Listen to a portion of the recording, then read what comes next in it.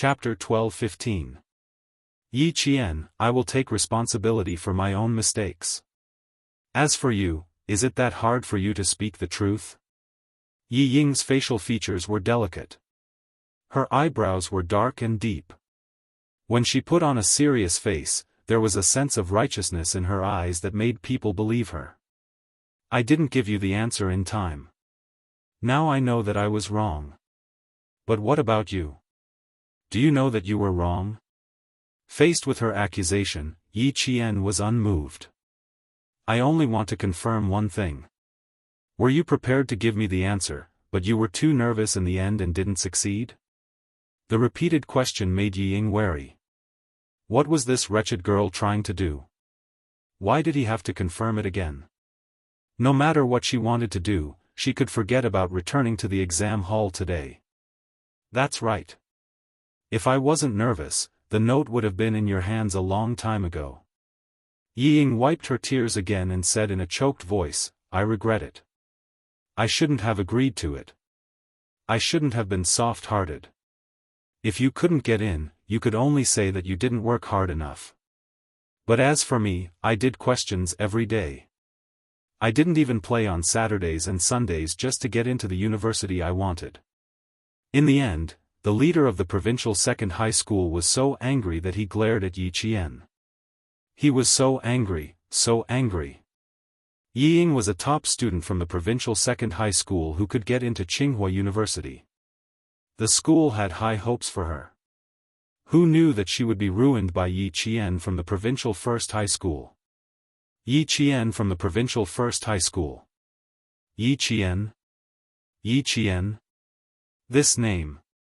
The leader of the provincial second high school suddenly narrowed his eyes. Yi Qian from the provincial first high school? Finally, the furious leader of the provincial second high school understood why the name Yi Qian sounded so familiar.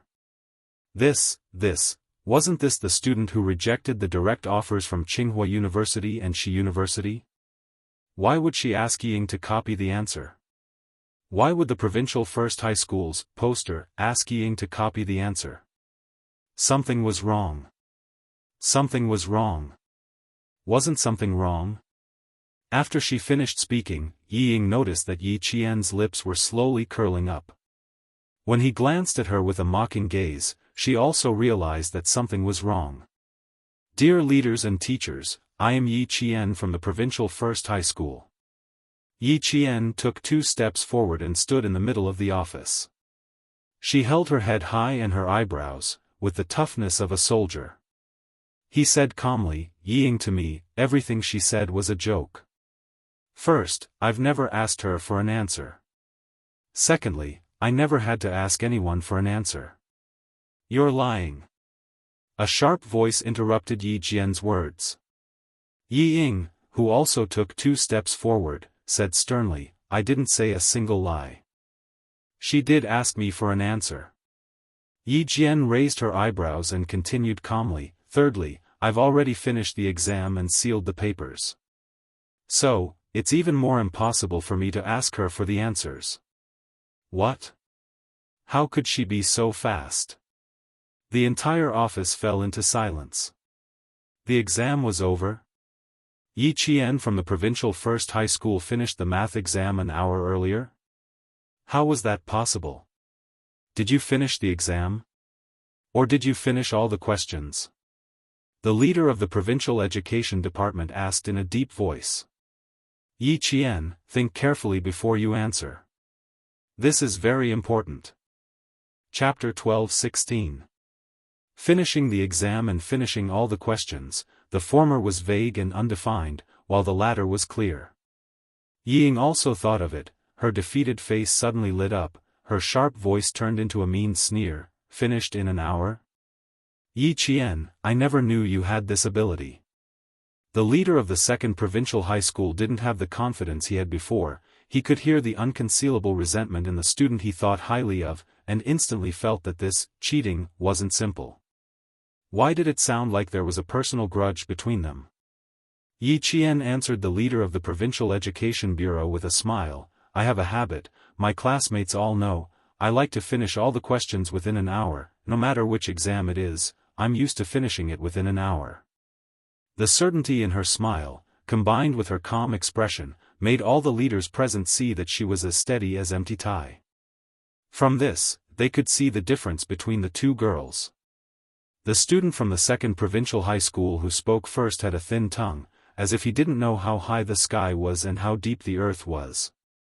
On the other hand, the student from the first provincial high school spoke in an orderly manner. He didn't speak slowly or hurriedly, he calmly dealt with the cheating and didn't refute the second provincial high school student's aggressiveness. Instead, he first explained his situation one by one, then let the leaders decide who was right or wrong.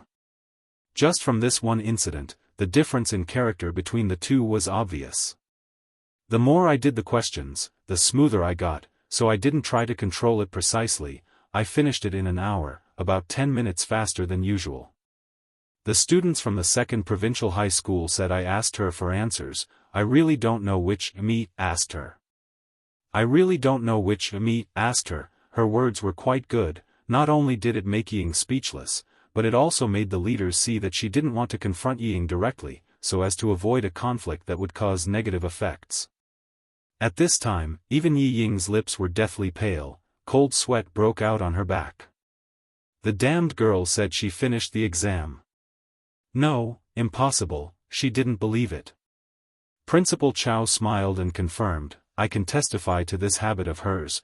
I even talked to her before and told her not to finish so early. Even if she still needed to check after she finished, she couldn't be careless. In the end, she said that she checked it once before handing it in. She even said that once a habit is formed, it's hard to change it. That's why I was really surprised when the students from second high school said that she cheated. Student from the provincial second high school, I also want to ask you a question. I wonder which Yi Qian is asking you for an answer. The leader of the Provincial Education Bureau looked at the invigilator in charge of the third examination hall and asked in a deep voice, what exactly happened at that time? Say it again. Wronged? Why would a student wrongly accuse another student of cheating? Did she treat the college entrance examination as a game? The invigilator said seriously, I was the first to hear the sound of Yi Ying's chair being moved. I happened to be patrolling from the bottom right of Yi Qian. I heard the sound and walked over to Yi Ying's desk. I noticed that one of her draft papers was missing. I saw that she looked flustered and her legs were unnaturally close together. I asked her to raise her legs, and then I saw the paper with the answer. Where's Yi Qian? What was her reaction at that time? Faced with the leader of the Provincial Education Bureau's questioning, the invigilator calmly replied, Yi Qian sealed the exam papers and said to me, Teacher, let's talk outside so that we don't affect the student's performance. When the other invigilator came over, I immediately brought two people over. Chapter 12:17. In other words, you sealed the exam paper as soon as the incident happened, right?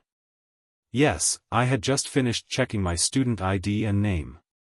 I was about to pack up my stationery and seal the exam paper when I heard her mention my name.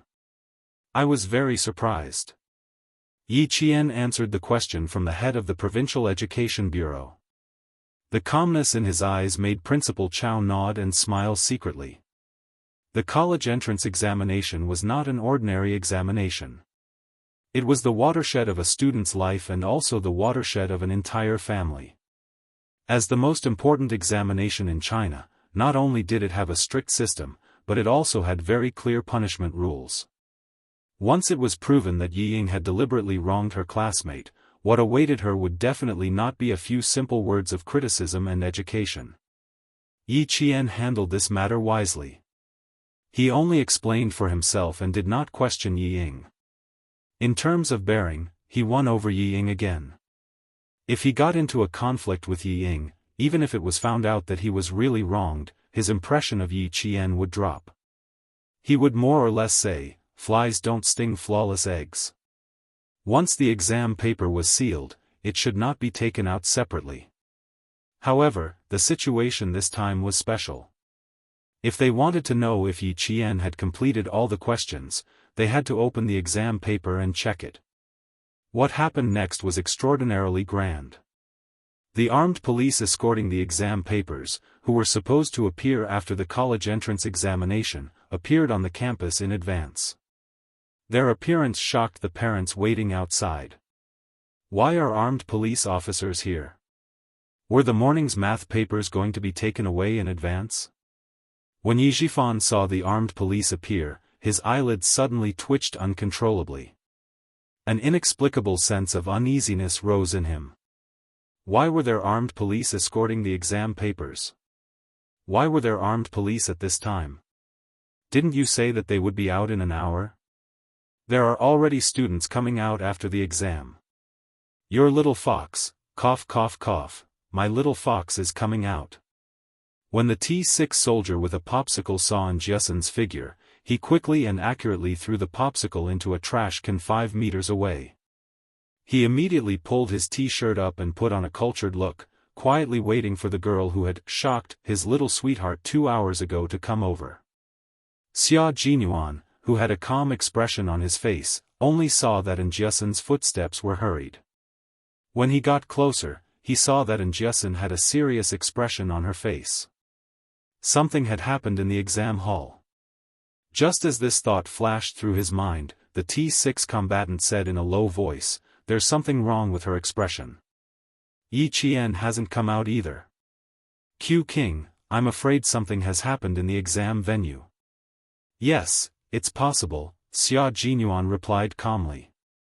Something must have happened if little fox had not come out yet. Jiasun's expression was extremely serious, and there was even a hint of hostility between her eyebrows. As she ran out, she suddenly saw Xia Jinyuan, and her eyes lit up. She sped up and ran out of the school gate. Yi Qian is in trouble. Yi Ying, that despicable person, actually accused Yi Qian of asking for an answer. Bah! Did Jane Eyre need to ask her for an answer? Why don't you take a piss and look at yourself in the mirror? What's the situation? How will the school handle this? Xia Jinyuan, who knew what had happened, did not even frown. He asked calmly, "Are the relevant departments investigating this matter?" She was so worried about her good friend that she did not notice the T6 combatant. Although he spoke quickly, he answered clearly, "Yi Qian's exam papers will be open for inspection again under the supervision of the armed police who are responsible for escorting the exam papers in the third examination hall after all the examinees have finished their exams."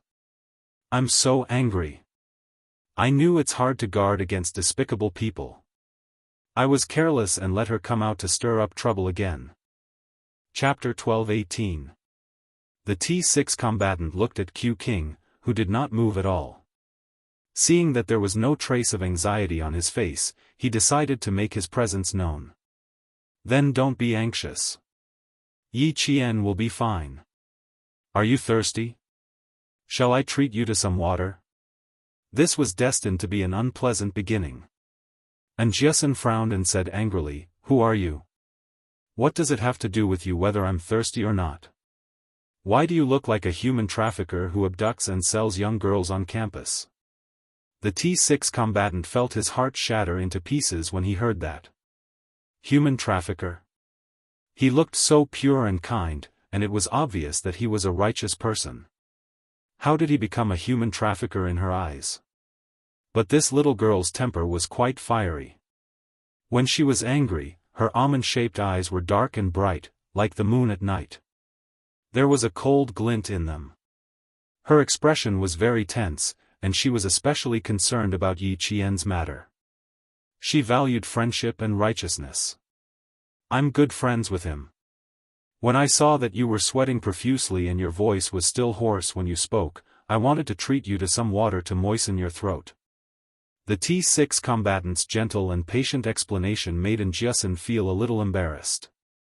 She said a little sheepishly, "I'm sorry, my temper can be a little rash sometimes. Please don't take offense." She had another advantage, honesty. "It's fine, I know you're anxious." The T6 combatant smiled and said to Xia Jinyuan, "I'll go buy some water. You can ask more about it later." Cheating in the college entrance examination is not an ordinary matter. We have to deal with it properly. Deal with it properly? Shouldn't it be handled properly? And Jiasun felt that his words were strange, as if there was a hint of fierceness in them. When she thought of how Major Xia in front of her was also fierce, and Jiasun could not help but shrink back. Just now, it seemed like, she was a little too fierce. Please don't hold it against her. She quickly glanced at the man who spoke. He looked gentle and refined. Although he was a little tanned, he was very gentlemanly. He probably wouldn't hold it against her, right? I don't know how to deal with this matter. Major Xia, what should we do? Yi Ying's father is a high-ranking official. Do you think he'll use his power to pressure us? And Jiasun was so anxious that tears were welling up in her eyes. The T6 combatant, who had just left, could not help but smile. He suddenly became happy. It seemed that he had made the right choice to come to the provincial first high school. Xia Jinyuan smiled and said, "Nothing will happen. If even the armed police were deployed, it means that the Provincial Education Bureau and the school are taking this matter very seriously. They will definitely investigate this thoroughly and will definitely not accuse Yi Qian. I wish. And Jiasun was still worried, but she had no other choice but to wait anxiously. T6 came back with 3 bottles of mineral water. Xia Jinyuan, who had one hand in his trouser pocket, nodded slightly at him. His slender fingers stroked the keys on his phone, indicating for T6 to talk to Jiasun while he went to make a call. When it was time to hand in the papers in the afternoon, all the students sealed their papers and left the examination hall. The quiet campus became lively, and the teaching building became extremely quiet. Yi Ying, who was walking between the 2 teachers, bit her lower lip when she saw the armed police. She had an arrogant look on her face, but she was afraid that Yi Qian would look down on her, so she pretended to be calm and walked with him to the 3rd examination hall with an arrogant expression.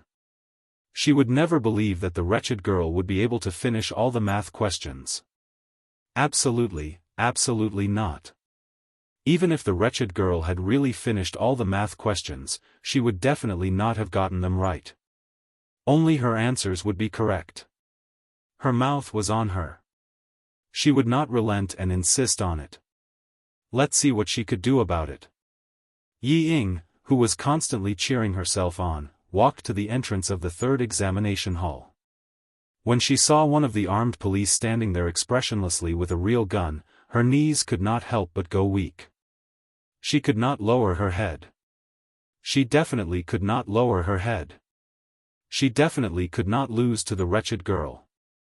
Chapter 12:19. Yi Ying turned her head and shot a venomous look at Yi Jian, who came after her, before stepping into the examination room. Yi Qian, who was walking with Principal Chao, smiled faintly. So what if she didn't want to admit defeat? In the end, she would only end up worse.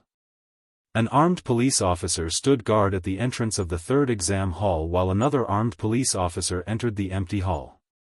A well-respected examiner from the Provincial Education Bureau entered after him. All the examinees' math papers were placed in cardboard boxes, except for Yi Qian and Yi Ying's papers. There were a total of 4 representatives and 4 witnesses. An examiner walked to Yi Qian's desk and carefully picked up the paper. He looked from A to B and then to CD. He looked very carefully and his serious expression made Yi Ying's heart beat faster. She didn't finish it, she definitely didn't finish it. How could that brat finish it when she didn't even finish it? God was asleep and didn't hear Yi Ying's thoughts. The examiner nodded slightly and said to the Provincial No. 1 High School, No. 2 High School, the notary, and the Provincial Education Bureau leader, she did finish it all. As soon as he said this, the Provincial No. 2 High School leader broke out in cold sweat. As for Yi Ying, she was about to faint. She finished it all. She really finished it all. Impossible. Impossible. How could it be? How could she finish it all? Yi Ying couldn't accept it at all. She muttered unconsciously, impossible. Impossible. I only finished the first 2 questions. How could she have finished it all? The scholar who examined the paper looked at her and said with a firm voice, "This paper can be sealed as usual. As for the so-called answers, I believe in the answers on this paper more." It was a math exam, so the examiner was naturally a scholar from the math academic community. After scanning the paper and checking the answers on the napkin, it was easy to see who answered the questions correctly. Principal Chow was completely relieved. He smiled at Yi Qian and said, "Looks like you did well." "I knew it. How could you ask a student whose grades were worse than yours for the answers?" He glanced sharply at Yi Ying, who still refused to accept the reality, and said coldly, "If we don't investigate this matter properly, it will be unfair for the college entrance exam. If we don't punish the students of number 2 high school, there will be endless trouble in the future. We need to put an end to this phenomenon from the root." He was just short of saying, "Yi Ying is lying." "Yi Ying, what else do you have to say?" The leader of the Provincial Education Bureau had a stern expression on his face. His gaze was so cold that it made Yi Ying's heart tremble. "You have a personal grudge with Yi Qian. How dare you frame Yi Qian during the college entrance exam to achieve your own ulterior motives? What else do you have to say?" What else could she say? What else could she say? Yi Ying raised her head and glared coldly at Yi Qian. Unwilling to give up, she said, "I have nothing to say. I only know that she really wants an answer from me. It's her. She wants to frame me. That's right, that's right. She wants to frame me. I'm the victim. I'm the victim. You're in the provincial 2nd high school, and I'm in the provincial 1st high school. Why would I need to frame you? What was the reason? Can you tell me?" Yi Qian asked indifferently.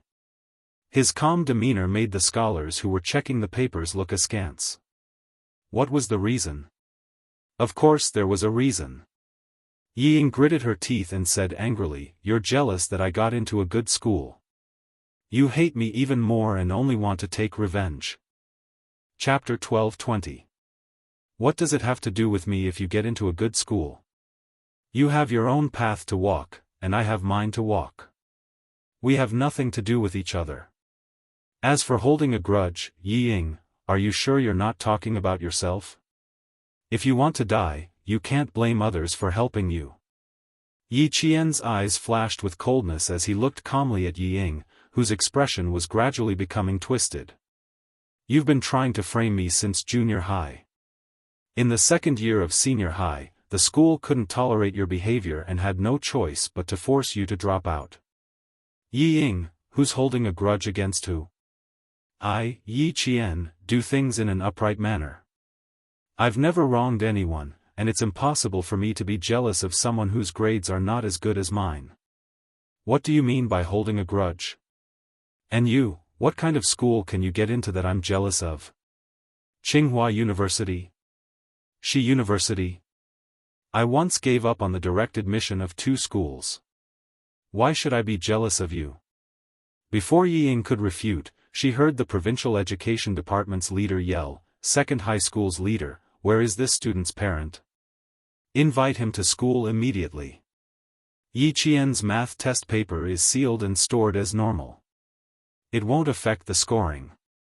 2nd high school's Yi Ying's behavior is serious and has brought a negative effect on the college entrance exam.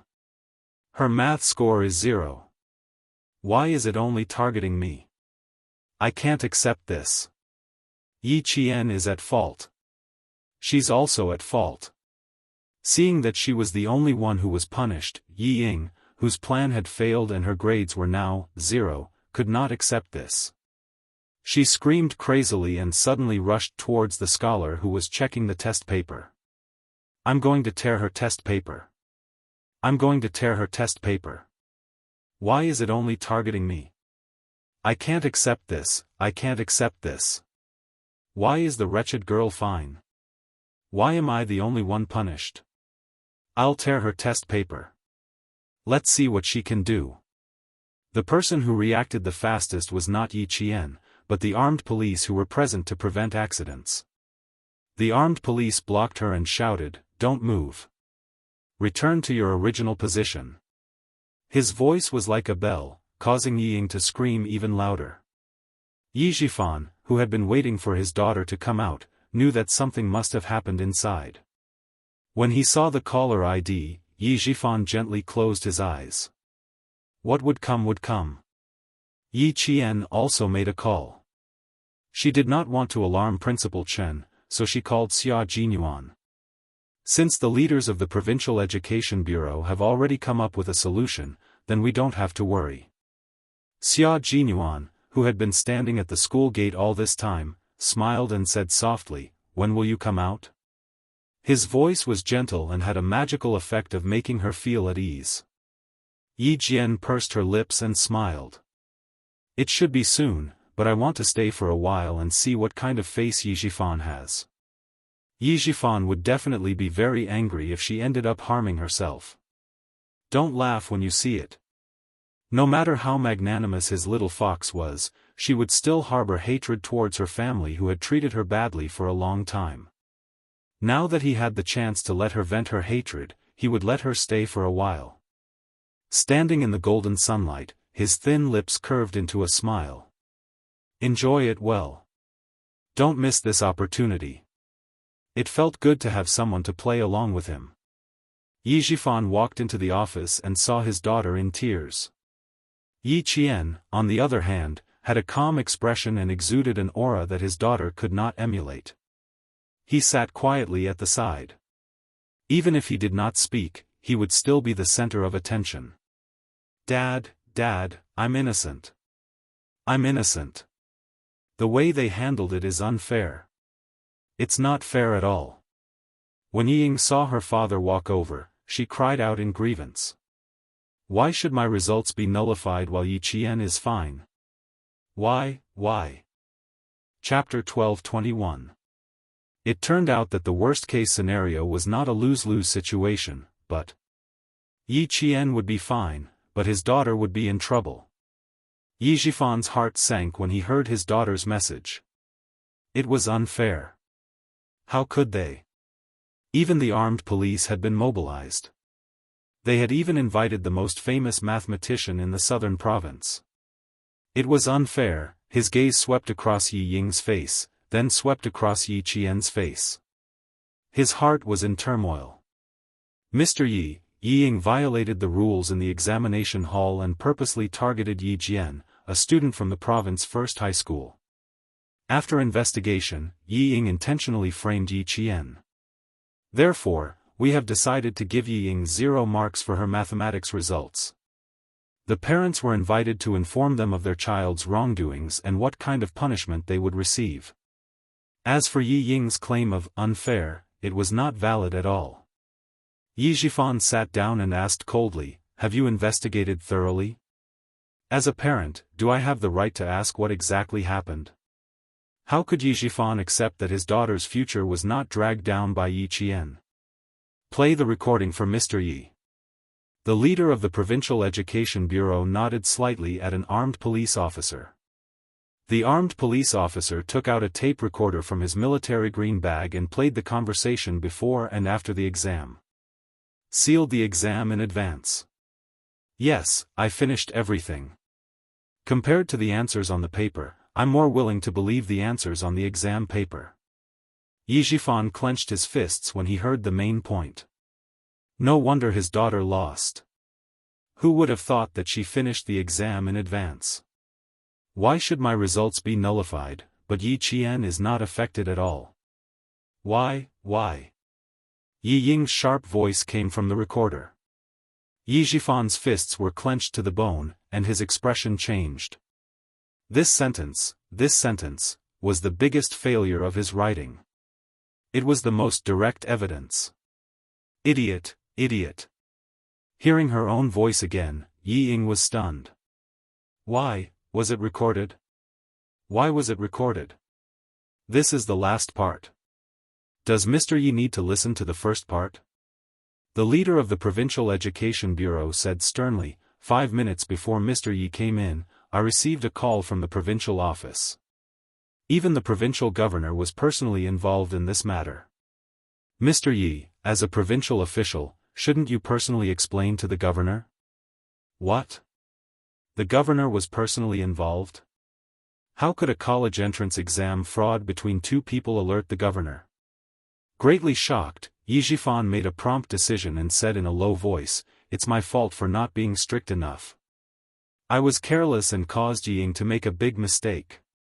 To be honest, although Yi Ying and Yi Jian are cousins, they have a deep grudge against each other. Sometimes, as their parents, I can't do anything. Dad. Hearing this, Yi Ying seemed to realize something. She raised her voice and screamed, "What are you trying to say? You, shut up." For the sake of his career, Yi Zhifan wouldn't allow Yi Ying to speak again. Now, only one subject's results are invalid. If you do anything else, I'll teach you a lesson. His expression was so heartless that Yi Qian smirked. In her previous life, she knew that Yi Zhifan was willing to do anything for his career. Even the provincial governor knew about this. How could Yi Zhifan stand up for his daughter? Unless he had the confidence to make the provincial governor believe him. Obviously, he didn't. Therefore, he couldn't help Yi Ying twist the facts. Chapter 12:22. Yi Ying was shocked. Then, she heard her father say bitterly, "It's my fault for not teaching her properly. That's why she did something so reckless. She ruined herself and almost ruined Yi Qian. I don't have any objections to the Provincial Education Bureau's decision. I accept it completely." No, I don't accept it. I don't accept it. Yi Ying never thought that after this incident, her father, whom she had always respected, would actually not help her. Her tears flowed uncontrollably. Her eyes were filled with horror. How did this happen? How did it become her fault again? Yi Qian was fine. Why? Why did this happen? Why did this happen? Sun Dongqing didn't understand either. She only knew that her daughter's math score was calculated as 0, and that cheating would be recorded in her personal file for life. She rushed towards Yi Zhifan like a madwoman. "Yi Zhifan, you bastard. You actually watched your daughter suffer and let that little bitch get away with it. You ruined our daughter. You ruined our dream of going to university. I'm going to fight you. I'm going to fight you." Yi Ying lay on the bed and cried loudly. Yi Zhifan looked at Sun Dongqing's appearance and then looked at his daughter's stupid face. He suddenly felt irritated. He pushed Sun Dongqing away and said in a low voice, "This is a hotel. Don't you and your daughter have embarrassed yourselves enough? I'm not helping my daughter. Your daughter was stupid enough to say in front of so many people that she wanted to tear up Yi Qian's test paper. She was the one who was stupid. Do you know that? If I don't help her, do you think I won't fucking help my own daughter? Do you know why Yi Qian is safe and sound? What the fuck do you know?" Yi Zhifan, who had always been elegant, was finally forced to lose his composure. His eyes were bloodshot as he shouted. His cold expression made Sun Dongqing retreat step by step. She finished all the questions in an hour. Your good daughter thought that she was smart and that Yi Qian was inferior to her. She finished all the questions. Why did she still write a note? Did she want to tell everyone that she was trying to frame Yi Qian? Other than making trouble, what the fuck do you know? Even the governor is asking about this. What can I do? Tell me, is this our fault, or is it Yi Qian's fault? As long as you can prove that it's Yi Qian's fault, I'll fight for justice for my daughter even if it means risking my life. Sun Dongqing was dumbfounded. She fell heavily onto the bed and did not regain her senses for a long time. How could this be? How could that wretched girl be so powerful? I just heard the examinees next door say that this year's math exam questions are very difficult. I'm afraid they didn't do well. Damn girl, how can you be so powerful? You finished all the questions in an hour. You're asking me, but who am I supposed to ask? Yi Zhifan opened a bottle of mineral water, his eyes dark and his chest heaving up and down. It's already the best outcome that we can get. Also, go and find out where Director Huang's daughter is studying. Ying can't stay in China any longer, she'll be sent overseas after the college entrance exams. Send him overseas? Ying stopped crying and lifted her head from the pillow. Her red and swollen eyes glowed. Dad, I want to study overseas. I don't want to stay in China anymore. Find out more about her first. We'll talk about it after the college entrance exams. At the very least, she needed to have the college entrance exam scores. Even if she wanted to go to a better school overseas, she would still need to have a good score in China. Yi Zhifan raised his hand and pressed on his swollen forehead. He stared coldly at his indignant wife and shouted, "Also, you're not allowed to cause trouble for Yi Qian at school, do you hear me?" Chapter 12:23. Yi Zhifan still wanted to wait for Ying to get her grades before going abroad to study. Who would have thought that things would take a sudden turn in the evening? At 7:00 in the evening, the provincial office called and asked him to go back immediately to attend a meeting that he could not miss no matter what. "Old Yi, you have to be mentally prepared." Before Yi Zhifan hung up the phone, the colleague who informed him of the meeting suddenly said such a sentence, which made Yi Zhifan, who had always been calm, panic. He wanted to ask more questions, but the other party hung up in a hurry. Obviously, this was the best the other party could do to remind him. In order to let Ying sleep a little longer, the family stayed in the hotel and did not go home. Sun Dongqing saw her husband's face change drastically. Because of what happened to Ying during the day, she was uneasy. Seeing this, she asked in a panic, "Who called?" "The provincial office called and asked me to rush over for a meeting." Yi Zhifan, who pressed the corners of his mouth tightly, knew that his voice was tense when he spoke. He looked at his daughter, who was studying in the room. No matter how stupid and disappointing she was still his daughter. Moreover, what she did during the day was approved by him. And because Yi Zhifan knew that he was responsible, he did not teach Ying a lesson for saying such a stupid thing at the end. "Remind me to be mentally prepared. It seems that this meeting has something to do with me." Sun Dongqing, whose calves were suddenly weak, was anxious. "Then what should we do? What has something to do with you? It can't be." Sun Dongqing, who was in a panic, kept quiet. It can't be, because of what happened to her daughter during the day. Although she did not say it out loud, Yi Zhifan, who knew what she wanted to say, had a dark look on his face. Sun Dongqing felt even more uneasy. Sun Dongqing waited until 12:00 in the morning, when she finally heard a knock on the door. At the same time, she received the bad news that broke her heart. "Tell your daughter that she doesn't need to take the college entrance examination. After discussion with the relevant departments, we will punish her severely. Ying from the provincial second high school will be disqualified from taking the college entrance examination for 3 years." The expressionless Yi Zhifan told Sun Dongqing the results of the meeting in one breath. This time, they had lost. Their family had lost big time. Ying had already fallen asleep. When she was woken up and found out the result, she didn't even make a sound.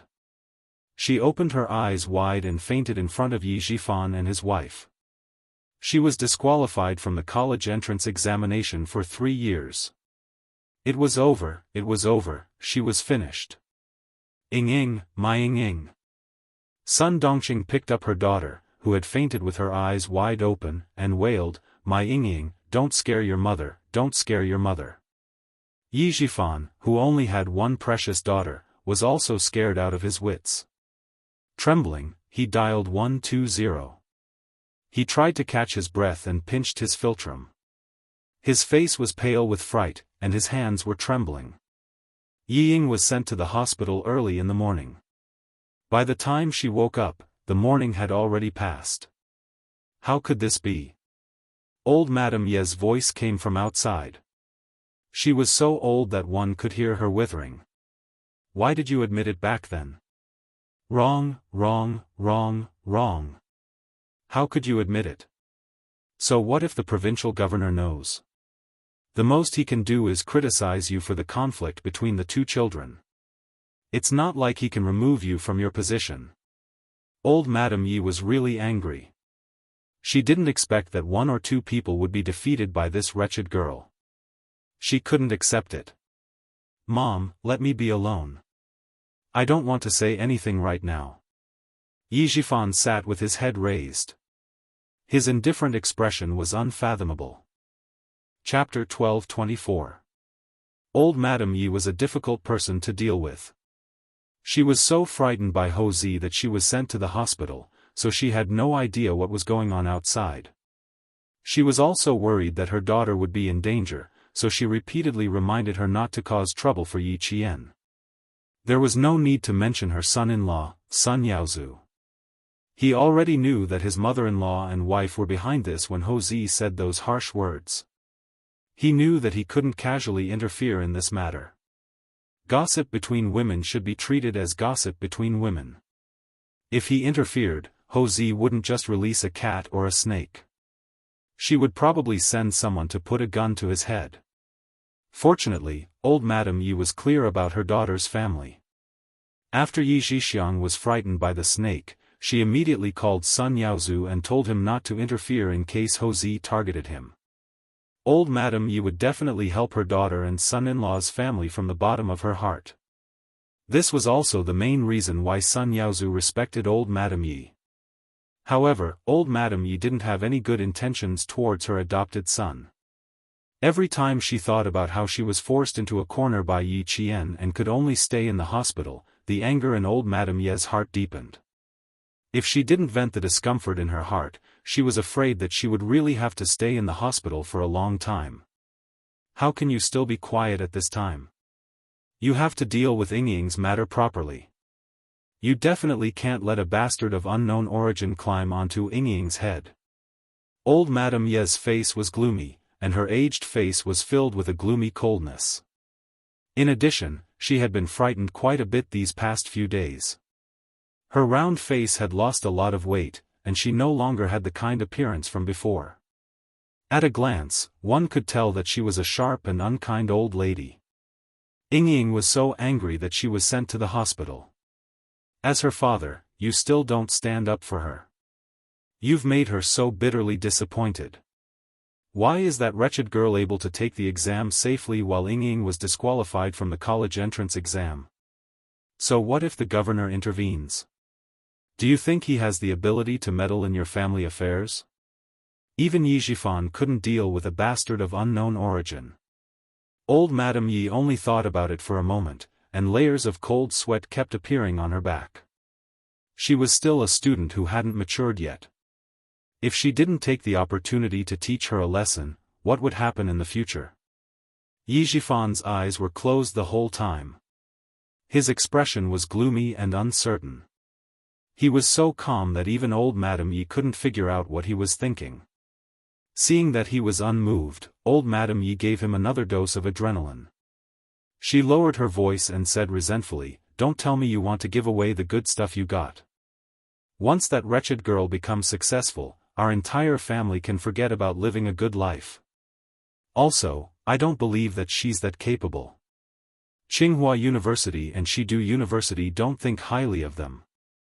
In my opinion, it's not that they don't think highly of them. It's just that they know their limits and know that they can't get in." Jade pendant. Jade pendant. It was for the jade pendant that he allowed his daughter to take the risk. In the end, she ended up like this. No matter how anxious he was, no matter how much he wanted to see Yi Qian fall, he had to endure. For the sake of his career, he had to endure. As for why old Madame Yi advised him to stand up for her, Yi Zhifan's face flashed with a trace of coldness. He slowly opened his eyes and looked at the gloomy old Madame Yi. As long as there's life, there's hope. Mom, I think with your experience, you should know why I have to endure. I've been an official for more than 10 years. Your little tricks won't work on me. Don't worry. Also, Yingying's mother will be here soon. If she sees you here, I don't know how much of a fuss she'll make. He wanted old Madame Yi to leave quickly. Chapter 12:25. Fine, fine, fine. My good intentions are treated as ill intent. Fine, I won't talk about it anymore. I won't talk about it anymore. I only feel bad for Yingying. Old Madame Yi stood up angrily. The anger on her face disappeared as she turned to leave. Yi Zhifan had the intention to retreat. If even he stopped for the time being, then it seemed that there was no way to make a move on that wretched girl. Thinking about it, old Madame Yi wanted to slap herself. She shouldn't have spread rumors about Master Hosan and the wretched girl. She shouldn't have provoked this murderous god. Otherwise, Sun Yaozu could have found someone to deal with the wretched girl in secret. Yingying's tears had already wet the pillow. Even her grandmother, who was never close to her, couldn't stand it anymore. How could her father tolerate it? Did he think that she was inferior to Yi Qian? That she couldn't be compared to Yi Qian at all? Canceling the college entrance examination for 3 years. The worst result wasn't that she and Yi Qian couldn't take the exam, but that Yi Qian could continue to be successful while she hid in the hospital like a coward, unable to go anywhere. Sun Dongqing, who was holding a bowl of chicken soup, came in and saw her daughter's tear-stained face. The anger in her heart erupted like a volcano. She couldn't hold it in. That old woman was right. If you can't even protect your own child, you don't deserve to be a parent. Fine, fine, fine. She could tolerate Yi Zhifan not making trouble for his own future. She knew that he was doing it for the family and for Yingying to start all over again. But she couldn't tolerate it. What right did a wretched girl, who was inferior to her daughter in every aspect, have to hold her head high? If she hadn't been soft-hearted and taken her in, who knew where she would be begging for food? Yingying, your father is in a difficult situation. We have to understand him. But don't worry, I'm not afraid of getting my shoes wet. When you get better, I won't let that wretched girl off. I'll definitely avenge you. Yi Ying, who had been crying with her eyes closed, suddenly opened them. Her bloodshot eyes were filled with viciousness that made people panic. Her hands gripped the snow-white bedsheet tightly, and she said word by word, "Mom, I won't let her off. I won't let her off. I know, I know. Have a good rest. Mom will definitely stand up for you." Sun Dongqing was afraid that her daughter would faint again from anxiety, so she comforted her with lingering fear. Drink the soup first. If you want to deal with that wretched girl, you have to have the strength to do so. You don't have to worry about anything. Just focus on recuperating. Tomorrow at the latest, I'll definitely go to the provincial first high school to make a fuss. I won't talk about the college entrance exam, I'll just talk about how unfilial she is. You didn't recognize your own grandmother and uncle, and even made the two of you so angry that you were hospitalized. She just wants to be in the limelight.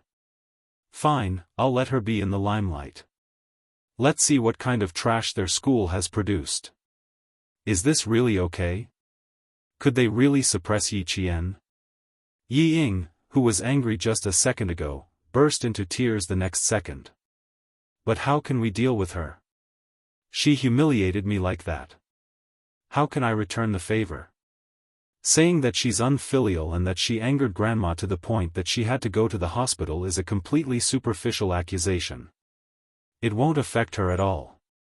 I used to think that I could use my results to make fun of her. But in the end, I couldn't take the college entrance exam for 3 years. Mom, my life is over. My life is completely over. Sun Dongqing couldn't care less. Even if it didn't hurt Yi Qian, she still wanted to scold him and avenge her daughter. Chapter 12:26. Looking at her pale daughter crying so hard that she could barely breathe, Sun Dongqing couldn't hold back her tears. The mother and daughter cried together. One moment, they were scolding the unfairness, the next moment, they were cursing Yi Qian for getting a 0 in the college entrance exam. If there really was a way, Yi Zhifan wouldn't have been so quiet.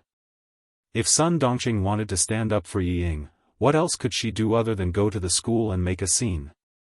Old Madame Yi listened outside for a while and said to Yi Zhixiang, "Go and hold your brother back. I'll go in and talk to your sister-in-law." Sun Dongqing brought the chicken soup over, so Yi Zhifan went out to eat. Old Madame Yi didn't manage to persuade him, so she turned her attention to Sun Dongqing, who was eager to protect her daughter. She had to get someone to go to the school and make a scene. Even if it didn't affect Yi Qian's results, she had to make her unhappy. The second day of the college entrance exam passed as Yi Ying washed her face with tears. She didn't appear in the exam hall that day, so the students in the third exam hall couldn't help but take a few glances. On the third day, which was the last day of the exam, the parents waiting outside found out that a student named Yi Ying in the third exam hall had been arrested for cheating and was disqualified from the exam. Sun Dongqing, who was standing in the crowd, heard all the parents talking about her daughter. She couldn't wait to rush up and fight with them. If Yi Zhixiang didn't stop her, she probably would have gone up. "Sister-in-law, if you fight now, don't even think about going in later." Yi Zhixiang held her back tightly, afraid that she would make a wasted trip again. Thinking of old Madame Ye's advice, she hurriedly comforted her, "Why are you arguing with them? They're talking about other people. What can we do? We're not looking for anyone else today. We're only looking for Yi Qian. Sister-in-law, if you can't hold it in, you won't even be able to enter the school, let alone look for that wretched girl." Sun Dongqing was so angry that her chest heaved up and down. A bunch of foul-mouthed idiots. Do they think their daughters and sons can pass the exam? Bah! Both of them failed the exam. Her voice had always been loud, and she didn't bother to hide her anger. Yi Zhixiang didn't have time to cover her mouth before Sun Dongqing started cursing. When the surrounding parents heard this, their faces were all filled with anger. Whose parent was this? A dog's mouth can't spit out ivory. Ignore her. One look and I can tell that the child at home is a disappointment. Hearing us chatting happily, she's unhappy and wants to vent her anger. Who do you think you are? Your mouth stinks. Her child is the one who failed. That's right. If you're unhappy, then go home and stay there. Why did you come out to embarrass yourself? One after another, Sun Dongqing, who was originally burning with anger, could no longer hold it in. She directly scratched the face of the parent closest to her. Shameless thing, see if I don't tear your stinky mouth apart. Someone's fighting. Someone's fighting. Quick, open it, open it. Pull them apart. Police, where are the police? There's a fight here. There's a fight here. On the third day of the college entrance exam, the main gate of the school was very lively. There was actually a parent beating someone up. Cause, unknown. The main entrance of the school was bustling with activity, but there were also parents discussing this matter at the back entrance. After such a big incident, how could they not talk about it when they gathered together? Not being able to take the college entrance exam for 3 years is indeed quite tragic. The T6 combatant who had been with Xia Jinyuan for 3 consecutive days sounded rather regretful. He sighed and said, "That little girl is too evil. It's only right that she be taught a lesson. Otherwise, she'll really think that she's invincible in the future." He sounded rather regretful, but when he finished speaking, it was as if an icicle had shattered. It was cold and heavy. Chapter 12:27. Xia Jinyuan and Yi Qian did not mention Yi Ying. Knowing the result, there was no need to mention her. This kind of person did not deserve to appear in their conversation. He replied indifferently, "Sooner or later, you'll have to pay for what you did. Being disqualified from the college entrance exam for 3 years is not a big deal." Unfortunately, he did not have anything on Yi Zhifan. Dealing with Yi Ying was a piece of cake. The only person Yi Qian really wanted to deal with was Yi Zhifan. Thinking of Yi Zhifan, Xia Jinyuan's eyes turned cold. Even Xia Yiwei was surprised by how fast he was promoted, but they could not find anything wrong with it. A provincial cadre who had been promoted solely based on his personal achievements had a clean resume that couldn't be any cleaner. The only suspicious thing was that Yi Zhifan was always able to coincidentally come across major events that could have contributed to his career. For example, when he was promoted from the city to the provincial office, he was able to handle the massive ice storm properly and reduce the country's financial losses. He was promoted to the provincial office because of this one ice storm. Being too clean was also problematic. At the same time, it made him feel alarmed. He could tell that there was someone secretly helping Yi Zhifan. Until Yi Qian came out, Xia Jinyuan was still thinking about how to make a hole in Yi Zhifan's clean resume to find out who was helping him. In response, Yi Qian smiled and said, "Don't worry. Even if we find out who it is now, I can't do anything about it. The most important thing is to build a good foundation." With Yi Ying's disqualification, Yi Zhifan would probably keep quiet and not dare to make any moves. Yi Qian did not know about what happened at the front gate of the school. After leaving the school, he got into Xia Jinyuan's car and went back to visit Uncle General. After a few hours of apologizing, Yi Zhifan finally reached a private settlement with the parents and settled the matter with money. When old Madame Yi found out, she was so angry that her ribs hurt. "Idiot, idiot!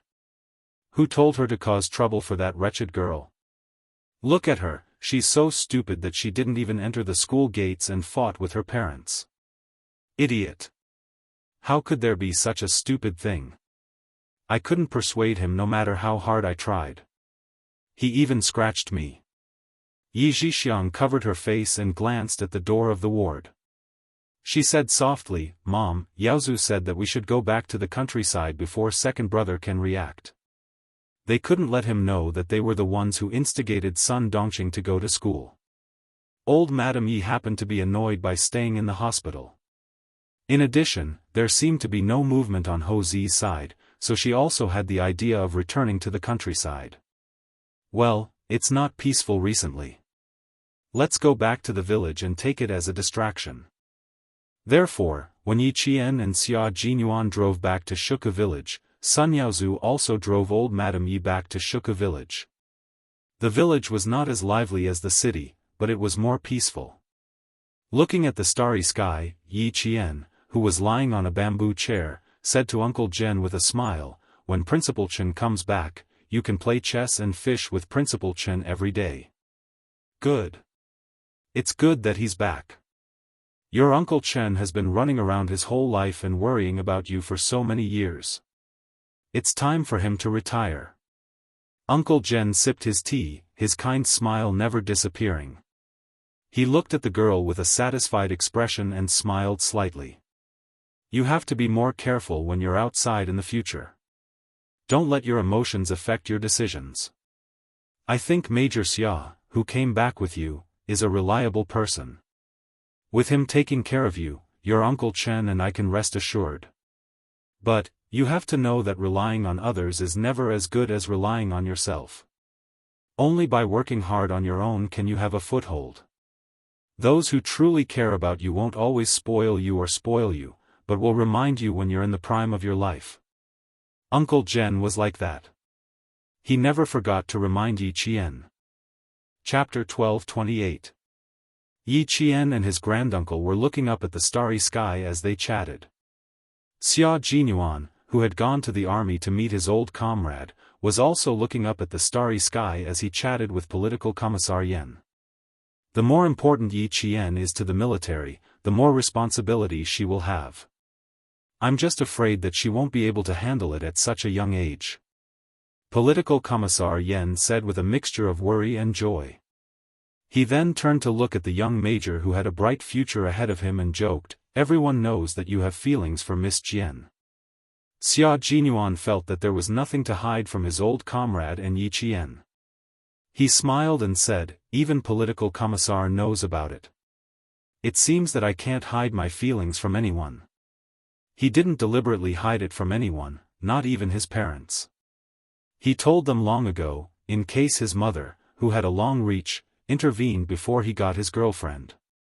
He admitted it without any concealment, which made Political Commissar Yen a little stunned. Then he laughed and said, "You are really honest. In my opinion, it is not so easy to win Jian-er's heart. Even if you really win her heart, there will be changes before you marry her. A smart and intelligent girl would be popular wherever she went. Moreover, Miss Jian had a bright future ahead of her. Those young men with good taste would definitely not miss out on this opportunity." Major Xia had been in the army for many years. Sometimes, he couldn't even find someone he wanted. This undoubtedly gave others many opportunities to pursue Miss Jian. It wasn't impossible for there to be changes in their relationship. Political Commissar Yen didn't treat Xia Jinyuan as an outsider and directly reminded him. In fact, the meaning behind his words was very obvious. If he wanted to be with Yi Qian for a long time, it would be best to settle the matter first to avoid complications. There will be changes if I don't marry her, and there will also be changes if I marry her. It depends on the person. Xia Jinyuan's smile spread from the corners of his mouth to the tips of his eyebrows, revealing his reserved confidence. I'm different from Yi Qian. We will be lovers in the future and will also be comrades. Political Commissar, when the time comes, you can wait to attend our wedding banquet. Political Commissar Yen was naturally happy to see this happen. He also felt that the two were indeed a good match. The man was handsome and the woman was intelligent. They had known each other for many years and knew each other very well. If they could really get together, they would be happy. Sure, I'll be waiting for your wedding invitation. As they spoke, they talked about when they would be leaving. Then, they asked about Yi Qian's college entrance examination, as if they were his elders. When the college entrance examination results are out, Yi Qian and I will leave. It should only take about a week. Xia Jinyuan answered them one by one, and his tone was rather respectful. Her grades have always been good, and she has a good chance of getting into the National University of Science and Technology. The military is also waiting for her score to be released. When the time comes, there will be a series of arrangements. He didn't directly mention the specific arrangements, but Political Commissar Yen could tell that Yi Qian's future path would be much smoother than it was now. A gratified smile appeared on his resolute face as he sighed, "Little girl Jian has finally made it. Even if the days from now on are bitter, she will be willing to suffer. If you really manage to win her heart, you must treat her well and love her. She suffered a lot when she was young, and her mind is sharp. If you do something wrong to her in the future, it will be in vain even if you sincerely repent." At the mention of this, Xia Jinyuan's face became serious and he said solemnly, "Don't worry, that day will never come." He had seen her suffer. At first, he was attracted by her fearless gaze, then he was interested in her tenacity, and finally, he was surprised by her intelligence. As the days passed, he was attracted to her day by day. By the time he realized his feelings, it was already too late.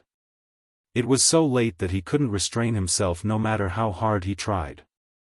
He could only let nature take its course. Chapter 12:29. Yi Qian was hard to win over, but he had the most say. After her resistance, indifference, and avoidance, and the fact that they hadn't seen each other for almost a year, he finally chose to take the initiative. Now that she finally relented, he felt like he had taken a bullet. How could he bear to let her be sad? The night grew darker, and dark clouds covered the stars in the sky. In the middle of the night, it started to rain, and it didn't stop until 5:00 in the morning the next day. Yi Qian, who was used to waking up early, prepared mung beans and plain porridge for Uncle Jen since she couldn't do morning exercises. She was waiting for him to wake up. Old people weren't used to waking up late, and when they heard the rooster crowing, they didn't feel sleepy anymore.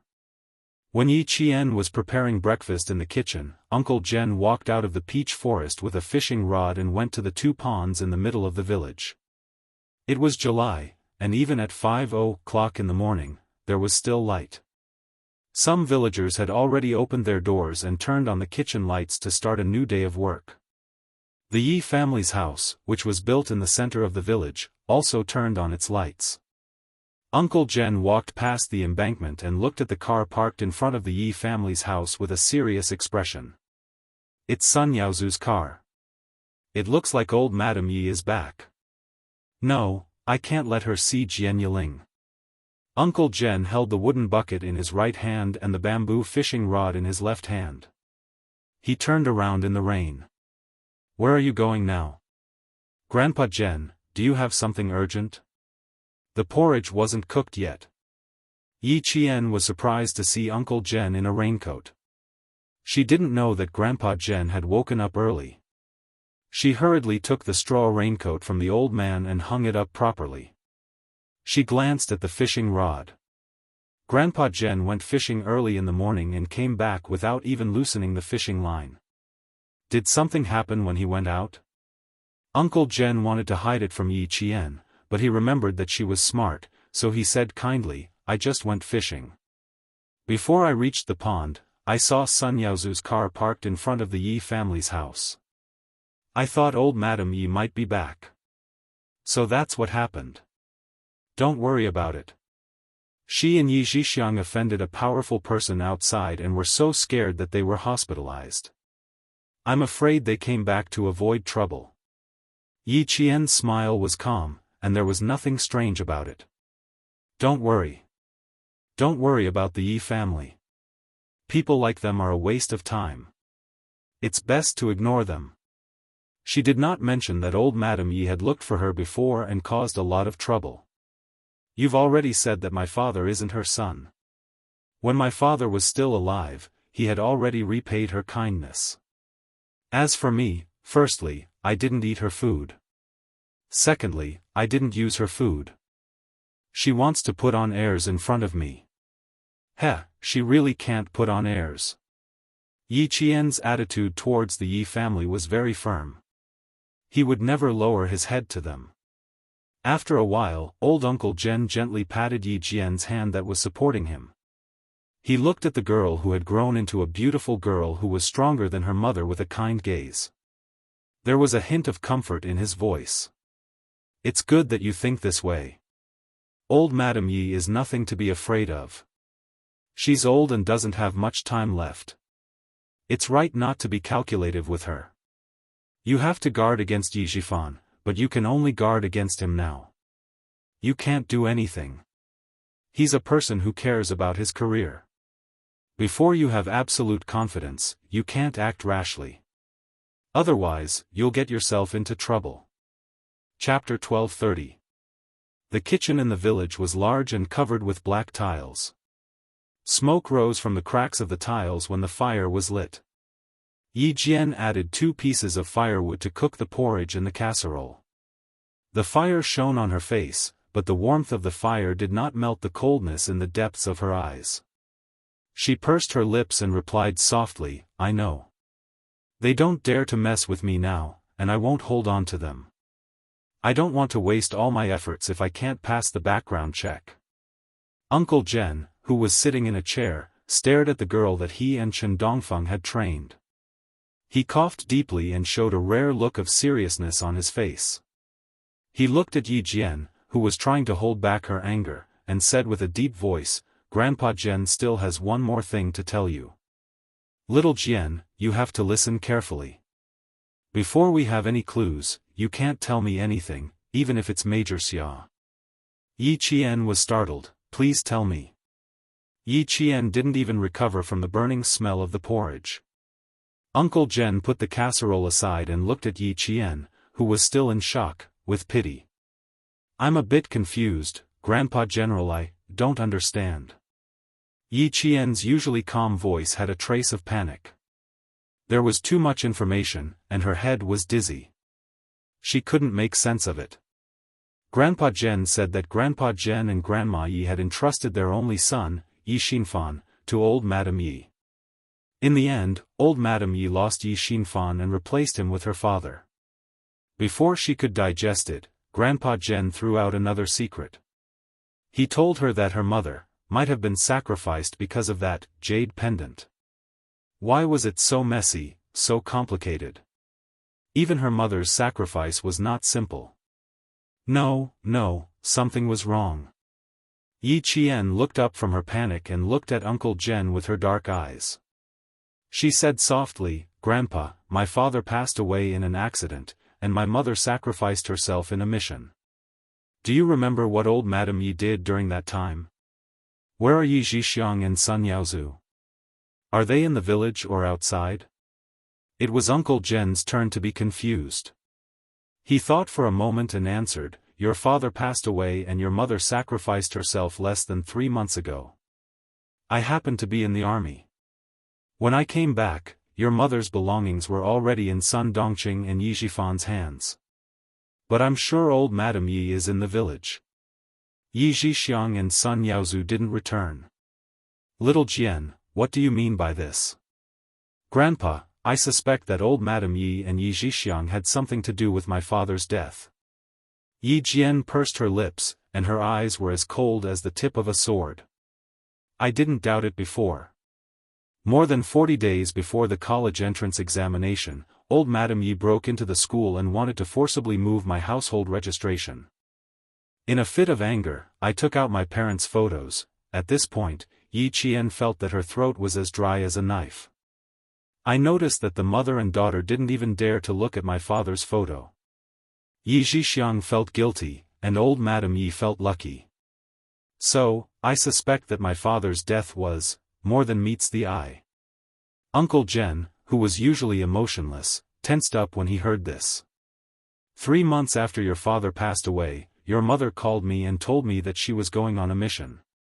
She also told me that if something happened to her, it might have something to do with a piece of jade. Little Jian, when your mother left the village, only old Madame Yi knew. And when your father left the village to work, only old Madame Yi knew." Chapter 1231. In other words, her suspicions were not without reason. Yi Jian, whose eyes were filled with hostility, was in a state of turmoil, but his brain was calmer. "Investigate, I must find out. Even Sun Yaozu must be investigated. I don't believe that a town bumpkin like him could have saved up such a large business. Of course he couldn't. Otherwise, he wouldn't have become a fugitive." Old Master Jen's cold words made Yi Qian's gaze sharpen. "You're saying that Sun Yaozu is a fugitive?" Even after meeting Xia Jinyuan, Yi Qian's expression was extremely cold. She had guessed correctly. Sun Yaozu was a fugitive every time he sneaked back to the village. But now, he wasn't. Grandpa Jen said that someone had helped him in secret and removed his identity as a fugitive. "What are you thinking about so intently?" Xia Jinyuan, who had come to pick her up, saw from the rearview mirror that his girlfriend had a strange expression. Although he was smiling, his eyes darkened. At 6:00 in the morning, he received a call from Old Master General. He said that Yi Qian wanted to visit the military base and asked him to drive her home. It was understandable that she wanted to visit the military base. She had deep feelings for the military base in Fujian town. Since she was back in the village, she naturally wanted to visit. But he didn't expect to see this little fox. However, this was a serious matter. Old Master Jen had repeatedly instructed her not to mention it, not even to Xia Jinyuan. Yi Qian forced a smile. "I don't feel good knowing that I can't accompany Grandpa Jen even when I'm back." Was that really the case? Xia Jinyuan didn't believe her. But there must be a reason why she couldn't say it directly. He didn't pursue the matter. He smiled and said, "Grandpa Jen has to wait for Uncle Chen to come back before we can go to the military base together. I think Uncle Chen will be back the day after tomorrow at the latest. At night, you can accompany Grandpa Jen again." Principal Chen needed to hand over the work of the provincial first high school's library. Knowing that Yi Qian would be leaving for the military base in a week, he asked the two of them to drive away first. He would return after handing over the work. If they followed the normal procedure, they should be able to return to the village by noon today. Yi Qian did not want to hide the truth, but he had no choice but to do so. He tried his best to adjust his emotions, and the cold expression on his face gradually relaxed. Fortunately, he had undergone special training, and after adjusting for a while, the coldness from before disappeared. Seeing this, Xia Jinyuan said casually, "I really didn't know that I was Sima Zhao. Everyone knows that. Even political commissar Yen saw through me. He kept teasing me last night. He also said that in order to prevent any unforeseen circumstances, it's best to marry you as soon as possible." It was easy to say, but Yi Jian was shy. As she listened, her fair face turned red. She said awkwardly, "How? How did the political commissar know? Doesn't that mean Captain Lu also knows about it? Of course, I even promised to send you an invitation when we get married." His 8 characters had just been revealed, but he was already thinking so far ahead. Yi Qian glared at him. Hearing his low voice, he relaxed. The day after tomorrow, Yi Qian waited for Uncle Zhen and Principal Chen to come over. He also heard another big news. Yesterday, old Madame Yi suddenly suffered a stroke and collapsed. The hospital said that she would not be able to move her limbs in the future. Her mouth was crooked, and she needed to be taken care of. Yi Jian's lips curled up slightly. This was retribution. However, Yi Qian quickly threw this matter to the back of his mind. The military already knew about her score, and they asked her to pack her luggage immediately. Oh, she didn't even need to pack her luggage. She just needed to take the relevant documents and go with Xia Jinyuan to the naval base in the southernmost part of the country. The first page of a new chapter was opened. Chapter 1232. Shuku village had already become Yi Qian's harbor. Every time he left, he would see Uncle Zhen standing at the edge of the village, watching him leave. He missed his hometown even before he left. In the past, Uncle Zhen stood alone at the entrance of the village. Now that Uncle Chen was by his side, Yi Qian couldn't help but smile with tears in his eyes. "I'm afraid I won't have many chances to come back in the future." Yi Qian wiped away the tears that were about to seep out of his eyes when he couldn't see the 2 elders anymore. He said sadly, "I wonder if I can come back once a year?" The roads from the village to the town and then to the city were mostly winding roads. Xia Jinyuan's driving skills were good and he drove very steadily. Hearing this, he smiled and replied, "If I told you that you probably won't be able to come back in 4 years, would you be sad?" 4 years? Yi Qian was shocked. He looked at the smiling guy and muttered, "I won't be able to come back in 4 years. That's impossible." Soldiers also had family leave, not to mention she was still a student. Although he didn't look surprised, Xia Jinyuan seemed to have seen through him. His smile faded a little. "It's possible. I haven't been home for 4 years too. During winter and summer vacations, my family hasn't picked up a single call from me." Yi Qian's heart sank a little. Captain Xia said that he wouldn't be able to come home for 4 years. Did she have to do the same? Why did she have to do the same? There was a lot of information, so Yi Qian couldn't help but think about it. For a moment, the car was silent. Xia Jinyuan looked at Yi Qian, who was deep in thought, through the rearview mirror. His thin lips curved up a little. With Little Fox's intelligence, she would definitely think deeper into his words. The military had already taken his suggestion and trained Yi Qian to be an all-round soldier king, so that he could smoothly enter the Snowfield Brigade in the future and take over the work of another team. It was extremely difficult for a woman to become a Special Forces soldier. Since Yi Qian had the ability to become a Special Forces soldier, the military would definitely not allow such a talent to be buried in the tide of the army. In addition, Yi Qian was highly regarded by the army major general, so it was impossible for her to be mediocre for the rest of her life. Yi Qian's magnificent military career was already beckoning to him. He drove quietly with a calm expression. Yi Jian, who was deep in thought, gradually became serious. She seemed to be thinking of something and looked at Xia Jinyuan thoughtfully. Before she could retract her gaze, the man who was driving calmly looked up and smiled at her through the mirror. His elegant smile was indescribably flirtatious. Yi Qian glared at him before saying, "Is it because the military wants to train me to be like you? Otherwise, you wouldn't have said that I might be like you, unable to return home for 4 years."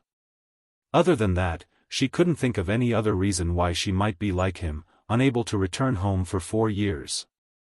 That was why his little fox was so smart.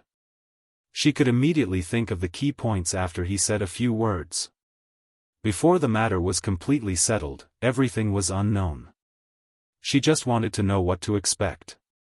Be mentally prepared that you won't be able to return home for 4 years. At home, there's Uncle Chen taking care of you. If anything happens, I'll inform you immediately. Xia Jinyuan didn't deny it, nor did he confirm it.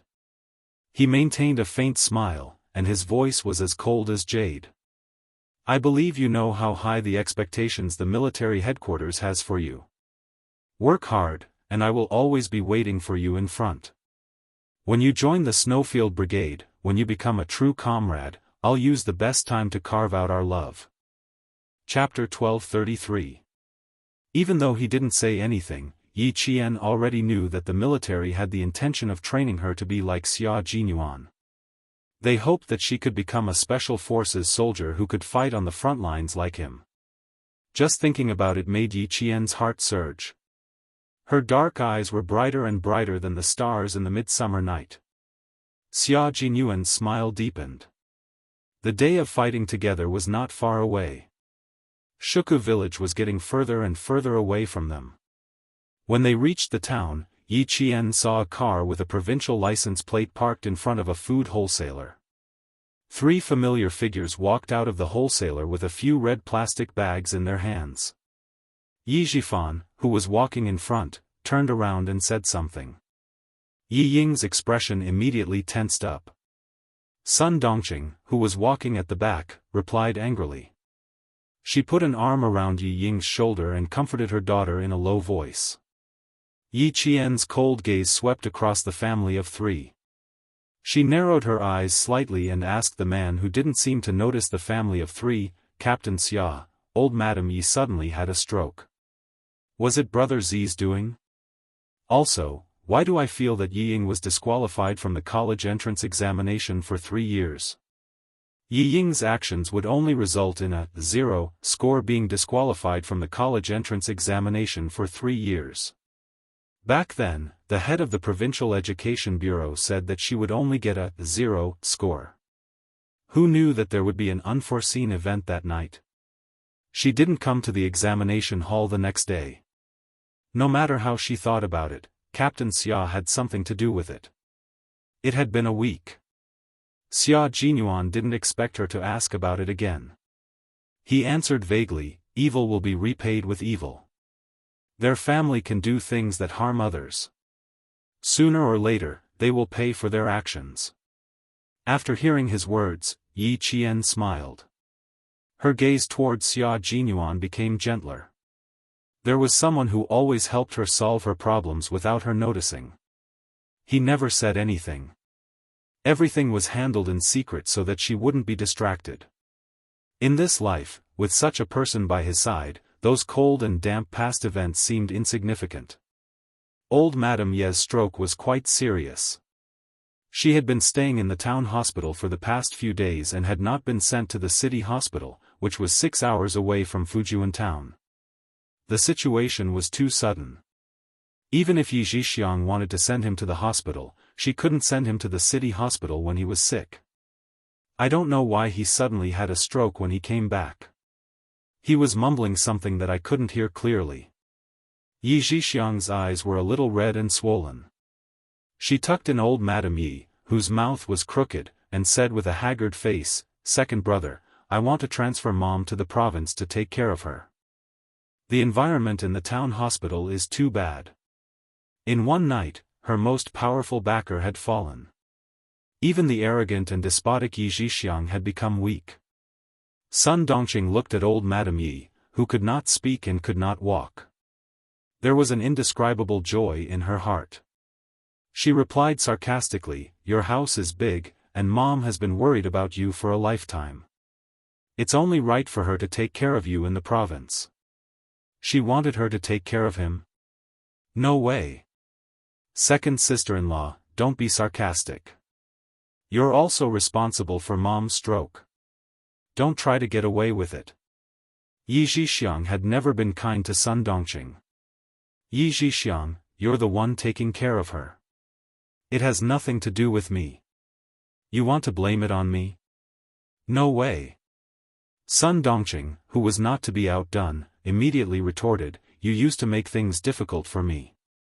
Now that something has happened, you're thinking of me.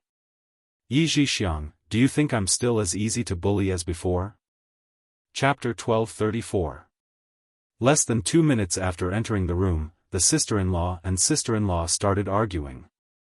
Although old Madame Yi could not speak or move her legs, her mind was clear.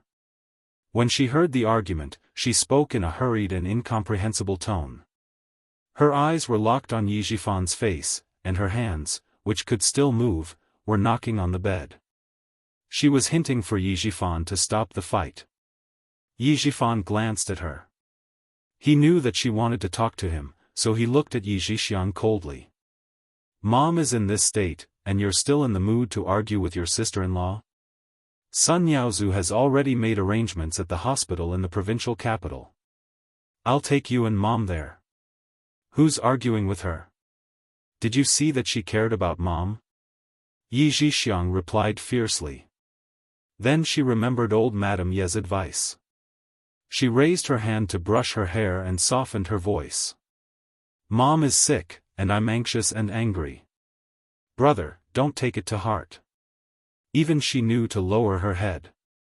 Yi Zhifan twitched the corner of his mouth and said calmly, "There's no cure for a stroke. We can only take it slowly and see if it gets better. She can't walk or use a wheelchair, but it's a big deal that she can't speak. Look, I can't even hear what Mom wants to say now." Old Madame Yi, who could not speak, heard him. Her eyes were filled with venom, and her voice became louder and louder. Saliva even dripped from the corner of her mouth. Yi Ying frowned when she saw her stomach churning. She looked away. She did not want such a person in the house. Yi Zhixiang held old Madame Ye's hand and took a notebook from the bedside table. She stuffed a pen into old Madame Ye's hand. "Mom, write this for Brother Tingrui." Old Madame Yi, who could still move her hands, wrote the word "simple" on the notebook with trembling hands. Then her gaze fell on Yi Zhifan's face. Her face was so ferocious that it made Yi Ying's heart beat faster. "I've been busy with Ying going abroad, so I'm not sure about Yi Qian's situation. You and Zhixiang instigated my wife to cause trouble at the school. Then something happened to her, and you ran back to the village." Yi Zhifan said casually. He glanced at Yi Zhixiang, whose expression froze, and a hint of mockery flashed in his eyes. "Now that something has happened, Zhixiang, you take good care of Mom. I'll come back to visit when I have time." This was something Yi Zhifan had thought carefully before saying. As for Yi Qian, a vicious look flashed across his eyes. He muttered to himself for a while before continuing, "Let's put Yi Qian's matter aside for now. Let's see which school she gets into first. By the time she got into university, it would be too late." Old Madame Yi, who couldn't speak, was so anxious that more saliva flowed out from the corner of her mouth. Her right hand, which was holding the pen, wobbled as she wrote a word that seemed to be broken. Then, she stared at Yi Zhifan, waiting to see how he would answer her. Yi Zhixiang secretly sighed in relief when she saw that Yi Zhifan didn't come after her. She was really afraid of her second brother now. Yi Zhifan picked up the notebook and looked at it carefully. Then, he smiled faintly and said, "Mom, you should ask Sun Yaozu for this kind of thing. He's good at murder and arson. I don't have that kind of ability." Kill Yi Qian? Old Madame Yi was really awe-inspiring. When old Madame Yi heard this, she pounded the bed with both hands. Her cloudy eyes were filled with indignation and anger. She couldn't speak or move. No matter how indignant she was, it was useless. Xianxia was so angry that she gritted her teeth. She glanced coldly at the silent Ying and sneered, "No wonder you're not as good as Yi Qian." When something happened, second brother didn't even dare to take responsibility. He only wanted to push mom to the wall. Now that mom is no longer here, second brother is really quick to change his mind. Chapter 1235. Xianxia. Sun Dongqing's reaction was intense. She couldn't bear to hear that her daughter was worse than Yi Qian. "No matter how bad my daughter is, she's still better than your two troublemaking sons. Don't think you can bully me just because you gave birth to two sons. I'm not afraid of you now. Don't think I'm easy to bully. Second sister-in-law, you're so impressive. Why don't you show off in front of Yi Qian?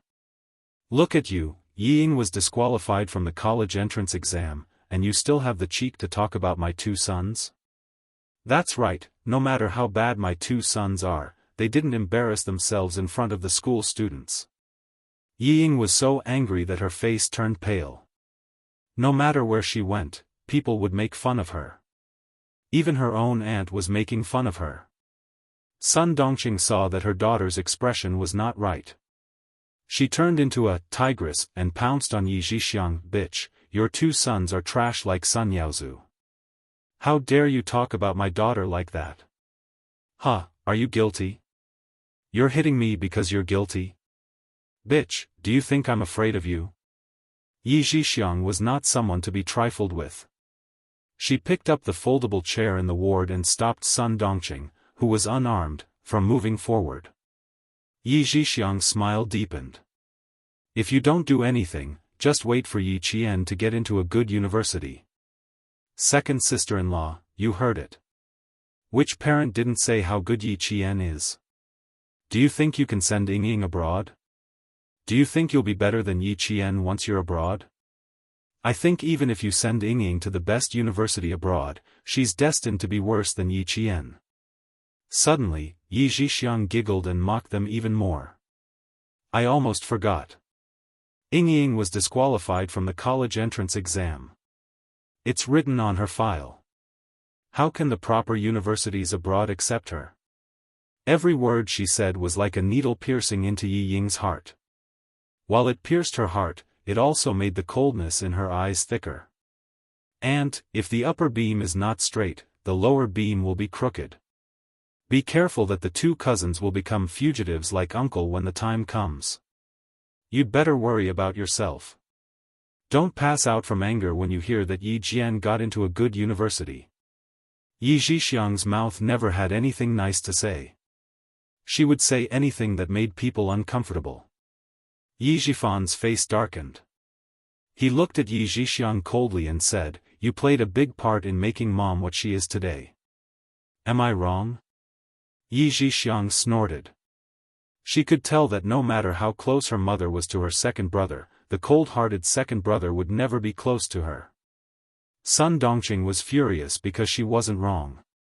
She glared at her sister-in-law who had never given her a good time for more than 10 years. Sun Dongqing said fiercely, "Every dog has its day. Xianxia, I'll wait for the day when you beg my family." Even now, Sun Dongqing still couldn't accept that Yi Qian was better than Ying. She even comforted her daughter like this after leaving the hospital. Don't listen to Xianxia's nonsense. Even if Yi Qian takes the college entrance exam, she won't be able to get into a good university. When the time comes, go and give her a good scolding.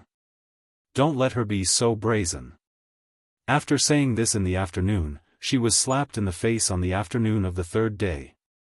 A student from the provincial first high school who lived in the same building went home and told his parents that Yi Qian was the only girl in the province who was admitted to the National University of Science and Technology. He also said that she was not only the top scorer in the province, but also the top scorer in the country. The entire provincial capital was in an uproar. Ying was dumbfounded when she heard this. Chapter 1236. How is that possible? There must be a mistake. How could that wretched girl be the top scorer in science? There must be a problem, old Yi, there must be a problem. Call and check, we need to check her score. Sun Dongqing, who had returned home in the provincial capital, could not accept it. How could a wretched girl, who had lived in her daughter's shadow for a long time and was inferior to her in every aspect, achieve such good results? It's fake, it's fake. It must be fake. National University of Science and Technology, no wonder she rejected the direct recruitment of Hua University and Xi University. It turned out that, she wanted to get into the National University of Science and Technology, a top military school in the country that counted military service and had living allowances. Ah! Yi Ying's angry roar came from the room, followed by a series of clattering sounds. Sun Dongqing, who was throwing a tantrum in the living room, jumped up in shock. The door was locked from the inside, and Sun Dongqing anxiously banged on the door. Ying, don't scare me. It's okay, it's okay. It's fake, it's all fake. Yi Zhifan, who was equally anxious, saw this and pulled his wife away. He shouted angrily, the score can't be fake, she got into the National University of Science and Technology after so many exams. What's the use of throwing a tantrum at home now? Military school, are we going to be soldiers? Soldiers, Ying, we can be soldiers too. If she's a soldier, you can be a soldier too. It's not a big deal. Sun Dongqing was afraid that her only daughter would take things too hard and her knees would go weak. We can be soldiers, we won't be worse than her. Soldiers? Yi Zhifan's eyes narrowed slightly. If they could not find a good school overseas, being a soldier was not a bad way out. Moreover, with his daughter's intelligence, she could also get into the military school in the army. Your mom is right. If you want to join the army, we can sign up in the winter and try to get into the military school based on your results. Yi Zhifan was much calmer and could convince Yi Ying more.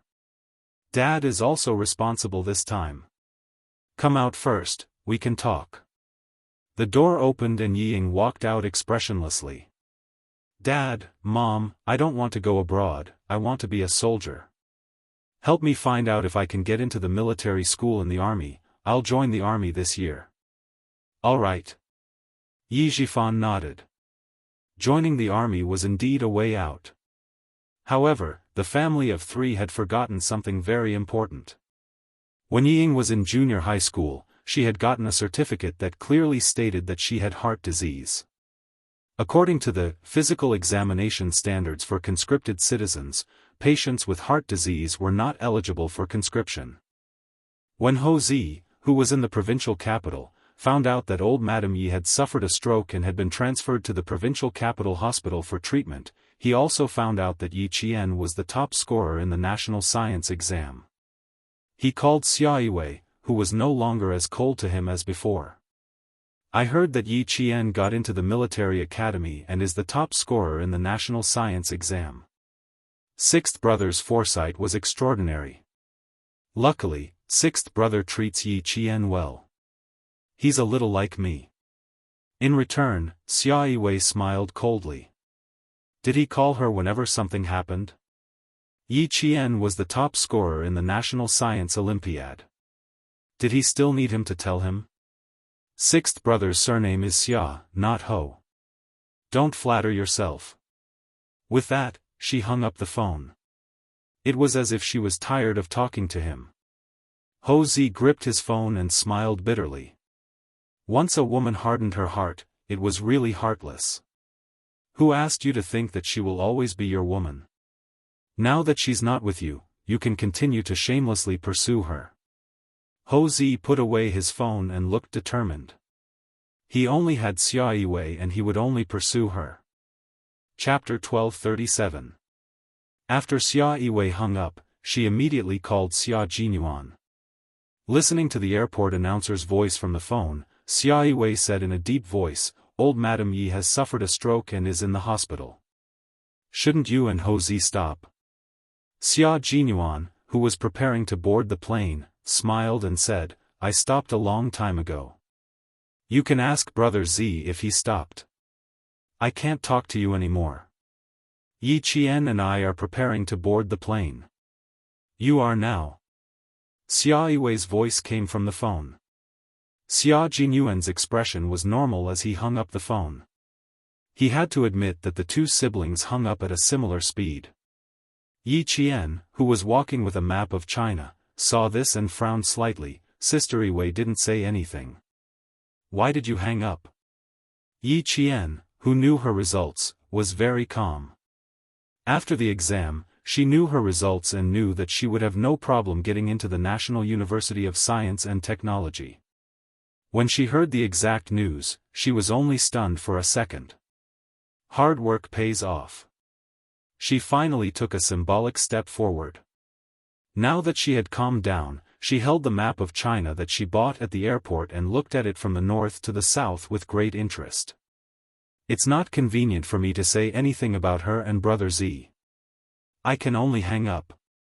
Xia Jinyuan, who didn't want Yi Qian to know too much, calmly changed the topic. The map only shows 9 sections of the sea in the south. The place we are going to isn't on it. Yi Qian didn't ask further when she heard that it was a personal matter. Her slender finger pointed at the blue area on the map and she smiled peacefully. Although I can't see it, I know a little bit. I don't want others to ask me about the latitude and longitude of the place we are going to. Li Jinyan doesn't care about superficial things. He only cares about personal results. Xia Jinyuan held her hand and walked into the cabin together.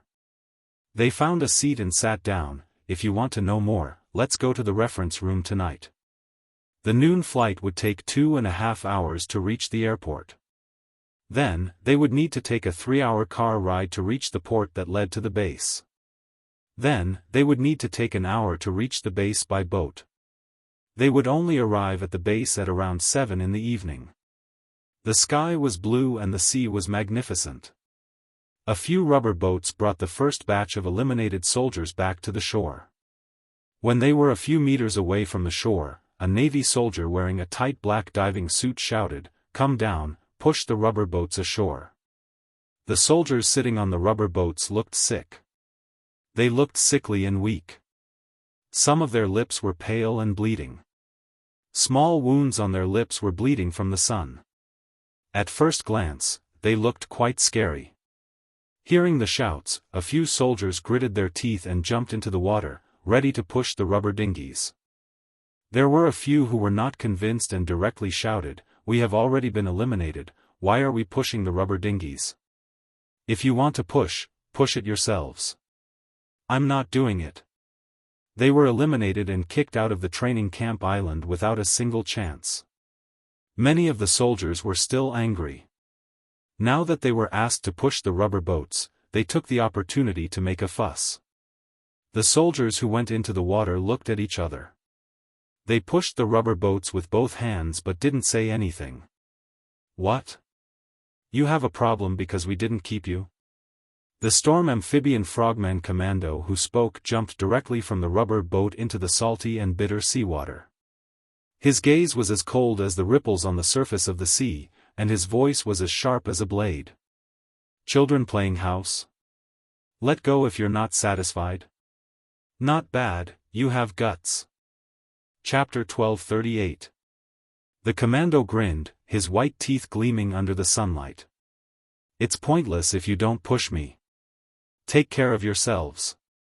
After that, he plunged into the sea, which reached his waist, and disappeared without a trace in the blink of an eye under the shocked expressions of all the soldiers.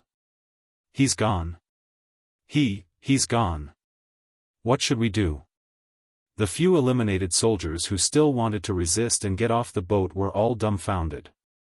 They jumped off the rubber boat one after another, and 2 of them even tried to chase after him. Someone pulled them back and said helplessly, "We can't catch up. They're real, water ghosts. We can't catch up." The mysterious and dangerous deep-sea diving was a common occurrence for real water ghosts. Sometimes, even without equipment, they could dive 15 meters down in an instant without any problem. When they plunged into the water, the speed at which they swam down in 1 second was equivalent to the speed at which they swam out in 10 seconds. It was impossible for them to catch up. Seems like there's a wave. Quick, push the rubber boat up. Without a water ghost to guide us, none of us will be able to reach the shore. The waves came as they wished, one after another as if they had calculated the time. For a moment, all of them jumped into the water like dumplings and began to push the rubber boat. At a hidden sentry post on the deserted island, someone was watching everything with binoculars. When he saw the waves coming one after another, and when 2 soldiers were directly knocked over by the waves, his tightly pursed lips curled into a cold smile. Get the few people whose names start with D to keep an eye on them. Make sure they don't show up until the rubber boat has drifted 100 nautical miles away. Li Jinyan put down the binoculars and said coldly. He stepped down from the sentry post in his military boots. Contact the garrison and ask when the last soldier will arrive. The soldiers whose names started with D were the scouting water ghosts of the Storm Commandos. If you don't see her before the 5:00 tomorrow, tell the garrison directly and ask her to return to where she came from. His voice was as cold as the snow on the top of a snowy mountain that never melted all year round.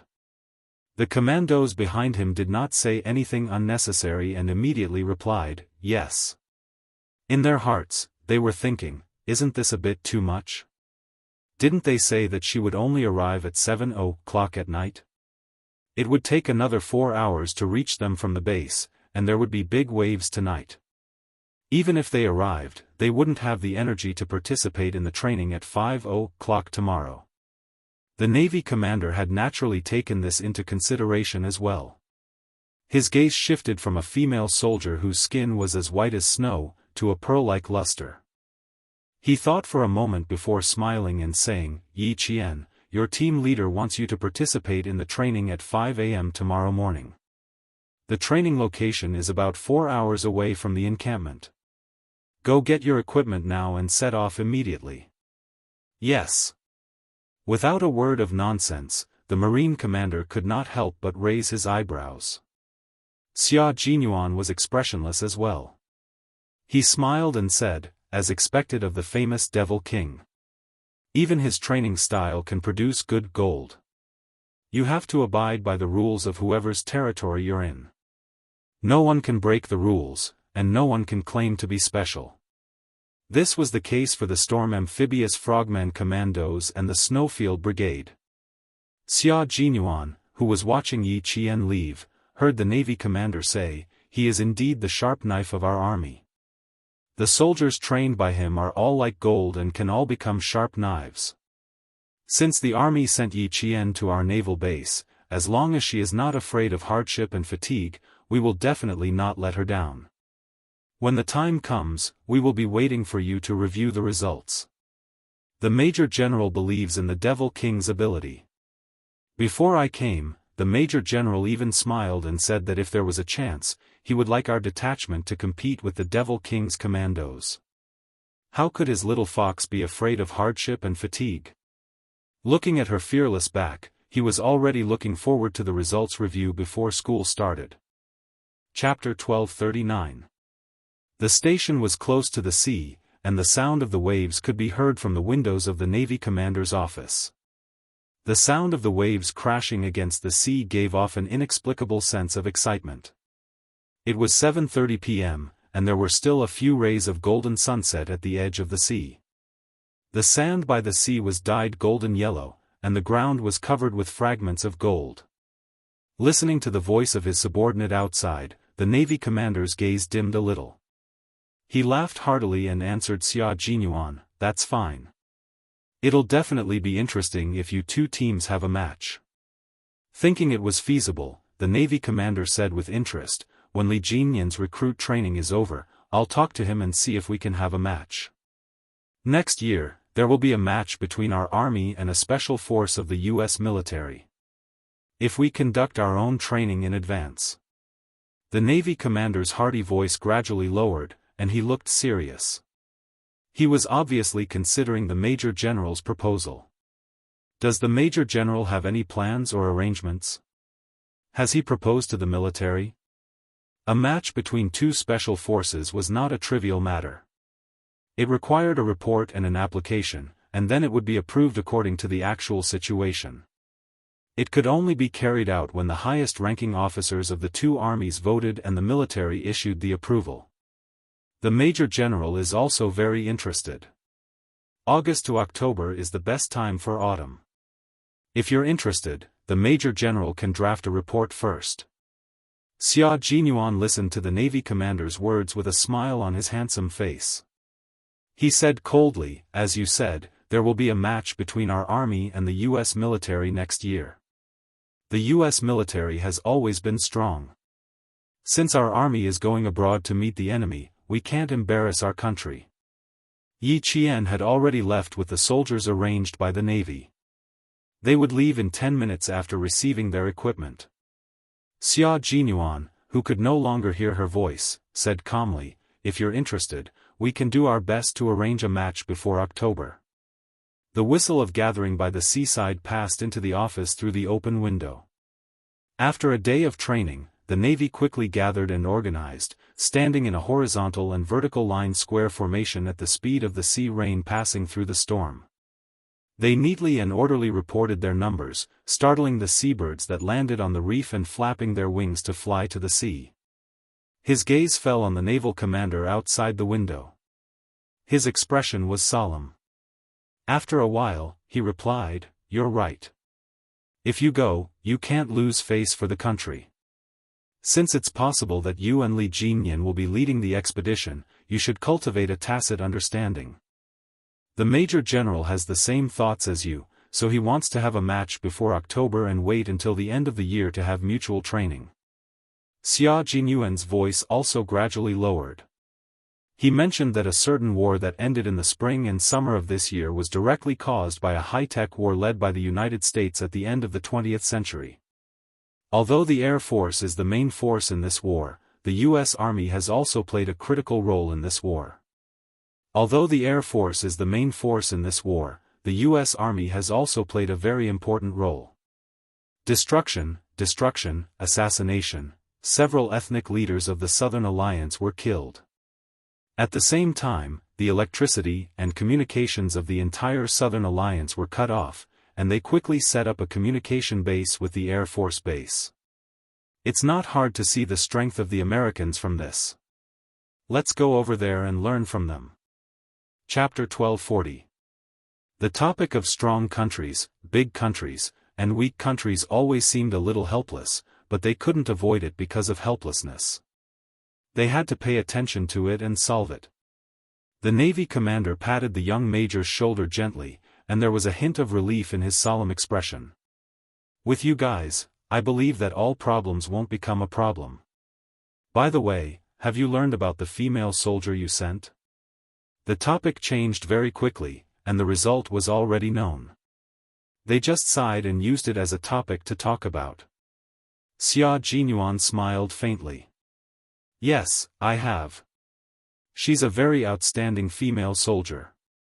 However, now that she's training under the Devil King, he still has to judge whether she's outstanding or not.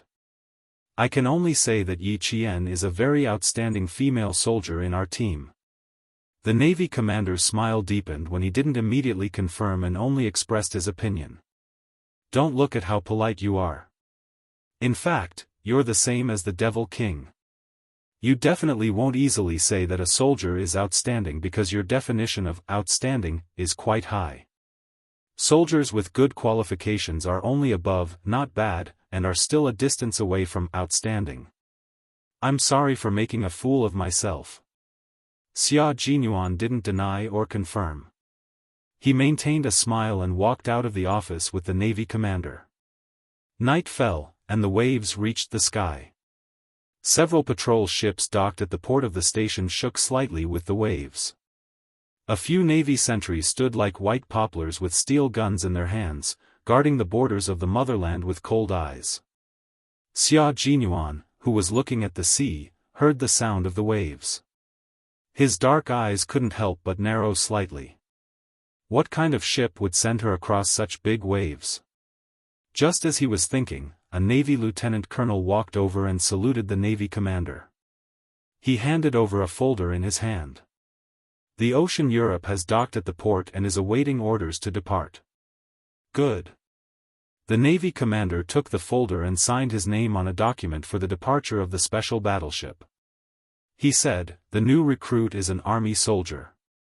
Let the soldiers on the ship take care of her. The waves are a little big, so she might get seasick. Prepare some seasick pills for her first." Xia Jinyuan stood 3 steps away and looked away. He did not look at the document signed by the Navy commander. As the lieutenant colonel left, the commander smiled and said, "Yi Qian will depart in a light combat boat in 5 minutes. Li Jinyan will report his safety when he arrives." The light special warship was an indispensable warship in the Navy. It could cooperate with the coastal patrol boats and rigid inflatable boats. Once the Navy found something abnormal on the sea, it could set off from the forward base and carry out a surgical strike on the target. Yi Qian set off in a light battleship. With the draft of the battleship, he could completely ignore the waves. The light battleships could ignore the waves, but the inflatable dinghies couldn't. The soldiers sitting on the dinghies looked at the vast sea and panicked. "Rest first and save up your energy. We'll rotate shifts every 3 hours. Check the ropes. Don't let the waves separate our 3 rubber boats. You guys in front, check the ropes. Arrange for the personnel to rotate shifts every 3 hours. It's only 8:00 at night. Don't be in a hurry to go to bed. Bring a diving light and see if you can find something to eat. Otherwise, everyone will go to bed hungry tonight." They had fished in the sea empty-handed during the day and had no harvest. They could only go to the sea at night to take a look. Chapter 1241. He watched as a few soldiers put on diving suits and jumped off the rubber boat. Less than 2 nautical miles away from them, 3 water ghosts quietly emerged from the sea and recorded the names of the first few soldiers. The first batch of elimination did not mean that they had to pack up and return to their original units. The selection of the Demon King never followed the normal process. It had always been the Demon King's style to find potential soldiers from the eliminated soldiers. The soldiers selected from various units had been screened in their original units. Their individual comprehensive ability was not bad, but the first batch was eliminated. It was very likely that they did not adapt to the training method, which was why they were a hindrance. Only by carefully observing their coping ability, survival ability, and reaction speed could the final judgment be made. It was like panning for gold in the sand. One needed to be careful. The waves on the sea rose and fell, and the rubber boat went up and down. The soldiers who took turns to stand guard had starlight above their heads. Their eyes were fixed on the boat without blinking. Once they noticed something, they could immediately inform all their comrades. The light special battleship was slightly less bumpy due to the water.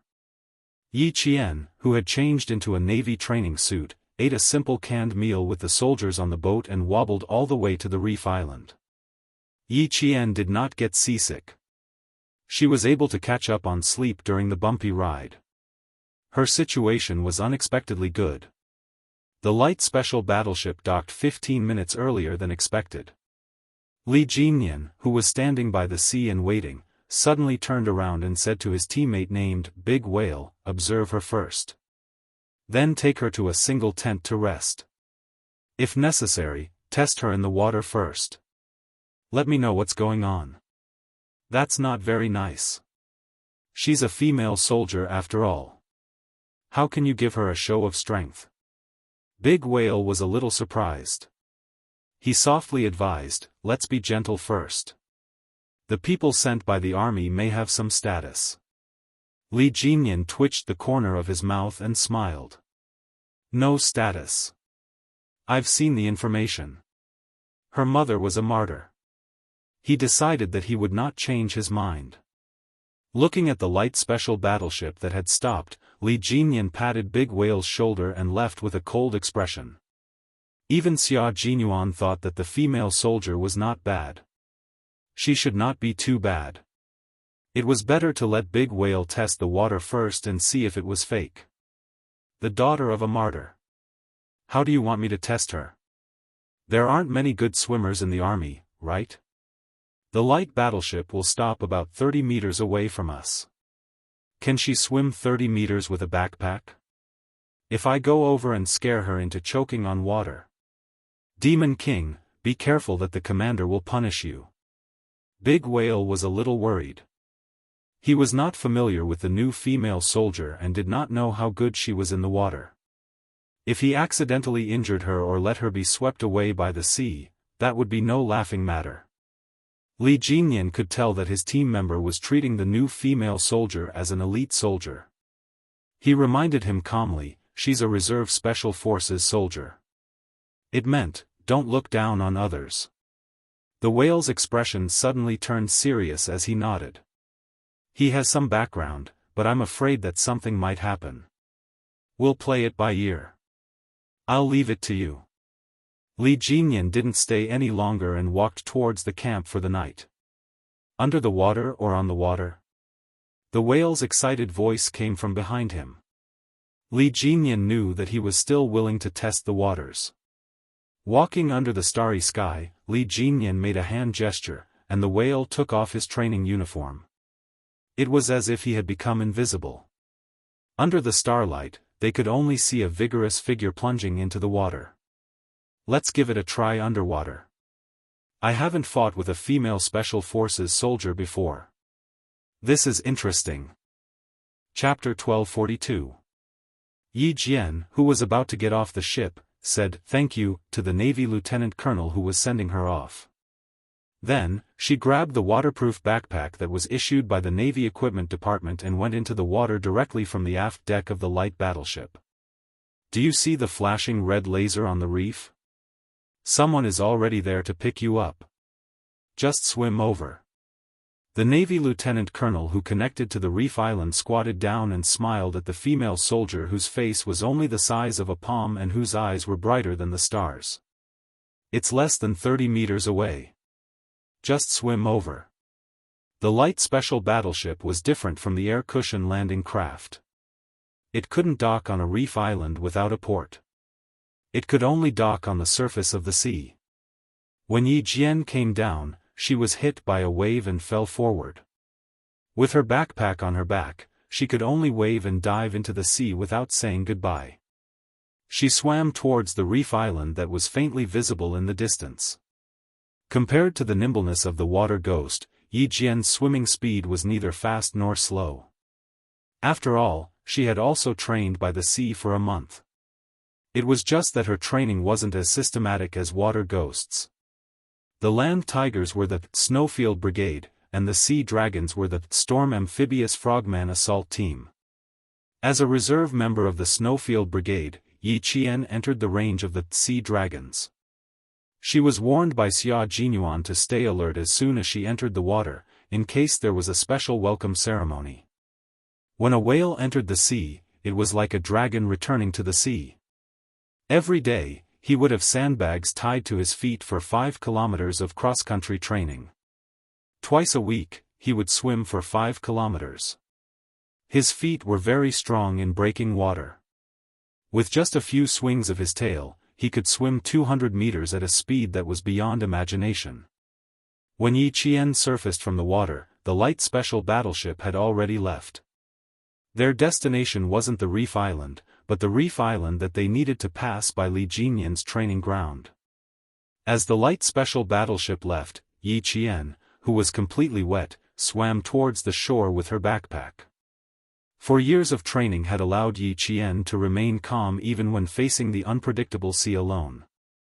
Listening to the sound of the waves, she paddled with both hands and maintained a moderate speed. Using the momentum of the waves, she relaxed her body and swam over. After swimming for about 5 meters, Yi Qian's calm gaze suddenly sharpened. He swept his gaze across the surface of the sea about 3 meters to his left. He had been targeted by a water ghost. Fighting in the water was her weakness, and it would be troublesome if she was targeted. However, as Captain Xia said, it suited Li Jinyan's style very well. Yi Qian's gaze landed on the big whale as soon as he popped his head out of the water. He was a little surprised. With his diving goggles on, he narrowed his eyes and revealed a deep smile. She was so sharp. He had only just emerged from the water to observe her, but she had already discovered him. He really wanted to applaud her for being so sharp. However, just being sharp wasn't enough. It depended on her underwater reflexes. Compared to on land, the requirements for underwater reflexes were several times higher. The ancient Roman statesman Cicero said, "Whoever controls the sea can control the world." From this sentence, one could see the importance of a country's control over the sea. From this, one could understand how strict the physical fitness of the members of the Frogman Commando team was. The big whale was a qualified water ghost who had undergone strict and systematic training. Yi Qian, as an all-round special forces soldier in the army, had already lost the upper hand in terms of geographical advantage against the big whale in the water. However, this wasn't a reason for Yi Qian to back down. She opened her inflatable backpack as fast as she could, pulled out her combat dagger, and faced the water ghost, who had grabbed her ankle head-on. Chapter 1243. Water and Earth were completely different existences. Although the former could be felt right beside you, it would never give you the sense of security that Earth gave you. Once water surrounded you from all directions, a fatal suffocation would follow. Humanity's deepest fear of nature would also follow. Yi Qian, who was holding an underwater combat dagger, twisted his body. The first thing he did was to surface and take a deep breath. Then, he attacked the water demon, who was trying to lock his legs again. With the help of the buoyancy of the water, Yi Qian twisted her legs and spun 3 times like a spinning top. She used too much force and a small whirlpool was formed in the sea water because of her body. Even when his lower limbs were locked, he could still use the strength of his lower limbs to rotate his entire body. This move surprised the whale. Didn't they say that female soldiers were from the army? How did she know the essentials of underwater combat? Fortunately, underwater communication relied on sign language. Otherwise, the whale might have directly asked Yi Qian if he had transferred from the navy to the army. Yi Qian did not give the whale much time to think. When his right leg was free, he raised his leg and kicked his opponent's shoulder with the ferocity of a special forces soldier. The results of his endurance running and weight-bearing training showed. Although the water was buoyant, Yi Qian's legs were full of strength. His kick landed on the whale's shoulder bone, causing the whale to lean back 2 steps. Using brute force in underwater combat would only increase the speed of exhaustion. The whale was shocked. Yi Qian, who had broken free, knew that fighting on land was not going to work. Although he had kicked the water demon in the shoulder, he had also used up a lot of energy. The change in the body's stress points was the biggest obstacle in underwater combat. Without a support point, the water would not only create buoyancy and pressure on the human body, but it would also affect the force exerted by each movement. The lethality of the movements would drop to a frightening level. Just like just now, if they were fighting on land, her kick would definitely have sent the water demon flying. It would not have only made him lean back 2 steps.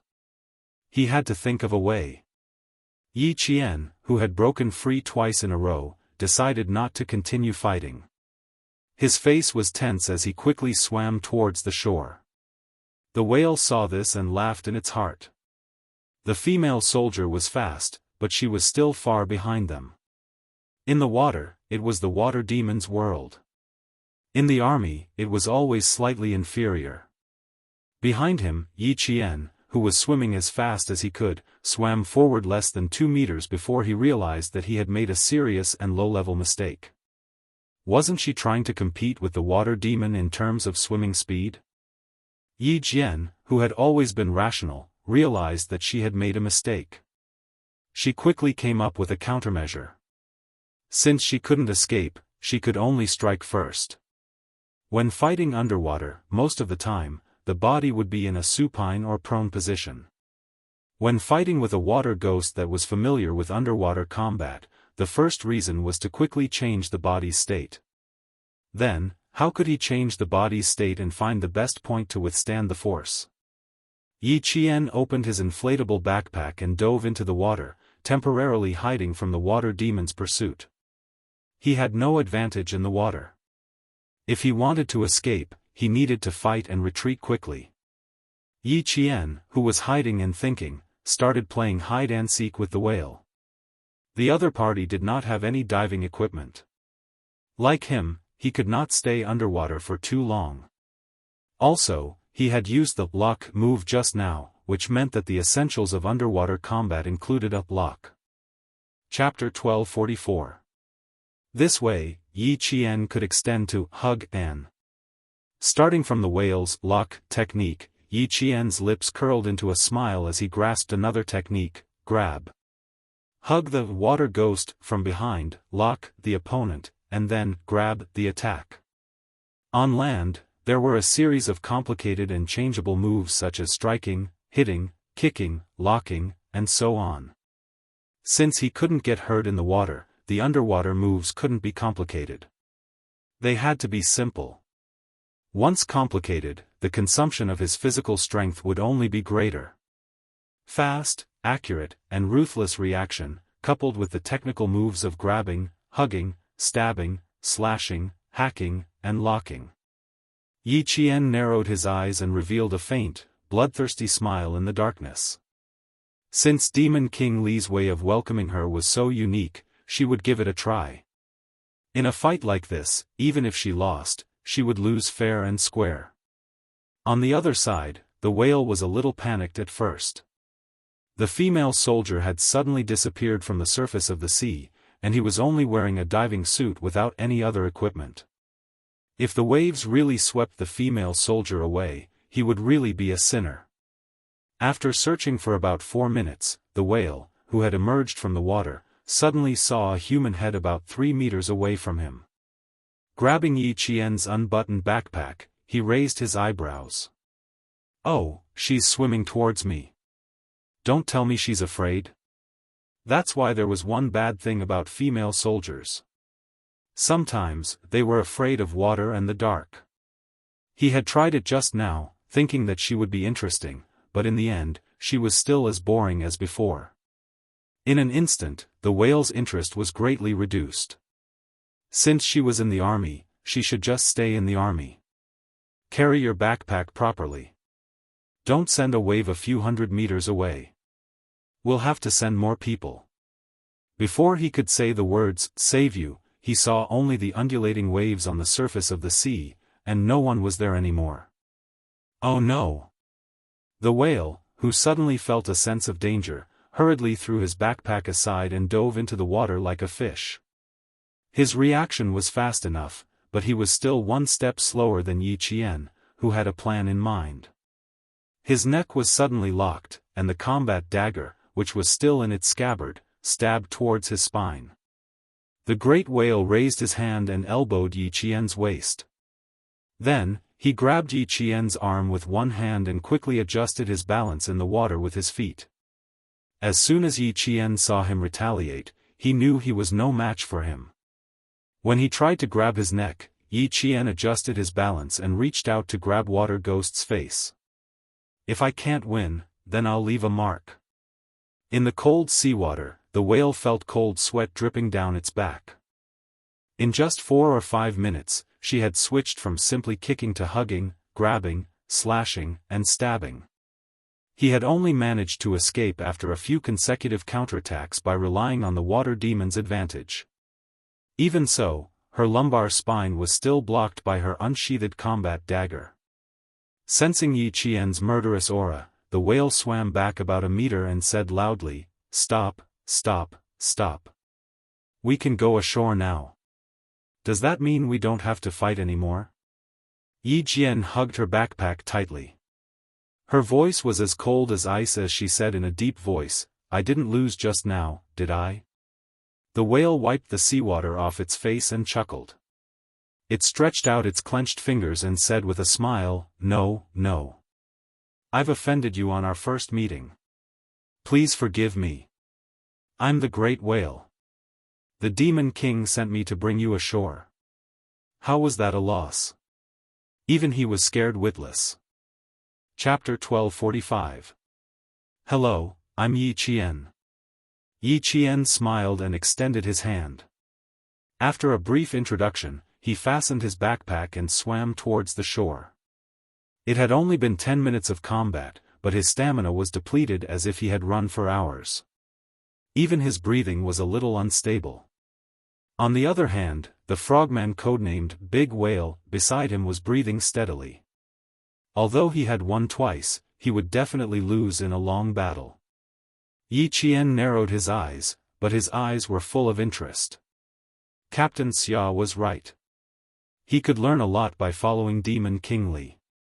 Even though it had been less than 2 months, he had benefited greatly. When he reached the shore, the salty sea breeze blew. Yi Qian, who was completely soaked, did not feel cold. Instead, he felt quite comfortable. The feeling of stepping on solid ground and no longer being surrounded by pervasive water was great. Big Whale, who habitually came ashore, pointed at the dark reef in front of them and smiled. The camp is in front. The conditions are not very good. Please excuse us when you see them later. He knew how to be polite. Was it because she was a female soldier? Would you say something like that when you see other recruits? Yi Qian asked with a smile. His military boots stepped on the soft sand as if he was walking on clouds. Or is it because I'm a female soldier? She had a murderous aura, her movements were murderous, and she could react quickly in the water. She could catch the enemy off guard. Such a female soldier, even if she was a female soldier, was still a character.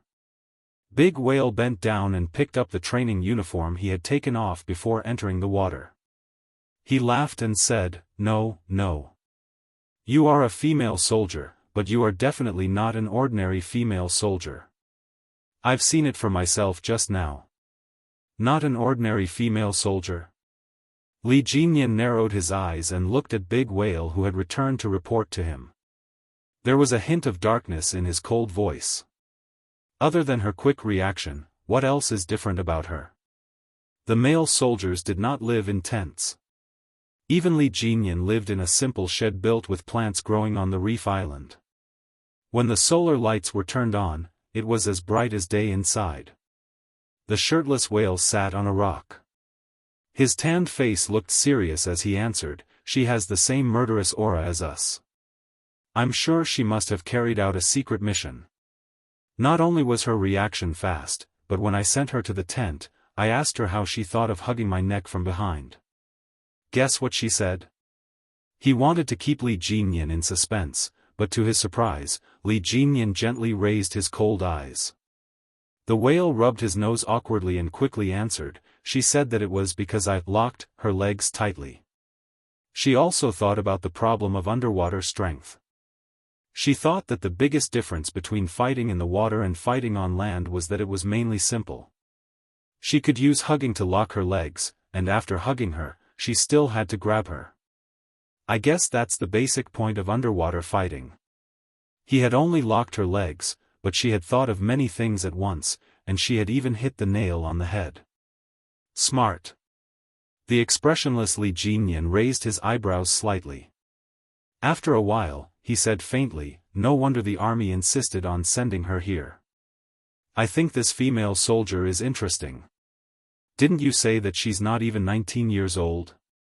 Why do I feel like she has a few years of experience in the army?" Big Whale finally asked the biggest question he had after the fight with Yi Qian. She might have carried out a life-or-death mission. Why does it sound a little? Big Whale deliberated for a while before saying the last word softly, "That's ridiculous." Li Jinyan, who had seen Yi Qian's personal information, did not know what kind of life-or-death mission she had carried out, but with her 4 years of Special Forces training, it was not ridiculous at all. Chapter 1246. After a moment of silence, Li Jinyan, who had been judging Yi Qian in his heart, asked again, did she have any expression after reading the training plan tomorrow? The great whale thought for a moment and shook his head. No expression. She only replied, got it. Other than that, she didn't say anything else. Yi Qian, who had undergone strict training, had long been accustomed to military orders are as important as mountains. Even if she had any objections to the training plan, she would not change it at all. At this point, Li Jinyan's cold handsome face finally showed a hint of a smile, like a gorgeous rosy cloud floating across the top of a snowy mountain. It was so beautiful that it actually gave birth to a gorgeous color. Fortunately, the great whale did not look up. Instead, he lowered his head and guessed Yi Qian's origin. The rosy smile on Li Jinyan's face was like a snowy wind blowing past. In less than a second, it returned to its original expression, no longer showing any trace of it. Yi Qian, who was in the middle of their discussion, had already changed her clothes. She zipped up the tent and looked up at the night sky, where she could touch the bright stars just by reaching out her hand. She looked, and after a while, she closed her eyes. When she opened her eyes again, it was already 5:00 in the morning. There was no whistle, no call sign, and she had to wake up on her own. Yi Qian, who had arrived 10 minutes earlier, did not appear immediately. She hid behind the reef and observed in the faint light. Last night, the great whale's meaningful gaze before he left made her feel that the morning assembly would not be too simple. Someone stood on the beach with his hands behind his back. Standing in the faint light, his figure was vague and mysterious. He was very tall, at least 185 meters. His limbs were slender and well-proportioned. He stood motionless, as if he had been standing there for thousands of years. What surprised Yi Qian was the aura emanating from his body. It was different from Xia Jinyuan's mountain-like aura, which made her feel at ease at first sight. His aura was turbulent and cold, as if a snowy mountain was about to collapse. It was a powerful aura that could devour everything in its path. Yi Qian immediately averted his gaze to avoid being discovered by Li Jinyan. His intuition told Yi Qian that the figure standing in front of him must be Li Jinyan. 3 water ghosts swept across the beach like ghosts. They hugged the nameless tree with their hands and climbed up the tree in the blink of an eye without the help of any climbing tools. The sound of seagulls could be heard from the trees. It was a signal for each other. Yi Qian perked up. As expected, the assembly in the morning would not go smoothly. At 5:07, 5 silhouettes jogged out from the left side. The line was neat and tidy, and there were even chants of 1, 2, 1. They looked quite neat and energetic. Li Jinyan's gaze suddenly darkened. He raised his hand slightly, and several figures suddenly rushed out from all directions. They piled on top of a few people at lightning speed. Are you kidding me? A sneak attack so early in the morning. Do you still want to train? Is it interesting? Is it interesting? 2 people in front were still able to resist. They said a few words before their mouths were covered. The other 3 Navy soldiers were directly pressed down on the beach. A murderous roar came from above them. Shut up, all of you. Otherwise, you'll eat a mouthful of sand. Yi Qian, who had witnessed everything, sighed softly. Suddenly, his hair stood on end. He rolled forward twice in a row to avoid the sneak attack from the people on the reef. The water ghost leaped down from the reef and let out a small cry of surprise, expressing all sorts of meanings. Chapter 1247. First, what a fast reaction speed. Second, the figure was unfamiliar. Third, female soldier. Fourth, female soldier from the army. The water ghost smiled when he sensed a female soldier hiding in the dark. The Demon King said that you can watch from the sidelines for the time being. There's no need for you to participate. With that, he disappeared from Yi Qian's sight with one hand on the reef. Yi Qian, who was kneeling on the ground with one hand on the beach, pursed his lips tightly. He had only glanced at him for a moment, and he had noticed it in less than a second. There were still 4 minutes before the assembly at 5:00. The first batch of 24 Navy soldiers was treated to an early morning appetizer by a group of water ghosts. One by one, they were cleaned up neatly. Within 10 minutes, all 24 soldiers were piled on top of each other. One by one, they crawled up with their heads covered in dust, puffed out their chests, and gathered quickly. Yi Qian had already blended in and was standing at the very end of the first row. She was a new recruit, so there was no mistake in standing there. Li Jinyan's gaze slid past her face. His icy cold voice pierced through the sea breeze and reached Yi Jian's ears clearly. What are you talking about? Warm-up exercise is over. Let's start the formal training. He really didn't have any superfluous words. He didn't even think about introducing Yi Qian. He pointed at the equipment 3 meters away. Equipment, 2 points. They only had 2 minutes to change their equipment. After a month of hellish elimination training, the remaining 24 soldiers rushed over without panting. They began to change their equipment, and put on their shoes. The shoes weren't ordinary shoes. They were specially made for frogmen with iron sand added to their feet. Put the shoes on. A water ghost wearing a training uniform reminded them and retreated to the side. He stared at the stopwatch, ready to shout for them to stop at any time. Yi Qian put the shoes on and realized that there was something wrong with the shoes. He tied the laces and lifted one foot to test the weight. One shoe was about 2 kilograms. 2 shoes weighed 4 kilograms. Wearing a pair of shoes that weighed 4 kilograms and had to run 5 kilometers around the Reef Island cross-country. The cruelty of the frogman training was evident. The situation is not bad. For the time being, his speed seems to be on par with the male soldiers. However, in terms of endurance, I'm afraid that he is slightly better. The water ghost, who had been observing along the way, reported the situation to Li Jinyan. Most of the time, his gaze was on Yi Qian. The frequency of his breathing is maintained well.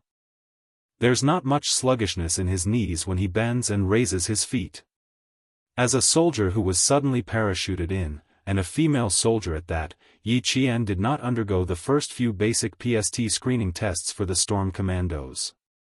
Naturally, she became the focus of observation. Li Jinyan's understanding of Yi Qian came from the army's written information. To him, this information was only about her personal performance in the army. No matter how outstanding her performance was, it didn't mean that she would be outstanding in the Frogman unit. Even after listening to the Great Whale's report last night, Li Jinyan still maintained his original attitude.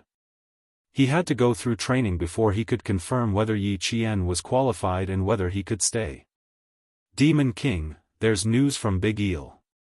3 soldiers can return to the selection competition. A soldier wearing a Navy uniform walked over and saluted with a smile. Big Eel and the others have brought them back.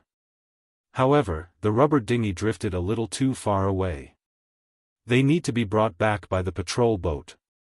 The main thing is that they have to bring back Big Eel and the others, who are fully equipped. Otherwise, it will take them a day to swim back. Chapter 1248. Li Jinyan looked at his watch and said to the comrade who reported the situation to him, "Check her physical condition at the port first. Send her back to the Reef Island before 8:00 tonight." "Okay, I'll contact Big Eel right away." The comrade with the code name Big Shark stood on his tiptoes and glanced at the folder in Li Jinyan's hand. He asked with a smile, "Last night, Big Whale came back and told me that the female soldier from the army has some skills. How do you plan to train her?" "Female soldier? Didn't our team say that we don't recruit female soldiers? Why did the commander agree? Did they sign a life and death contract? Our team has been established for less than 2 years. Demon King, you have to take it easy." He was afraid that he would be too ruthless and accidentally kill her. After all, everyone knew that female soldiers had weaker resistance to pressure than male soldiers. Their body and bone endurance were also worse than male soldiers. Especially in deep diving areas that were more than 100 meters deep, the difference between the psychological quality of men and women was even more obvious. Female soldiers often had huge psychological pressure due to the special underwater environmental factors.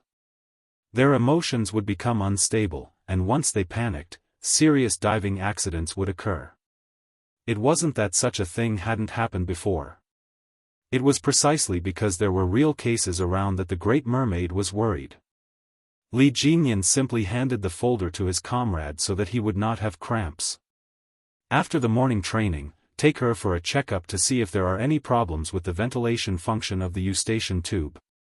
Also, check her tolerance and adaptability to hypoxia and high C02. After the morning training, Big Shark did not refuse. He took the folder and looked at it. As he spoke, he lowered his head and opened the folder. His face immediately showed surprise. Wow, this resume is beautiful. She started training in the second year of junior high. She still played special forces training. When I was in the second year of junior high, I was still thinking about how to climb a tree and dig out a bird's nest. Huh? Why didn't it say who trained her? How could she do special forces training without the guidance of an expert? Went abroad to participate in the Mathematical Olympiad, individual gold medal. Wow, high IQ. Familiar with all kinds of guns and ammunition, blindfolded and reassembled all kinds of guns, sniper background. Big Shark's eyes widened as he read. When he reached the last paragraph, he closed the folder and stuffed it back into Li Jinyan's hands. He pretended to wipe his cold sweat and said with lingering fear, "What a scary resume." What was even more frightening was that he was the nation's top science scholar.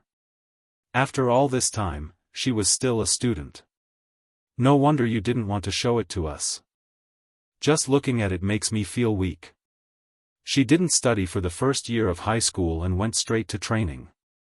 Plains, snowy mountains, deserts, oceans, jungles.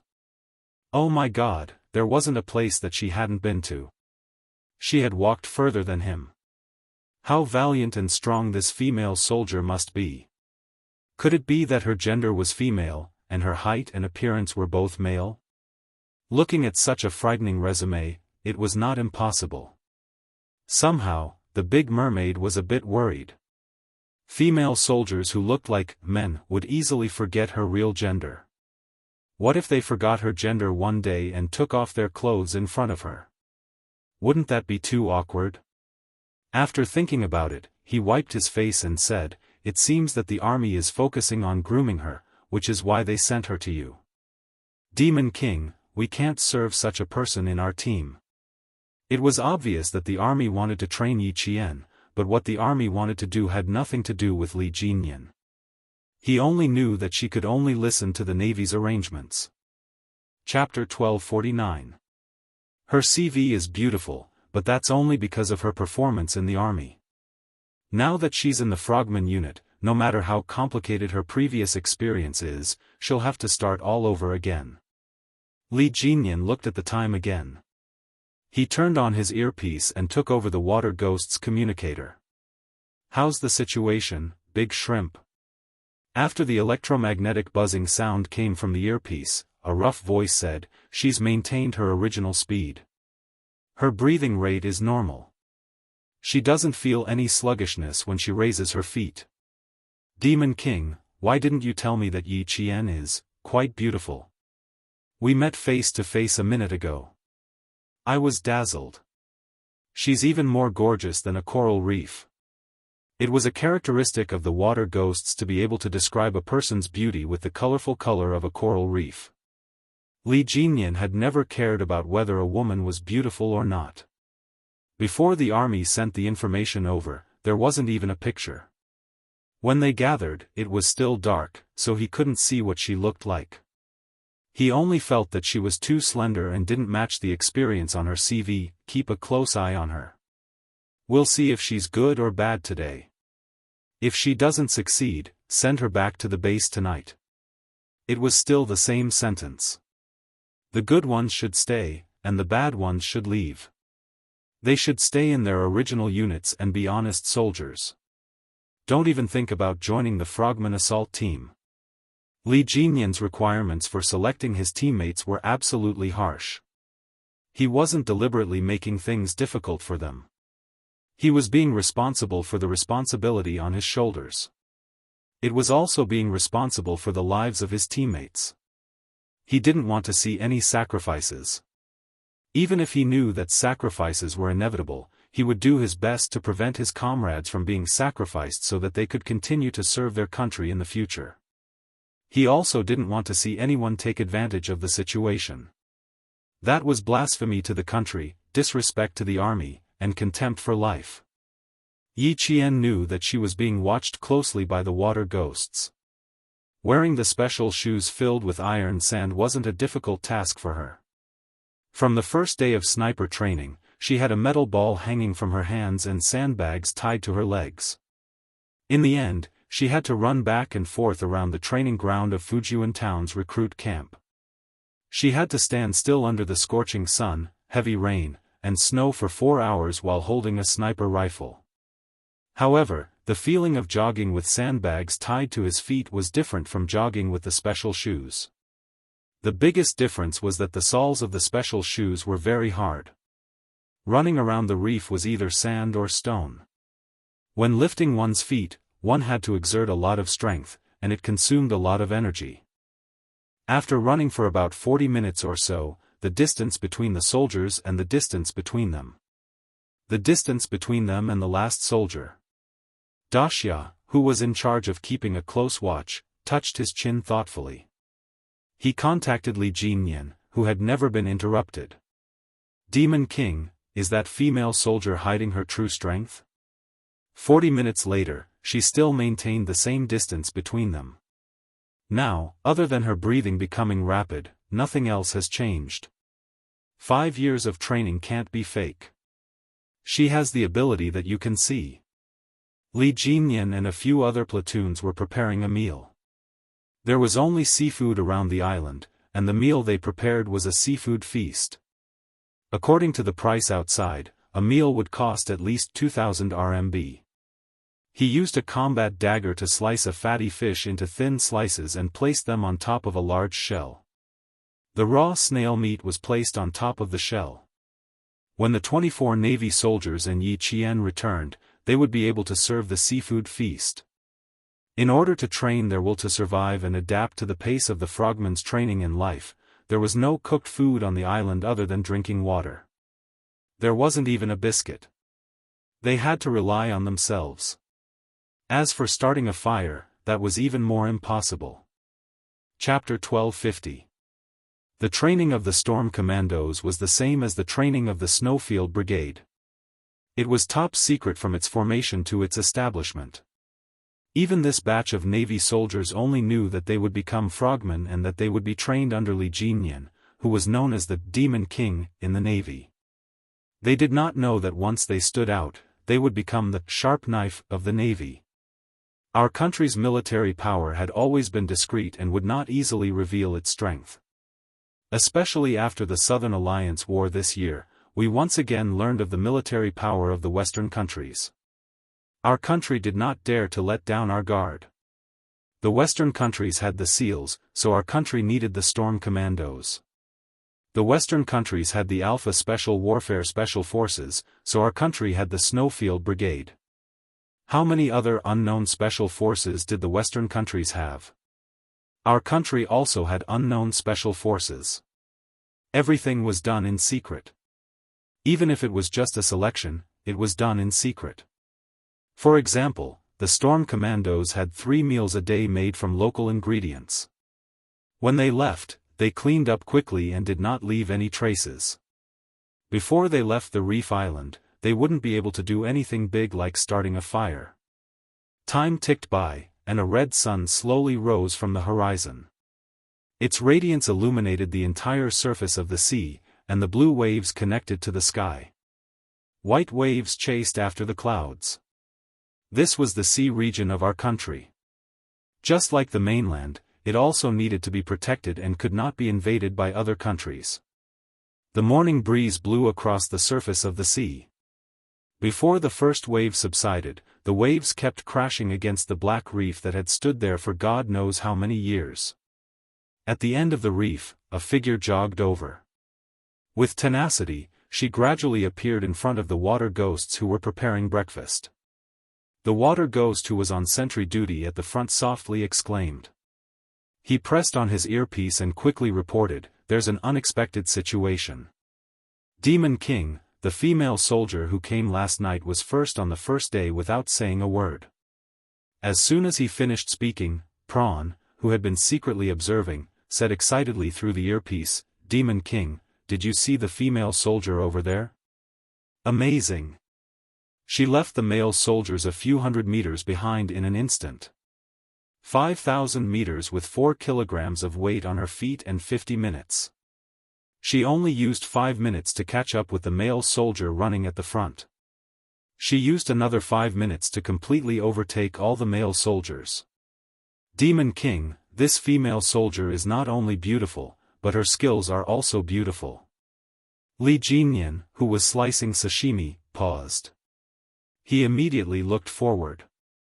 His cold expression changed slightly. A hint of surprise flashed across his cold black eyes. She was 10 minutes earlier than he had expected. She was only 15 minutes slower than the water ghost's training speed. Yi Jian's training speed was only 15 minutes slower than the water ghost's. One should know that before this, Yi Jian was an army soldier. All her training and equipment were related to the army. She had nothing to do with the navy at all. Moreover, the water ghosts had already undergone 1.5 years of training. It only took them 35 minutes to run a 5-kilometer, 4-kilogram, 2-footed cross-country run. It was her first time here, yet she could achieve such a result. It was indeed impressive, of N. Finally, I didn't hear you say you wanted to chase her away. The big shark laughed. He even whistled happily. He had said last night that the female soldier sent by the army was not bad. See, he was right. Chapter 1251. The slender figure was getting closer and closer. Her facial features gradually became clearer, until she stood straight in front of Li Jinyan. She raised her hand and saluted. Yi Qian, reporting. Completed the 5,000-meter cross-country run. The group of rough-sitting water ghosts looked at each other. Then, they slightly closed their legs together in a reserved manner. A faint smile appeared on their faces as they lowered their heads and silently prepared breakfast for the soldiers who hadn't arrived yet. Dozens of men had an unusually large appetite. They did not have rice, noodles, or dumplings to fill their stomachs. They only had sashimi and snail slices. It was easy for them to get hungry and feel nauseous. Li Jinyan's first reaction when he saw Yi Qian was not to answer. Instead, he glanced at all the water ghosts like a cold arrow. When he saw that they were all obedient and did not look straight at her, he calmly retracted his gaze. Just as Daoist had said, the new female soldier Yi Qian was indeed beautiful. The most beautiful thing about her was her eyes, which were as bright as the morning star. He raised his hand and saluted Yi Qian back. His voice was cold and monotonous. "Return to the team and rest." "Yes, sir." Yi Qian, who had been staring straight at him, simply turned around. She changed her special shoes to one side and looked around. When she saw a familiar figure, she walked over with a smile. "Big Whale, is there anything I can help you with?" After breakfast, they rested for a certain amount of time before diving into the 500-meter deep water. The water ghosts, who were all wearing tight black rubber diving suits, saw Yi Jian walking straight to the whale from the corner of their eyes. A few of them coughed a few times as if their throats were itchy. Li Jinyan's cold gaze swept over them. When he saw the fake coughing water ghost, he shrunk his neck and silently stared at the task at hand, preparing breakfast. "You know me? How did you know?" The big whale was no less surprised than his comrade. Hearing the meaningful fake cough, he hurriedly stood up. It was broad daylight, and he didn't know where to put his hands and feet. In the end, he put them on his lower abdomen. Cough, at least he could block it. When the female soldiers arrived, for the first time, it was not the female soldiers who were embarrassed. Instead, it was the male soldiers who were wearing tight-fitting diving suits. The suits showed off their figures too much. All the men were embarrassed.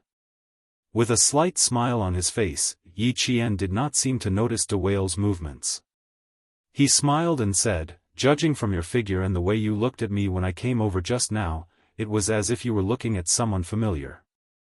So, I guess you must be Daoist. Have a seat. If you need anything from me, just let me know." As he spoke, he pulled out a combat dagger from his waist and pointed at the giant clams that had not been pried open. "Do we need to pry open these too?" "Oh, yes, yes. If you're hungry, you can eat first." As expected of a female soldier with a high IQ. She did not even see Daoist's face last night, but today she could tell that he was Daoist based on his figure and eyes. Her observation skills were very strong. Daoist watched as Yi Qian skillfully cut open the giant clams. She did not peel off the whole clam to remove the inedible parts, leaving the white and fresh clam meat. She slowly cut the clam meat with the dagger in her hand. Then, she cut off the bottom of the clam meat horizontally.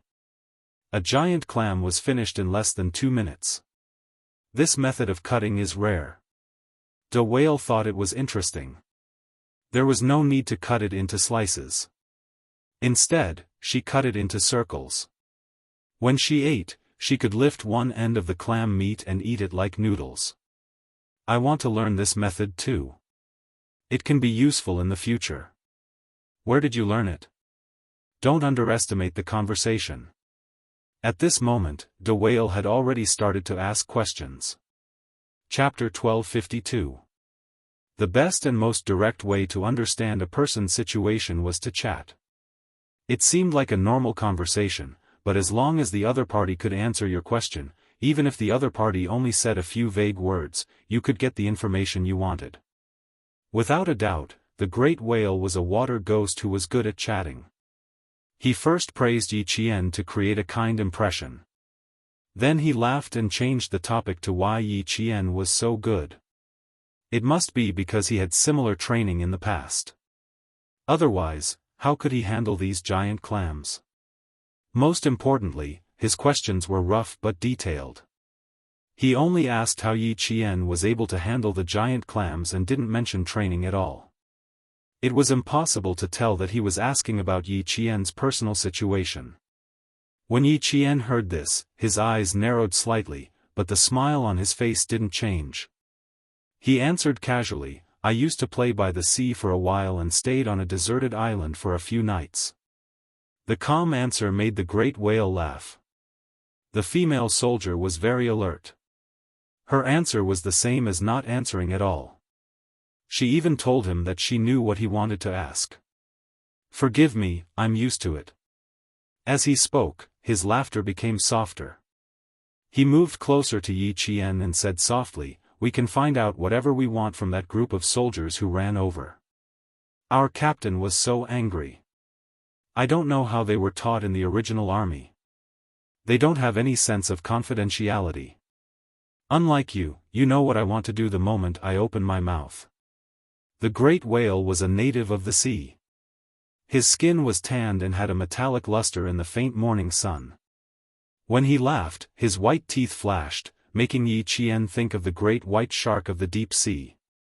If he was careless, he would be bitten and unable to escape. "When you open your mouth, I feel like there are traps everywhere." Yi Qian, who was slicing the fish quickly, cut the white and tender fish slices until they were as thin as cicadas' wings. He didn't even have to look at the fish. When he raised his head and spoke, the fish slices were cut and his words were finished. The dagger used in combat inadvertently swept past the great whale's eyes, leaving only a faint smile in her eyes. The great whale suddenly felt a chill in his heart. It was true that the female soldier was beautiful, but she was a poisonous flower with thorns. He couldn't touch her. There was no point in continuing to ask. He believed that he wouldn't be able to get anything out of him. The whale, whose intentions had been exposed, did not look embarrassed at all. He replied calmly, "Not at all. I just wanted to know more about you since we'll be training together in the future." Yi Qian smiled but did not say anything. Coincidentally, the male soldiers who had fallen behind her came back one after another. The great whale stood up and said, "I'll go over and take a look. You don't have to finish everything by yourself. Ask them to come back and get some. You can't let the male soldiers do whatever they want. They'll just take advantage of the situation." The rest of the frogmen looked at each other and had a new understanding of the new female soldier. Big Whale was the team's informant. There was nothing he couldn't find out, but he had never left empty-handed like this. The female soldiers sent by the army for training could not be underestimated. Yi Qian didn't care what kind of impression her arrival would leave on the water ghosts. She only knew that she didn't like being questioned at all. Once there were signs, they had to be strangled to death from the start. Demon King, things aren't settled yet. The great whale, who had found an excuse to leave, came to Li Jinyan, who was sitting on a reef and looking out at the sea. With a serious expression, he said, "She also warned me. She used the combat dagger in her hand to tell me that she doesn't like me asking around." Chapter 1253. The sun had completely risen above the surface of the sea, and the waves were sparkling under its light. It was as if there were boats passing by on the coastline, and they could faintly hear the sound of sirens from the reef island.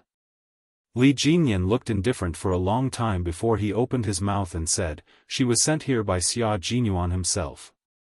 If you can get information out of her so easily, he won't think highly of her." His words shocked Whale so much that he almost fell off the reef. "Xia Jinyuan personally sent her here? Devil King, are you kidding me?" Whale's serious expression instantly changed to one of shock, and he said in a wrong tone, "You and he fought to the death in the past, and we were neck and neck. You knew that she was brought here by him, so how could you bear to let me ask for a rebuff?" He wanted to cry. "Even if you want to trick your comrades, you shouldn't do it like this." Who was Xia Jinyuan? He was the only person who the Devil King had acknowledged as a strong opponent. The only person who had publicly said that he had no confidence in winning against him. As for himself, sigh, it was better not to mention him. He was defeated by Xia Jinyuan. Although he was no longer in the water ghoul team, there were always traces of his existence. The great whale heaved a long sigh and rubbed his chest. His voice sounded a lot older than before. "My chest is stuffy. I'm so embarrassed. I don't have the face to see her." Last night, he had volunteered to find out if there was anything about the female soldier that wasn't written in the information.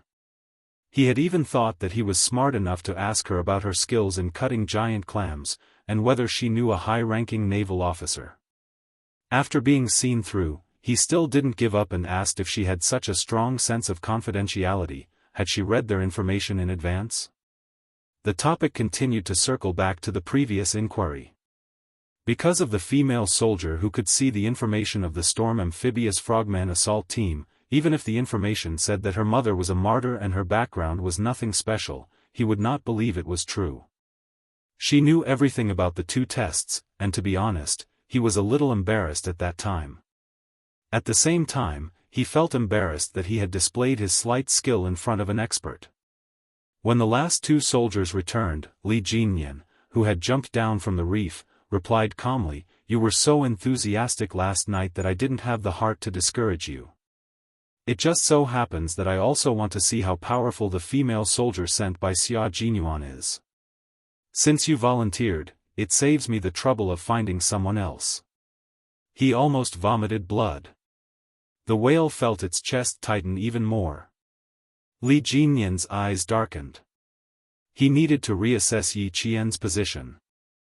It could be seen that her physical fitness had already surpassed the 24 soldiers who had entered the second batch of eliminations.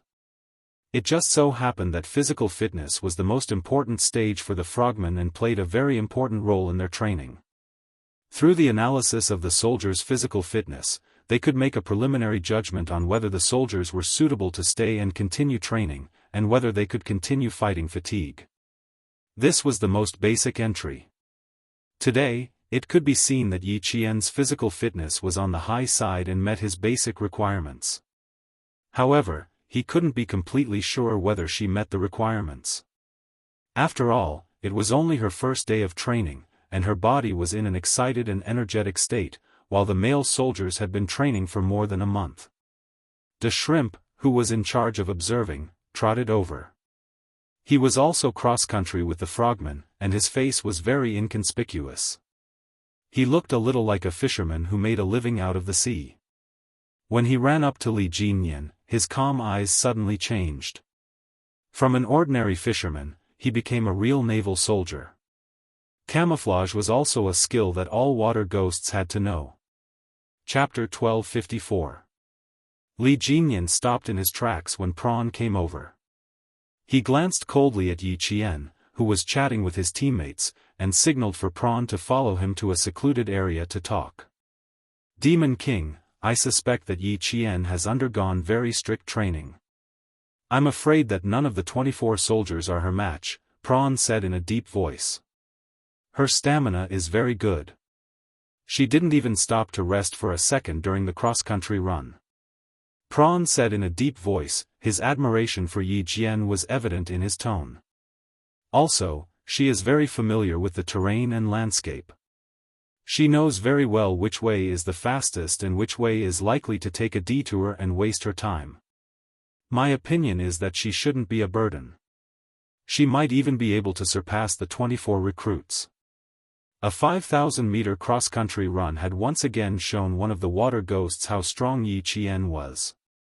Li Jinyan's cold and handsome face revealed a hint of contemplation. He said to Prawn, "We can't rush to a conclusion yet. Later, we still have to do a hypoxia and high C02 endurance test. After these two tests, we can decide whether she can stay or not. It's better to play it safe. After all, she's a living person in our team. We can't let anything happen to her." Yi Qian, who was chatting with the water ghosts, didn't know that she had become the topic of conversation for the Storm Amphibious Frogman Assault Team. At this time, she was answering a question from a Marine. "I'm not a recruit. I often train with weights on my legs, so I don't feel much when I run." Didn't they want to know where she came from and who she was trained under? Then she might as well tell them openly and let them guess for themselves. Whale, who had already walked over, happened to hear this sentence. He stopped in his tracks and smiled bitterly. This was great. For the rest of the training, he wouldn't be able to talk much in front of Yi Qian. "Why aren't you going over? Are you done eating?" Big Shark, who had come to Yi Qian for hypoxia training, patted his comrade's shoulder. When he saw the bitter smile on his comrade's face, he asked, "You don't look too good. What problem did you run into?" The Great Mermaid was the team's instructor. She observed every word and action of her comrades and solved any potential problems at any time. He was the only one in the team who could give his opinion to Li Jinyan at any time and had the right to make decisions. "I thought I was smart in front of Yi Qian. I feel a little embarrassed." The great whale sighed and shook his head. "Great Mermaid, do you think I should apologize to her?" The Great Mermaid raised her eyebrows and asked him calmly, "Do you still have any thoughts of looking down on her now?" No, not even a little bit. I was scared by her." His words made the Great Mermaid laugh. "That's right. If you don't agree with her, you can test Yi Qian's strength yourself. Otherwise, I'm afraid you'll have to discuss her background again. The Demon King deliberately arranged it because he heard you, Prawn, and the others say something you shouldn't have said. It just so happens that he also wants to know Yi Qian's strength, so he sent you guys there. She's strong, so it's good that you guys don't look down on her. If she's weak, you can ask her to go back." Whale's face was red as he scratched his head. His face was full of embarrassment. I have to apologize to her. Otherwise, I'll lose the integrity of a soldier. You're a soldier who dares to take responsibility for your actions.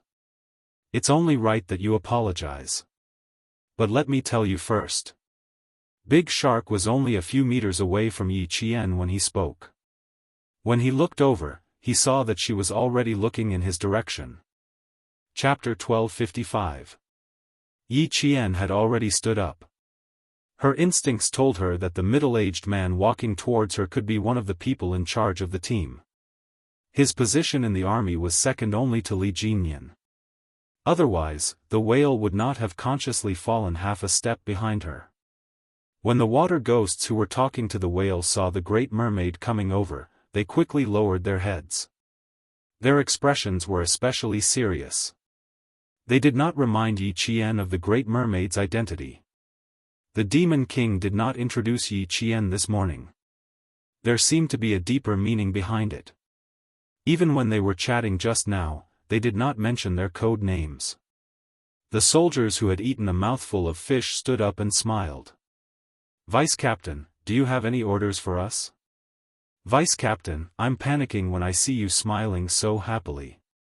"Just say what you want to say. Don't make me laugh in the middle of it." "I really can't take it if you suddenly magnify it," said a soldier from the northeast. He was also the only northerner in the team. The Great Mermaid patted him on the shoulder and laughed. "Good, good. Don't change the training later. 500 meters armed swim. Eat more, or you won't have the strength to swim." "Then I'm relieved, hee." The northeast soldier was finally relieved. Ever since he came here for the frogman selection, he had been living in fear every day. He was afraid that something would happen. His heart could not take it. He was not the only one who heard it. The other 23 soldiers all heard it. They all breathed a sigh of relief in unison. It was the vice captain of the Storm Brigade. Yi Qian, who had a slight smile on his face, looked at the middle-aged man who was chatting with the soldiers and walked up to him. "Vice Captain, hello. Little Yi, you did well this morning." The Big Mermaid, who looked more mature and capable than the group of young soldiers, looked at Yi Qian with a pair of bright eyes. She didn't lose her friendliness at all as she said, "What you did has truly stunned us. Very few female soldiers are as capable as you.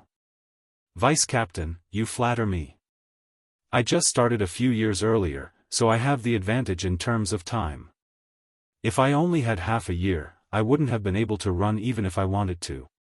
As soon as he finished speaking, the soldiers and water ghosts who were chatting with Yi Qian just now all laughed kindly. "Vice Captain, the female soldier has arrived. You can't be biased because of this." Shoo, shoo, shoo. Does Yi Qian need to be biased? She's been in the army longer than us. Amazing. You guys better hurry up and eat your fill. The Demon King is waiting for you in front. The Great Mermaid, who was usually kind, smiled. After she finished speaking, she saw a hint of respect on the faces of the soldiers. She couldn't help but smile even more. Yi Qian, on the other hand, found it interesting. His vice captain had an amiable personality, which complemented the cold-faced Li Jinyan. "Little Yi, come here for a moment. There's something I need to discuss with you." After talking to the soldiers, the Great Mermaid lowered her voice and said to Yi Qian, "You can't directly participate in water-related training for now. Come with me to do 2 tests first." Yi Qian, who was mentally prepared, nodded slightly and left with the Big Mermaid. "Hypoxia and high CO2 are essential tests for us. Before you came here, you should know that the danger of frogmen is different from that of the army. We're carrying out a mission in the water. The moment we enter the water, it's the same as having one foot in the door of hell. While we're diving in the deep sea, there's the danger of crushing our lungs and drowning at any time. If the soldiers have outstanding hypoxia and high CO2 resistance, even if it's only for 30 seconds, there's still a chance of survival." As she spoke, she brought Yi Qian to the back of the reef island. They stepped onto a small path that led to the other side of the island. Chapter 1256. The two in front talked as they walked. They didn't seem to notice that there was a living person following them. They didn't even look back as they walked from the front to the back of the reef island. When they reached the back of the reef island, the vice-captain pointed at a black reef island that extended into the sea. She smiled at Yi Qian and said, "We have to go to the front. We need to wade in the water. Be careful when you go in. Be careful not to slip." Okay. Yi Qian knew that he was undergoing a training test. He didn't ask any questions and just followed the vice-captain. As for what he said, she just needed to listen and do as she was told. The Great Mermaid was a little surprised. This girl who wasn't even considered a female soldier always gave people surprises. Just like now, when the male soldiers who were selected from the Navy came back here, they couldn't help but ask questions like, "Why are you going into the water?" But she didn't seem to be curious at all. She completely followed the saying, "A soldier's duty is to obey orders." She didn't reject the arrangements made by the higher-ups. It wasn't that he didn't read her information. Like the Demon King, he was also suspicious of the female soldiers that the army suddenly sent over. Even before this morning, he was wondering if he should arrange a ship in advance to send the female soldiers back. Who knew that reality would teach him a lesson that left a deep impression on him and made him realize that he was too narrow-minded. Before seeing it with your own eyes, you shouldn't jump to conclusions easily. The Great Mermaid looked at the two people in front of her who seemed to have forgotten about her. She was so embarrassed that she wanted to carry the oxygen tank and dive as far away as possible. However, he still understood why the vice-captain did this. She wanted him to lower his head first so that Yi Qian would feel better. In fact, Yi Qian didn't take the Great Mermaid's probing to heart. She had warned him and the other party immediately stopped. The matter at that time was already resolved. She wasn't petty enough to make her comrade lower his head and apologize to her. Seeing the vice-captain wading into the water with her shoes on, Yi Qian, who was about to take off his shoes, smiled and followed her. The whale didn't get the order from the mermaid to leave. Seeing this, he smiled bitterly and followed the mermaid into the water. It seemed that if the mermaid didn't talk to him, the mermaid wouldn't let him leave. Their comrades naturally knew what each other was thinking. In fact, the Great Mermaid was also anxious. He didn't expect that Yi Qian hadn't said a word to the great whale even though the three of them had been walking for more than 10 minutes. It was obvious how angry she was. When the Great Mermaid saw this, she sighed softly in her heart. Standing in the cool seawater, she said to Yi Qian, "Little Yi, this morning the great whale tested you with my intentions. He was just following my orders. I know you are angry, Vice-Captain, are you mistaken about something?" Yi Qian did not let him finish. She already knew what he was going to say halfway through. She said helplessly, "I didn't take what happened this morning to heart. If you didn't mention it, I would have already put it aside. Also, I need to make it clear to you that I am not angry about this matter, and there is no such thing as anger." Her gaze was honest and there was nothing strange on her face. Her eyes were as clear as the surrounding seawater, and she could even see her own reflection in them. That magnanimity instantly made the Great Mermaid realize that she had once again misunderstood. The Great Mermaid, who had been in the military for so many years, had never been embarrassed. But now, she was blushing. Chapter 1257. Yi Qian then said, "I came from the army, and I'm a female soldier." Suddenly coming under Demon King Li's command for training will indeed surprise everyone, because everyone knows how strict Demon King Li's training is. The difficulty is so great that even the male soldiers' expressions change. "Vice-Captain, I understand that you all have certain concerns. Because I understand, I've never asked what kind of training you all need me to do, or where you're taking me. I'll obey whatever arrangements the team has for me, and try my best not to bring unnecessary trouble to the team." Just like when you said that you still need to give me a test, I immediately came with you. I think I've already used my actions to tell you that my arrival won't cause any trouble to the team, nor will it cause any trouble for the team. Whatever arrangements the team has for the male soldiers, they can make the same arrangements for me. Ever since I knew that I needed to train with the amphibious frogmen, I've never thought of doing anything special in the team, and I've never thought of leaving so easily in the face of difficulties. In my heart, I've always believed that as a female soldier, I can do the same thing that the male soldiers can do. Furthermore, I'll strive to be the best, and I'll definitely not be a burden to the team, nor will I embarrass the team. After saying so much in one breath, Yi Qian's meaning was very clear. She hoped that in the upcoming training, the male soldiers in the team wouldn't look at her as if she were a female soldier. She also hoped that she wouldn't always think that she was weak because she was a female soldier, and that she needed the male soldiers to give in and take care of her. The big merman naturally understood. As Yi Qian spoke, his expression became more and more serious. When she finished speaking, the big merman knew that he had made a big mistake. He had underestimated the female soldier in front of him, who had a proud and unyielding character. Standing in the sea, he straightened his back and said in a deep voice, "I'm very sorry, Yi Qian. I apologize for my self-righteousness. Please forgive me for my ignorance. Vice Captain, you're exaggerating. You don't know me well, so it's normal for you to misunderstand." Yi Qian smiled. Although there were some unfair things in the army, and some bad people existed, so far, she had only met soldiers with iron bones and righteousness. Every single one of them was a man of indomitable spirit. Every single one of them was an indomitable spirit. She turned around and looked at the increasingly uncomfortable whale. She smiled and said, "I thought you came here to test me. I really didn't take what happened this morning to heart. Although you didn't take it to heart, I still need to apologize to you." Hearing her speak, the great whale heaved a long sigh of relief. He said slowly, "I really shouldn't have tested you this morning. I'm sorry, Yi Qian." Yi Qian sometimes felt helpless against their honesty. He waved his hand and said, "You have your own responsibilities. You don't need to apologize to me.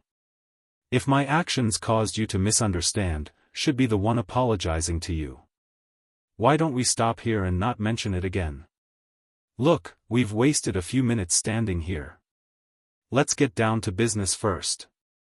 Yi Qian was quick to deal with major issues, not to mention small issues that she didn't even take to heart.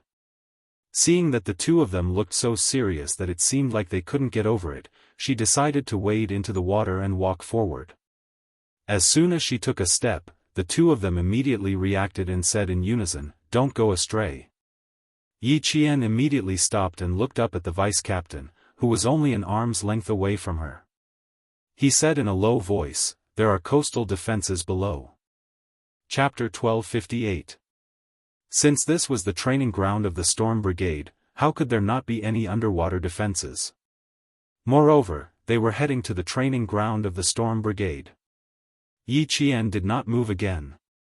She followed closely behind the Great Mermaid until they were about 5 meters away from the end of the reef. There was a natural cave before they stopped. The Great Mermaid stepped onto the reef covered with conch shells, and Yi Qian followed after her. They walked into the cave, and it felt like they were walking into the hinterland of the reef. When they walked in, they realized that there was something special about the cave. The cave was not naturally formed, but built. The entrance of the cave was low, and the direction of the cave was upward. Standing in the cave, they could hear the sound of seawater, but there was no seawater flowing in. "This is one of our training rooms. After a week of training outside, all members will come here for hypoxia testing and training." Opening a steel door, the Great Mermaid pulled open the main switch. The Great Mermaid motioned for Yi Qian to come in. "Later, we will simulate the oxygen concentration at high altitudes. Put on the helmet." She pointed at a transparent helmet that looked like an astronaut's, but there was a long breathing tube in front of the helmet. She motioned for Yi Qian to put it on. By reducing the oxygen concentration in the air, we will first see if you have any extreme reactions to hypoxia. After that, the Great Mermaid smiled and said, but I think you will have no problems. Her data showed that she had undergone training on the plateau, so there was no problem with her body. She would definitely have no problems with her first hypoxia test. Yi Qian's eyes were already looking around. She had never seen the auxiliary equipment used for hypoxia training. She knew that she would have to enter this hypoxia training room in the future. As they spoke, the hypoxia test began. Just as the Great Mermaid said, Yi Qian had no problems with this test. The Great Mermaid recorded everything and said to the Great Mermaid, "You can proceed to the next test." The Great Mermaid nodded and said seriously to Yi Qian, who looked normal, "Frogmen need to be completely hypoxic for 5 minutes to pass. If you feel any discomfort later, just give us a signal. We will also follow the instructions on the equipment to ensure your safety." On the other side, Whale had already taken 2 auxiliary training instruments specially designed for ischemia tolerance and hypoxia tolerance and tied them to Yi Qian's left and right arms. Then, it pressurized the instruments to 220 mm of mercury, so that the upper limbs would experience temporary ischemia for a few minutes. As the breathing mask was removed, Yi Qian, who was wearing a helmet, entered a completely vacuum environment. There was no transition, and he directly entered an oxygen-free environment. 2.5 minutes had passed. Yi Qian's complexion was still normal for the time being. Sitting beside the monitor that was connected to the instrument to record various parameters, the whale's eyes stared at it without blinking. He looked at the numbers that were displayed in green, and then looked at the time that had passed. It had been 3 minutes. It wasn't because Yi Qian's anaerobic test had been going on for 3 minutes. Even though her data had changed, it wasn't the limit yet. Normal people could only go on for 1 to 2 minutes at most, but she had already gone on for 3 minutes. Wait a little longer, wait a little longer. If it was still the same after 4 minutes, then she would be the one with the best results among this batch of soldiers. Someone pushed the door open and walked to the side of the whale, who had a solemn expression and a hint of excitement. "How many minutes has it been?" It was Li Jinyan's voice. The parameters only started to change after 3.5 minutes. Even though the whale spoke in a low voice, it wasn't difficult to hear the excitement in his voice. "Demon King, I bet that Yi Qian can definitely last for more than 4 minutes. Chapter 1259. Li Jinyan was a lot calmer in the face of the whale's excitement. Although his expression was still indifferent, from the way he stared at the various parameters, it was more or less obvious that his heart wasn't as calm as his expression. Hypoxia could cause headaches, fatigue, difficulty walking, panic, shortness of breath, chest tightness, and pulmonary edema. In severe cases, it could even lead to death.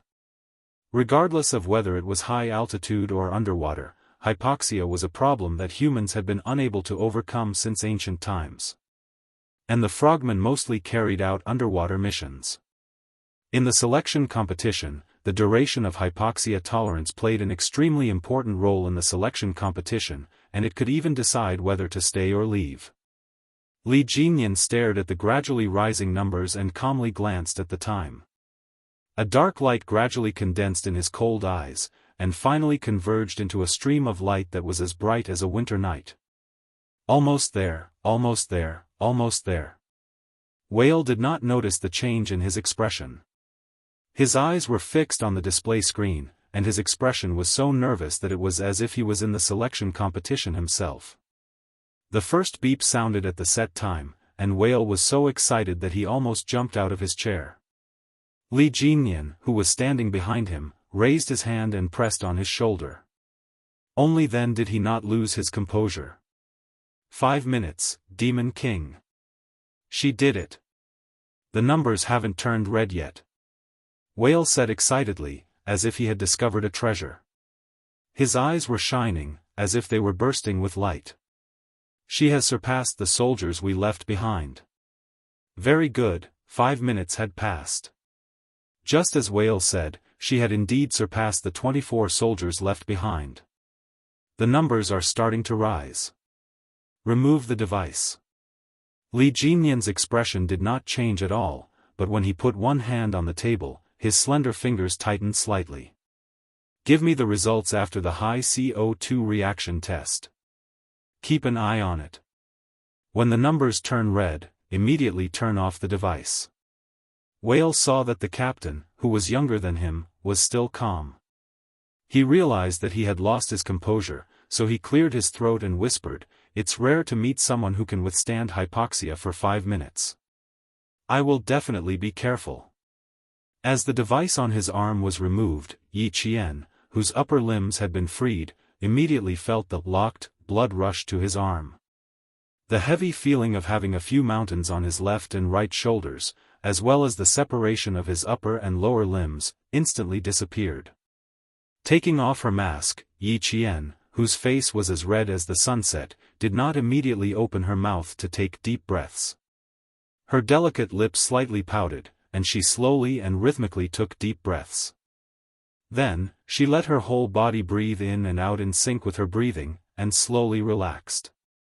The lack of oxygen for 5 minutes was like walking back from the gates of hell. Large droplets of sweat were still dripping from his back. The sweat on his forehead had gathered into small streams, dripping down his chin and onto his lapels. The big mermaid, who had been keeping watch, took a deep breath before breaking the silence in the room. Not bad, 5 minutes and 24 seconds. Although its voice was soft, there were obvious fluctuations. It could be seen that the big mermaid was a little excited. 5 minutes. A qualified frogman's hypoxia training lasted 5 minutes. How could he not be excited? But she quickly sobered up. No matter how excited she was, she belonged to the army. Yi Qian had been counting the time in her heart. When she heard the big mermaid's words, she smiled and said, "My arm is tied to the device.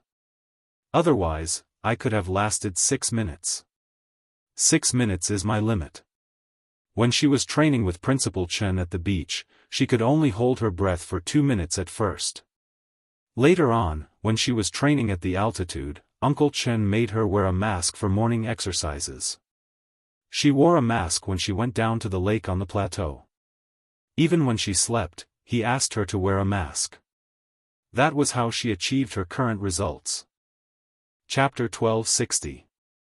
6 minutes was Yi Qian's limit, but for many people, 6 minutes of lack of oxygen underwater was enough to kill them.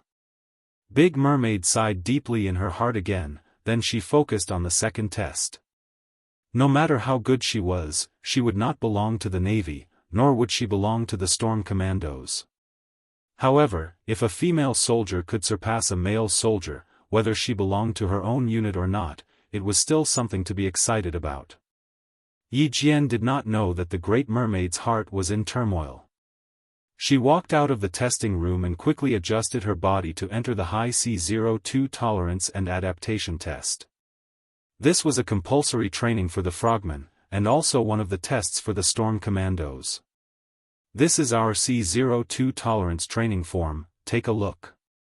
Big Mermaid, who accompanied and recorded the whole process, stood in the clear water and said to Yi Qian, who was already prepared, "Your breathing time will decrease by 15 seconds, but the time you can hold your breath will remain the same. We have 30 minutes of testing, you may feel a little uncomfortable, and you may even experience nausea and vomiting. There is a coral archipelago below, you need to dive to the bottom of it, which is about 15 meters from the surface. Remember, Yi Qian, we need to record your best personal score and your worst score. In 30 minutes, I want to know if your average score is passing." High CO2 was a dangerous test for diving underwater without any air source. When Yi Qian held her breath and dove to the bottom of the sea, she closed her eyes and kept her breathing tight, swimming like a fish to the bottom of the sea. The oxygen content in her blood began to decrease, and the high concentration of CO2 gradually made her body uncomfortable. Her diaphragm muscles began to twitch, telling Yi Qian that she needed to breathe, needed to rise to the surface to get oxygen. "Relax, relax, the body must relax, let the body and mind not be afraid of the gradually increasing CO2 content in the body, listen to the sound of the water, feel the joy of the fish swimming by, and avoid being disturbed by fear and other factors. When the oxygen content in her blood reached the limit, Yi Qian quickly rose to the surface. Don't rest for too long, otherwise the CO2 accumulated will be expelled from the body because of the long rest, and you won't be able to accumulate high CO2. Once you float to the surface for more than 30 seconds, the cumulative effect of CO2 will be very bad. Yi Qian, you need to take a breath within 20 seconds and dive back into the sea. Big Mermaid's strict voice kept reminding Yi Qian. He held a timer in one hand, waiting for Yi Qian to take a breath and dive back into the sea, and his expression would become more serious. 20 seconds for breath was actually quite harsh for a recruit, but he really wanted to know if Yi Qian could surpass a recruit, so he took the risk of taking a breath in 20 seconds. To the recruits, taking a breath in 20 seconds was a little dangerous, but to the storm commandos, taking a breath in 20 seconds was a long time. During the whole breathing process, every breath would exchange the air in the lungs. The frogmen rested for 15 seconds and immediately entered the next round of high CO2. Giving Yi Qian an extra 5 seconds was what Big Mermaid finally found to be feasible and conservative after a few rounds of testing. Yi Qian dived 15 meters into the sea in one breath, held his breath for 2 minutes, and then rushed back up to rest for 15 seconds. This cycle continued for 30 minutes, and when the entire test was over, even the hard-working Yi Qian felt as if all the energy in his body had been sucked out. Big Mermaid looked at the female soldier who was completely drenched, but still maintained the pride of a soldier, and then looked at the record on the form. His Adam's apple lightly moved up and down a few times. This kind of record was enough to make their comrades' jaws drop. Chapter 1261. Soon, Yi Qian's HCA02 tolerance test form was handed over to Li Jinyan, who was on the phone. Looking at the data on the form, the usually cold Demon King could not help but raise his eyebrows. A female soldier who could be appreciated by Xia Jinyuan was indeed a little different. How is it? Is she qualified enough to stay? The dignified voice of the Navy Commander-in-Chief came from the phone. He was asking about Yi Qian. Early in the morning, you didn't give the female soldiers any time to recover. Instead, you ran with the male soldiers while carrying weights and then started a high-pressure test. Li Jinyan, you're too bold. The physical fitness of the female soldiers was already worse than the male soldiers, and the test was arranged so closely. When the Navy Commander-in-Chief heard about it, he was so scared that he broke out in cold sweat. Putting aside the hypoxia test, they even had to do a half-hour HCA02 test. Did they treat the female soldiers as members of the Storm Commandos? How audacious! Didn't I tell you? Since the army is determined to send her over, you don't have to care if she's good or not. Just keep her. You have to give face to the army. Since she's here, we'll take her in. As for the results of the training, that's not your problem. It's up to the female soldiers to see if they put in the hard work. Don't be so strict with your requirements. She's a female soldier after all. Could it be that you expect a female soldier to be able to transform into a dragon in the sea, just like you? Wake up, Li Jinyan. No matter if she's good or not, whether she can keep up with your training, you have to fucking keep her. In short, she had to stay. There was no way she could be sent back.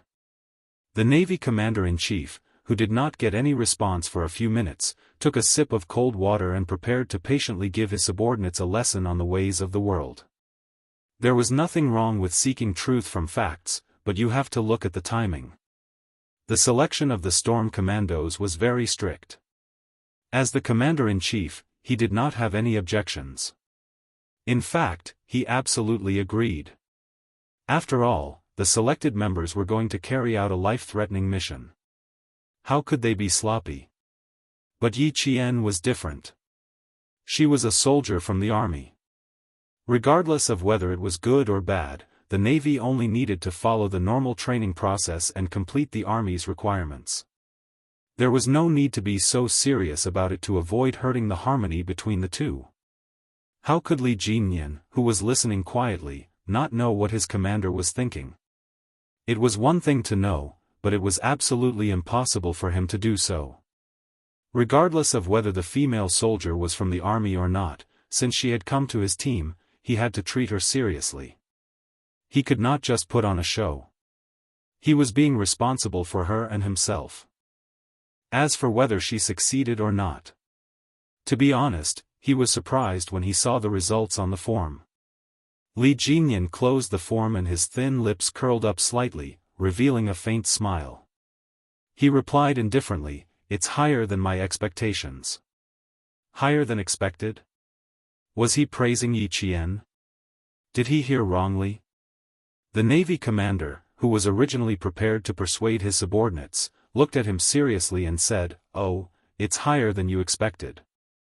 Do you think the army has nothing better to do? Do you think they would just find a random person to stuff into your hands?" While he breathed a long sigh of relief in his heart, he said, "To be able to make you say something that's higher than your expectations, it should not be an ordinary person." Li Jinyan became the captain of the frogman unit at a young age. It was not because of his good life and high education, but because his ability was enough to convince the others. In addition, he was very strict with himself. Every time he trained, he would advance and retreat together with his comrades. Even if the entire training style was harsh, his comrades in the team did not say a word. Everyone was convinced. Chapter 1262.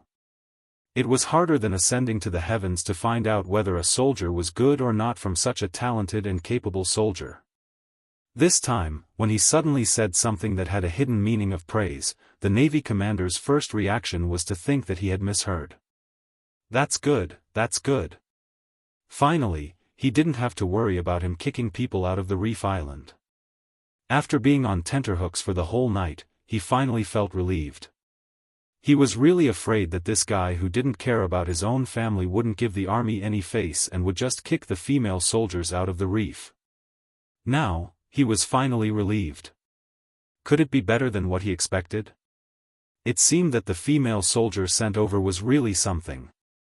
The Navy commander and Li Jinjun both had the same thought before this. The female soldier was outstanding in the army, but it didn't mean that she would be equally outstanding in the frogman unit. They both had this thought and didn't have any hope for Yi Qian at all. The Navy commander thought that as long as they could get along on the surface, he would keep her for the sake of both armies. He would just train her for 50 days and send her back to the army. That way, both sides would be happy.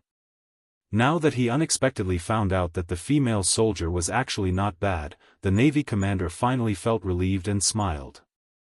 "In that case, I don't have to worry about you kicking her out in the future. Based on her current test results, I don't think she will for the time being." Li Jinyan didn't say anything to reassure the Navy commander. The test only meant that Yi Qian didn't have to be sent back for the time being.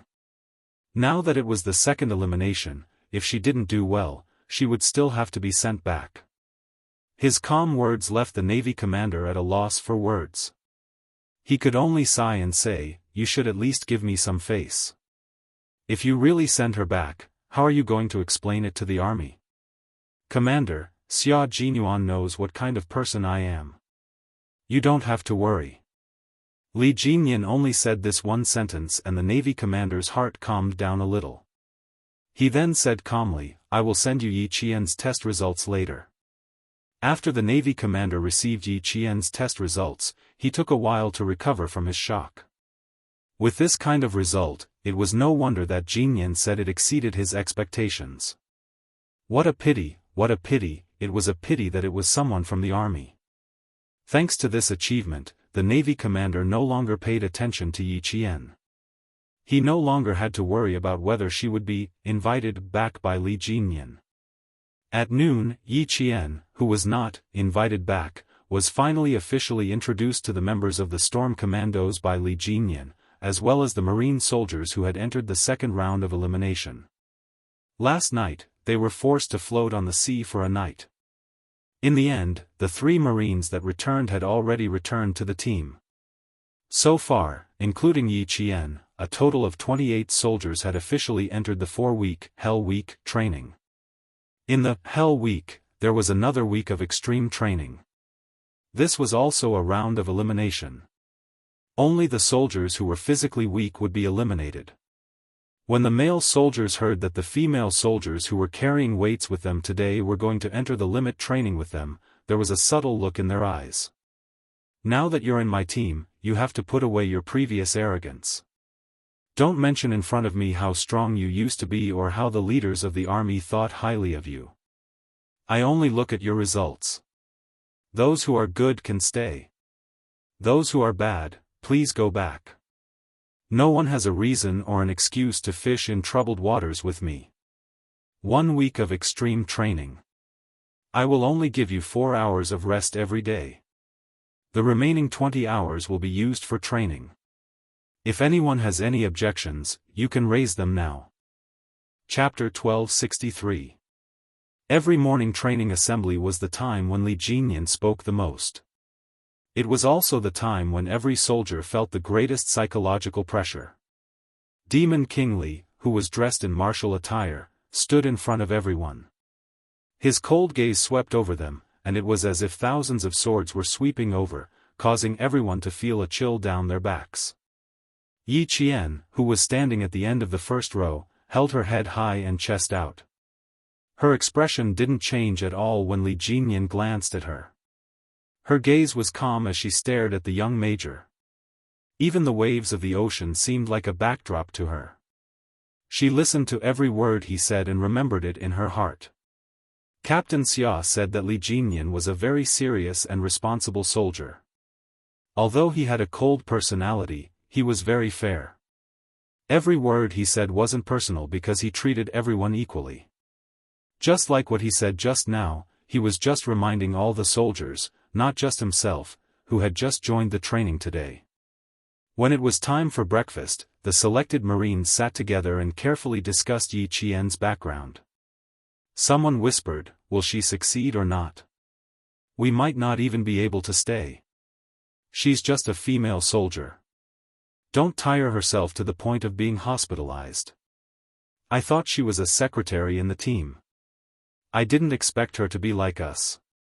Didn't they say that the frogmen didn't recruit female soldiers? Why are they recruiting female soldiers now? Keep your voice down. Don't let the Demon King hear you. Whether she succeeds or not isn't up to us.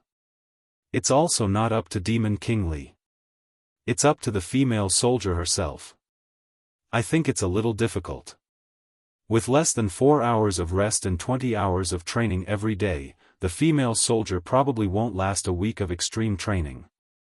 Like the members of the Storm Commandos, they all agreed that Yi Qian definitely wouldn't make it. Yi Qian also knew that she had become the topic of discussion among the male soldiers. Standing in front of Li Jinyan, she said calmly, "I don't have any special requests. I'll do whatever the team arranges. I'll only ask once." Faced with Yi Qian's calmness, Li Jinyan nodded slightly in secret. No special requests, and she didn't take the opportunity to make any requests. It was easier than expected. As long as it was easy, it was fine. He also didn't like having a delicate female soldier in his team who would make requests and cause trouble every other day. Yi Qian, who understood what he was implying, smiled slightly. Looking at the young major who was praised by Xia Jinyuan, he said slowly, "I'll also only say this once. Not only was it easy, but also capable and experienced." Li Jinyan really didn't say another word. He gestured for Yi Jian to return to the team and turned to leave. He was responsible for himself and every recruit. He's as heads he was very well. He was responsible. He was responsible for himself and every recruit. A responsible man. No matter how cold he was, he wouldn't make people feel disgusted. He would only make people admire him. The male soldiers not only respected Demon King Li, but they also feared him. Yi Qian, who was always calm, didn't fear him. She didn't even look at Li Jinyan's face in the next week's extreme training. She didn't have much time to pay attention to him. The Navy's extreme training was related to water. There were too many things to learn. Even if she trained for more than 20 hours a day, she still felt that there wasn't enough time. From the obstacle course training to the boat training to the surfing training on the last day, Yi Qian wished that she could break 1 minute into 2 minutes.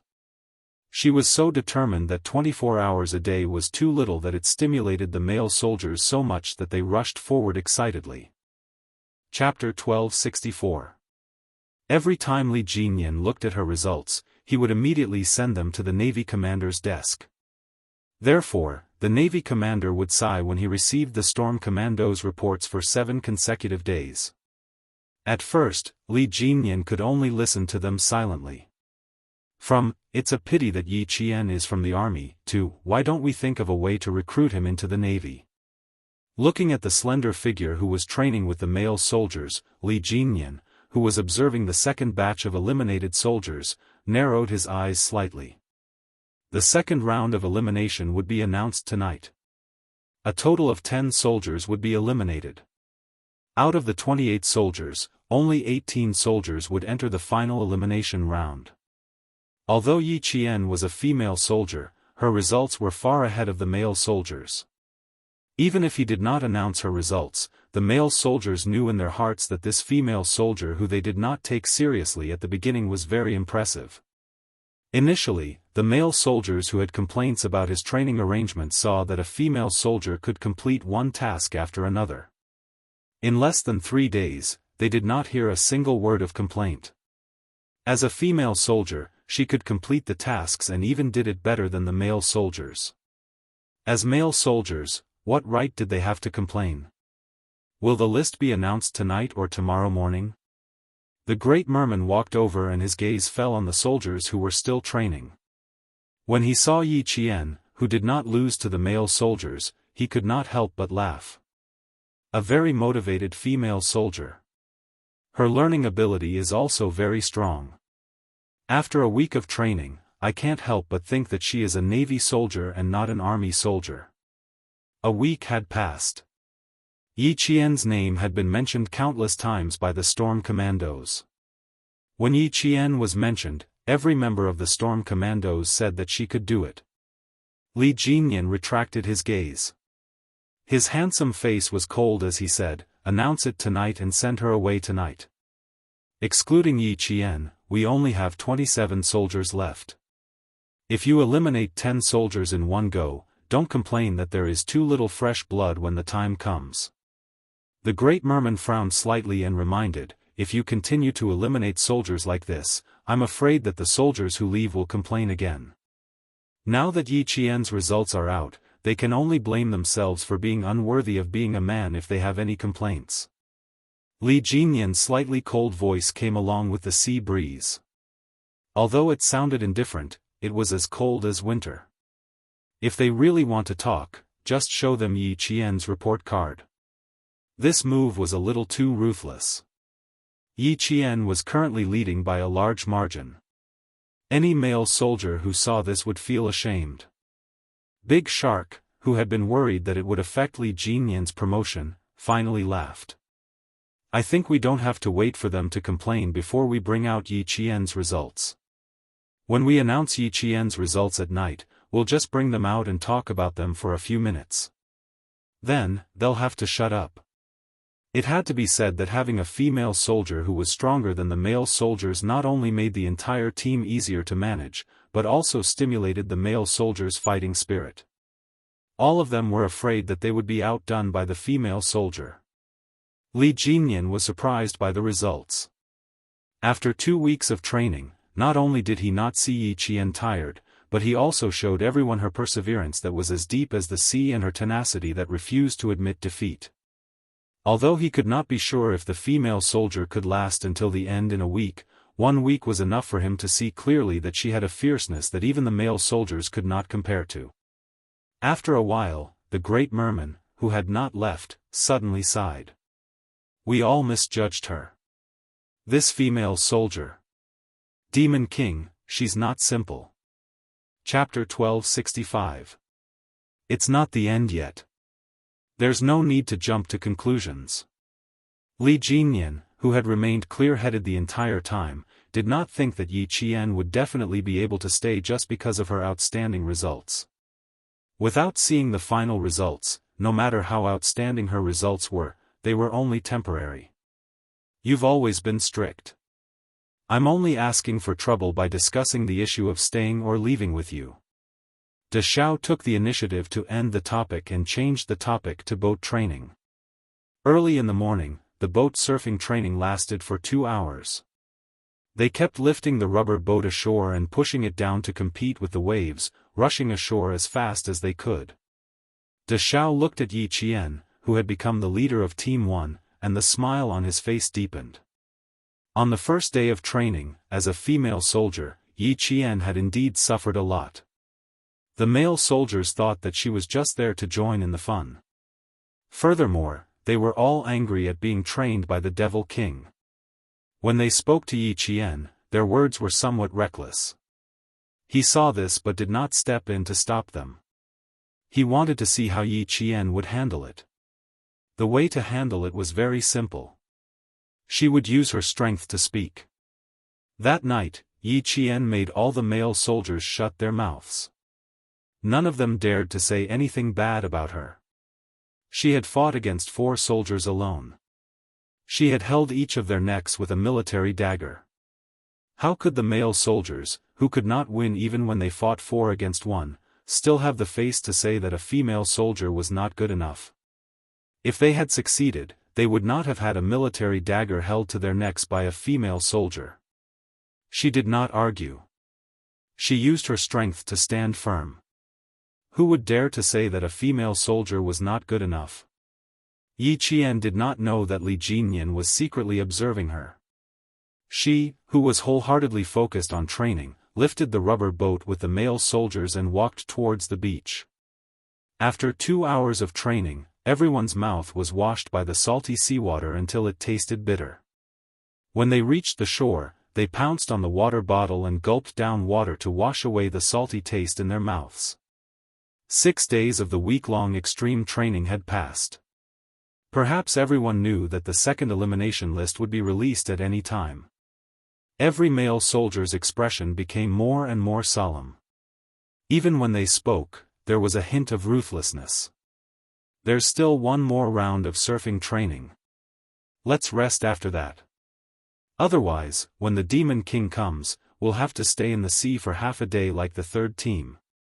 A male soldier said with lingering fear. He hurriedly drank a few mouthfuls of water and didn't dare to stay any longer. He asked his teammates to hurry up and finish the last set of surfing training. The boat surfing training was one of the many physical training programs that had been eliminated. After that, there would be rock carrying, obstacle surmounting training, and log carrying training. These were all daily essential training. Not only that, all the soldiers, including Yi Qian, would be doing more running, swimming, and physical training than the previous week.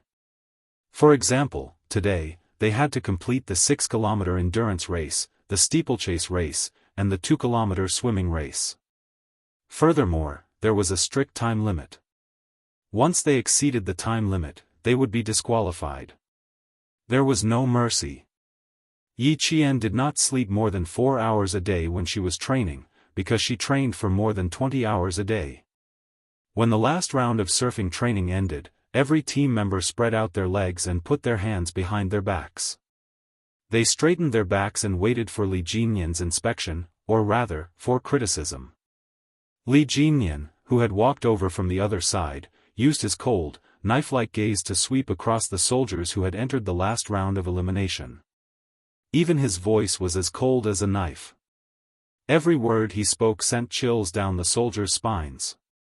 Chapter 1266. After breakfast, rest for an hour and then swim 100 meters. He glanced around and didn't criticize them like he usually did. He only left a cold sentence for the soldiers who stood out from the 100 soldiers and entered the second round of elimination. Although it was only a sentence, it was like a nightmare. The soldiers who were eating breakfast didn't have the mood to do anything. The swimmers' hands had to be tied behind their backs and their legs had to be tied. They had to rely on their body to complete the swim. This was a task that not only required good swimming skills, but also good mental fortitude. Perhaps they had all guessed that the second round of elimination had entered the most critical moment. Even though they had entered the most difficult part of the training, every soldier's expression was extremely serious. They didn't show any signs of fear. Their faces didn't show it, but when they stood on the water's surface, the corners of two male soldiers' mouths twitched fiercely. Their small bellies and legs also began to tremble slightly. This scene was recorded by the members of the Storm Commandos and included in their individual scores. Relax your body. Just like when you swim without moving your hands and legs. Big Whale, who was tying Yi Qian's hands behind her back, reminded her softly, use the strength of your waist to push forward. You have to be fast. Don't relax halfway. Yi Qian smiled and joked, fortunately, it's only 100 meters. If I had to do 200 meters like you guys, I wouldn't have much confidence. Although Yi Qian trained with the soldiers, her identity was still special. She knew the uniqueness of Li Jinyan's team, so she could joke around with the members of the Storm Commandos. The members of the Storm Commandos also liked to chat with Yi Jian, who was stronger than the male soldiers. She was a proper female soldier from the Special Forces. Hearing this, Big Whale chuckled and replied, "You're swimming well." Our Navy's commander sighed for a long time, lamenting that you're not from the Navy. The 28 soldiers had their hands and legs tied. They were waiting for the whistle to blow before diving into the water one by one and diving for 100 meters. It was time to test their swimming skills and mental fortitude. A sharp whistle sounded. Yi Qian turned into a fish. Her speed was extremely fast, and her diving posture was extremely graceful. She dove into the water without any hesitation. The entire surface of the water began to boil, and a series of plop sounds could be heard. 28 figures jumped into the water. The Storm Commandos who were holding stopwatches had already started counting down. They were only waiting for the soldiers to finish the 100-meter dive before recording the time they spent on the scoresheet. Just like what the whale had said, diving with both hands and feet tied depended on the strength of the waist. Yi Jian was not the best swimmer, but she was definitely one of the most flexible. Coupled with her high C02, she had good endurance and adaptability. Even though she was not a swimmer, she still managed to squeeze into the top 3. She's the first one to jump into the water, Demon King. I bet she'll definitely squeeze into the top 3. Big Whale whispered to Li Jinyan, unable to hide the excitement in his voice. At this rate, we can definitely recruit a female frogman into our team. Demon King, why don't you consider snatching someone from the tiger's mouth? Not only did the great whale think so, but so did the naval commander. Li Jinyan glanced at his comrade. How do you plan to snatch it? Will you step in? I think the commander has this idea. Unfortunately, it won't work, Big Whale said sadly. He saw that some soldiers had already surfaced from the water. Then, he saw Yi Qian following closely behind. His eyes lit up, and he was so excited that it was as if he was the one who had been training.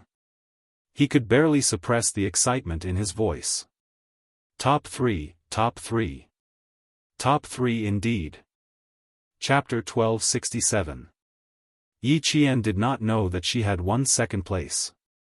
She only knew that if she did not swim with all her might, she would probably sink to the bottom of the water and would not be rescued in a short time. If she wanted to survive and not be drowned by the water, she had no other choice but to swim with all her might. At the same time, she had to thank Demon King Li for being merciful and not letting them swim in the seawater filled with seaweed. Otherwise, it would have been even more dangerous. When she could finally emerge from the water and breathe heavily, Yi Qian had a lingering fear that she had escaped death. After a few years of training, this was the first time she had felt this way. especially when she subconsciously wanted to move her hands when she fell into the water. However, both her hands and legs were tied. That sudden feeling of fear instantly overwhelmed her. Even though she had a good mental fortitude, she still panicked for a few seconds. Fortunately, she reacted in time and immediately used the strength of her waist to swim. Otherwise, she might have really sunk to the bottom of the water. You struggled underwater and the skin on your legs has been broken. The member of the Storm Commandos who untied her hands smiled and said, "In the future, there will be more underwater training that will torture both your mind and body. Not only will your hands and legs be tied, but you will also be tied to an oxygen tank. Little Yi, when that time comes, you will know what it means to swim as fast as possible with all your might." They even had to tie an oxygen tank. Yi Qian's scalp went numb just by listening to it. I finally understand why the Demon King is so strict. If he is not strict, something will definitely happen during training. The Demon King is cold on the outside but warm on the inside. He is strict with all of you because he is responsible for all of you.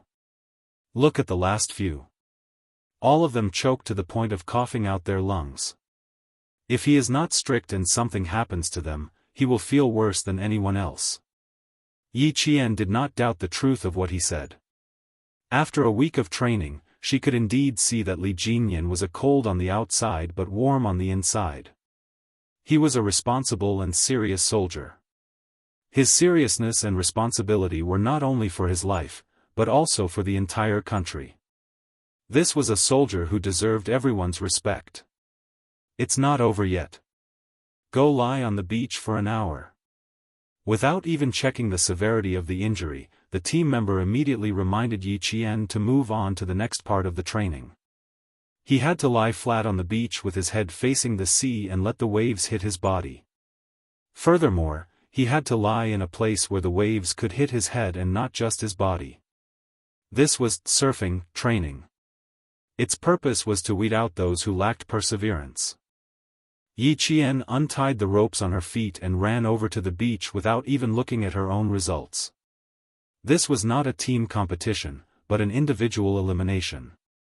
She had no way of helping the soldiers who were choking on water and coughing violently. Water ability and mental toughness were reflected one by one in the bondage swimming competition, which took up the most important positions in the second round of elimination. At 6:00 in the evening, the last day of the Hell Week training ended. The soldiers who returned from the seaside had even changed their running movements. They were like old men who had severe rheumatism. Their limbs were so stiff that they could only walk like robots with every step they took as if their joints had malfunctioned. Yi Qian knew that there was not a single part of her body that was unharmed. Her body was red and swollen from being soaked in the sea. Even the most basic movements were excruciating. However, the finish line was right in front of her. She could only grit her teeth and persevere. There was no way out. Yi Qian had always been cruel to herself until Li Jinyan called out a list of names that did not include her name. After a week of extreme underwater training, Yi Qian slowly sat down on the beach under Li Jinyan's signal and tried to calm her trembling feet. Chapter 1268. The basic training was finally over. The next step was combat diving. The eyes of the remaining male soldiers were slightly red. It had not been easy. They had endured until who knew how many layers of skin had been peeled off. The male soldiers who left did not complain. They were not even as good as the female soldiers. How could they dare to complain? The 3 soldiers who returned from the first batch went through several rounds of elimination training. In the end, only one of them remained. The 2 who left did not look unconvinced like they did in the first round. Instead, they took the initiative to admit their shortcomings and let down Demon King Li's trust in them. At that time, the setting sun was just right. The bright red sun hung low at the end of the sea, using its last rays to send off the young soldiers who had lost with their backs straight. Someone started singing a military song. The male soldiers who were originally sitting down helped each other stand up. They used a loud military song to send off their comrades who were leaving. Steel needs to be forged, swords need to be sharpened, spears need to be wiped. Soldiers love the military training ground, sweat blooming the heroic flowers. Practice, practice, practice, let's practice wrestling, hey. Let's practice grappling, remember the sacred mission in our hearts. Love the army, practice martial arts to protect the country. The soldiers who were left sang. The soldiers who were leaving sang. The "Love the Army, Practice Martial Arts" song accompanied the most beautiful sunset to send off their beloved comrades. While Yi Qian was singing the military song, Yi Ying in the provincial capital was also making use of the time to sing the military song. She had made up her mind to join the army. Under Yi Zhifan's selection, she decided to enlist in the military arts. She had a foundation in singing and dancing. She could also play the piano well. In addition, she was 165 centimeters tall. Her temperament and appearance were not bad. As long as there were no accidents, enlisting in the army would not be a big problem. In order to let his daughter Yi Ying enlist in the army, Yi Zhifan, who wanted her to enter the capital's political group, had already started to run around. He was trying to make arrangements for his daughter to have a good future. "Ying, are you done?" Sun Dongqing's urging voice came from outside the room. Tonight, the family of three had invited a guest whose family had connections in the capital for dinner. As the main character, Yi Ying was still tidying up her room and had not come out. Sun Dongqing saw that it was already 6:00. She was afraid of being late and leaving a bad impression. She could not help but urge her daughter. "Hurry up, it's already 6:00. We're supposed to arrive at 7:00, so we have to be there 10 minutes earlier so as not to be rude." In the room, Yi Ying looked at herself in the mirror. She nodded in satisfaction as she looked at herself in the mirror. She was wearing an aqua blue knee-length princess dress. She smoothed her beautiful black hair before opening the door. "My family has a daughter who has just grown up." The 19-year-old Yi Ying is indeed a pretty girl in terms of appearance and temperament. Sun Dongqing couldn't stop smiling when she walked out after tidying herself up. Yes, my Ying Ying is so beautiful. Look at her small mouth and big eyes. She's really beautiful." Yi Ying smiled and twirled in front of Sun Dongqing. She raised her chin and said arrogantly, "How can I embarrass you and Dad?" She heard that the guests tonight were not ordinary people. There was even a diplomat in the family. If she didn't clean herself up, how could she be worthy of her family's painstaking efforts? Once she entered the army, she would definitely let that wretched girl Yi Qian have a look. Yi Ying, who left home with great ambitions, followed her parents to the most famous restaurant in the provincial capital. She stood upright and had a smile on her face. She was reserved and polite as she waited for the guests to arrive. Come. Brother Qin, this way please, this way please." Someone outside the private room pushed open the half-closed door. Then, the person who spoke walked in and said to Yi Zhifan, who had already stood up, "Director Yi, the guests are here. You have to treat them well." Chapter 1269. When the door was fully opened, Yi Zhifan saw a young man in a suit and leather shoes walking in with the middleman. Old Jiang, the head of an industrial company in the provincial capital. "Director Yi, this is the son of the Qin family in the capital. You know the Qin family, right? Brother Qin is the son of the Qin family." Old Jiang respectfully invited Mr. Qin over and only introduced him to the Qin family.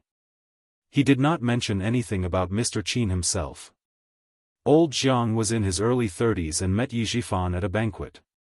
He inadvertently found out that Director Yi wanted to send his daughter to the Beijing government regiment to be an art soldier. He remembered that he had heard rumors that Director Yi was likely to be promoted to be the second in charge of the provincial construction. He wanted to enter the real estate business, so he took advantage of the opportunity when the Qin family came to the provincial capital to celebrate grandfather Chao's birthday to act as a middleman. As for whether or not he could persuade the Qin family to help him, it was not up to him alone. It depended on the progress of the banquet. But old Jiang secretly glanced at the corner and felt that there shouldn't be a problem. Director Yi had a beautiful daughter and Qin Yi was famous for being a womanizer. If he really took a fancy to Director Ye's daughter, wouldn't it be a piece of cake for him to get her into the Beijing political group? Yi Zhifan clearly saw the young man that old Jiang had brought over. Not only was he too young, he even had a frivolous look on his face. Before he even opened his mouth, Yi Zhifan's heart sank. Yi Ying stood up and looked at the so-called nobleman. She could not help but frown. A diplomat? Is this what a diplomat looks like? Why does he look so unreliable? Yi Ying looked at the so-called young diplomat and the diplomat, Qin Yi, did not avoid looking at Yi Ying. Brother-in-law Jiang really didn't lie. The little girl looked fresh and lively. Her almond-shaped eyes were big and bright, revealing a charming charm. Also, with that slender waist, she was worthy of being a dancer. At first glance, one could feel her tenacity. In the capital, Qin Yi was famous for being a playboy. He was proficient in eating, drinking, and playing. His appearance had inherited the Qin family's usual gentle and handsome appearance. His clothes and speech were all good. Therefore, he was particularly popular with women. When Yi Ying first met Qin Yi, she was also deceived by his gentle and handsome appearance. She thought that he was really a gentle diplomat.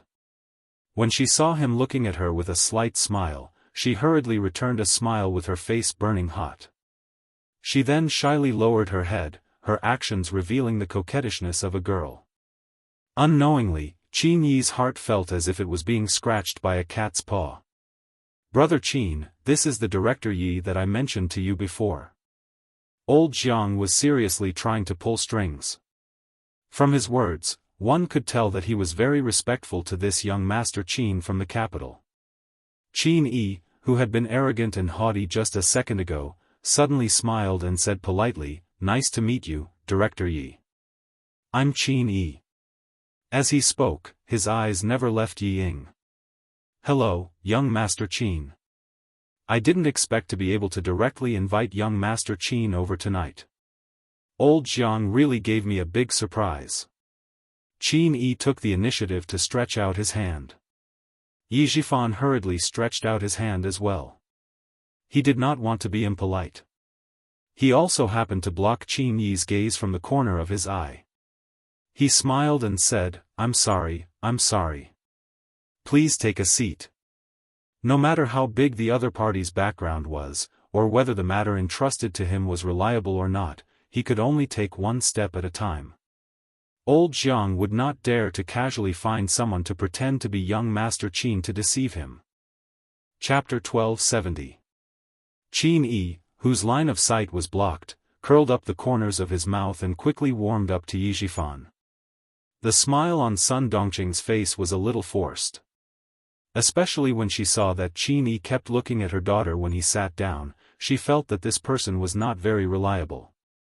How could he look at a young girl as soon as he came in? He was too impolite and too frivolous. "Director Yi, you are too polite. I am just a junior. How can I be worthy of your toast? Every time my father came back to China, he told me to be humble outside and not do whatever I want in the name of the Qin family. You are a friend of Brother Zhang's, so you are also my elder. I should toast you with this cup of wine." Qin Yi's appearance was not only deceptive, but his glib tongue was also equally deceptive. His words not only reflected his extraordinary status, but also gave Yi Zhifan an opportunity to ask his father about his work. Yi Zhifan, who had been wondering if Qin Yi had some sort of connection, laughed heartily and said, "Sure enough, only a talented person from a prestigious family can have such a broad mind. Young Master Qin is young and promising, and with the support of his family, his future is limitless. I wonder where young Master Qin's father is in politics? If there is a chance, I must pay him a visit.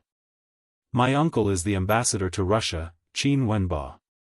Director Yi may not have heard of him, but I think Director Yi should have met my brother, Xianxia. My brother often came to Nan province 2 years ago. Maybe Director Yi and my brother met at a conference. Qin Wenbo did not know much, but he knew Qin Xiu. They had indeed met each other at the meeting. Yi Zhifan was enlightened by old Jiang's words. Old Jiang had not lied to him. He quickly said, "No wonder I felt that young Master Qin looked familiar. It turns out that you are the younger brother of Translator Qin. 3 years ago, I did meet Translator Qin several times at a conference. Unfortunately, Translator Qin was very busy at that time and did not say much. My brother is a busy man. As his younger brother, I have to apply in advance if I want to say a few words to him." The smile on Qin Yi's face deepened.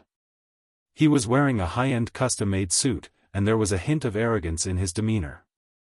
This made Yi Zhifan's smile even more genuine. Although this young Master Qin in front of him was a little frivolous, he was indeed a member of the Qin family. Upon closer inspection, he did look similar to Qin Xiu, whom he had met a few times. Old Jiang, who was sitting next to them, could not help but let out a sigh of relief when he saw the two of them. Qin's name was Qin's name was Qin's name. After all, Qin's mother's family, of Qin was Qin's, of course. Was. Of Qin was of Qin of his of. Qin Xiu's. Brother Qin, you talk to Director Yi first. I'll go and see if Grandfather Chao has arrived. Old Jiang stood up, intending to leave some space for Qin Yi. If Grandfather Chao arrives, I'll come and find you immediately. Qin Yi could not wait for him to leave.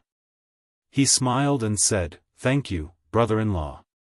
Today was Grandfather Chao's 80th birthday. As a member of the Qin family, how could Qin Yi be absent? Yi Zhifan's eyes flickered and he looked embarrassed. He apologized, "I've troubled young Master Qin to take the time out of his busy schedule to come here. How about this? If young Master Qin is still in the provincial capital tomorrow night, I'll host another banquet to thank young Master Qin. The first time might not work, but the second time would be more likely to make it happen." Chapter 1271.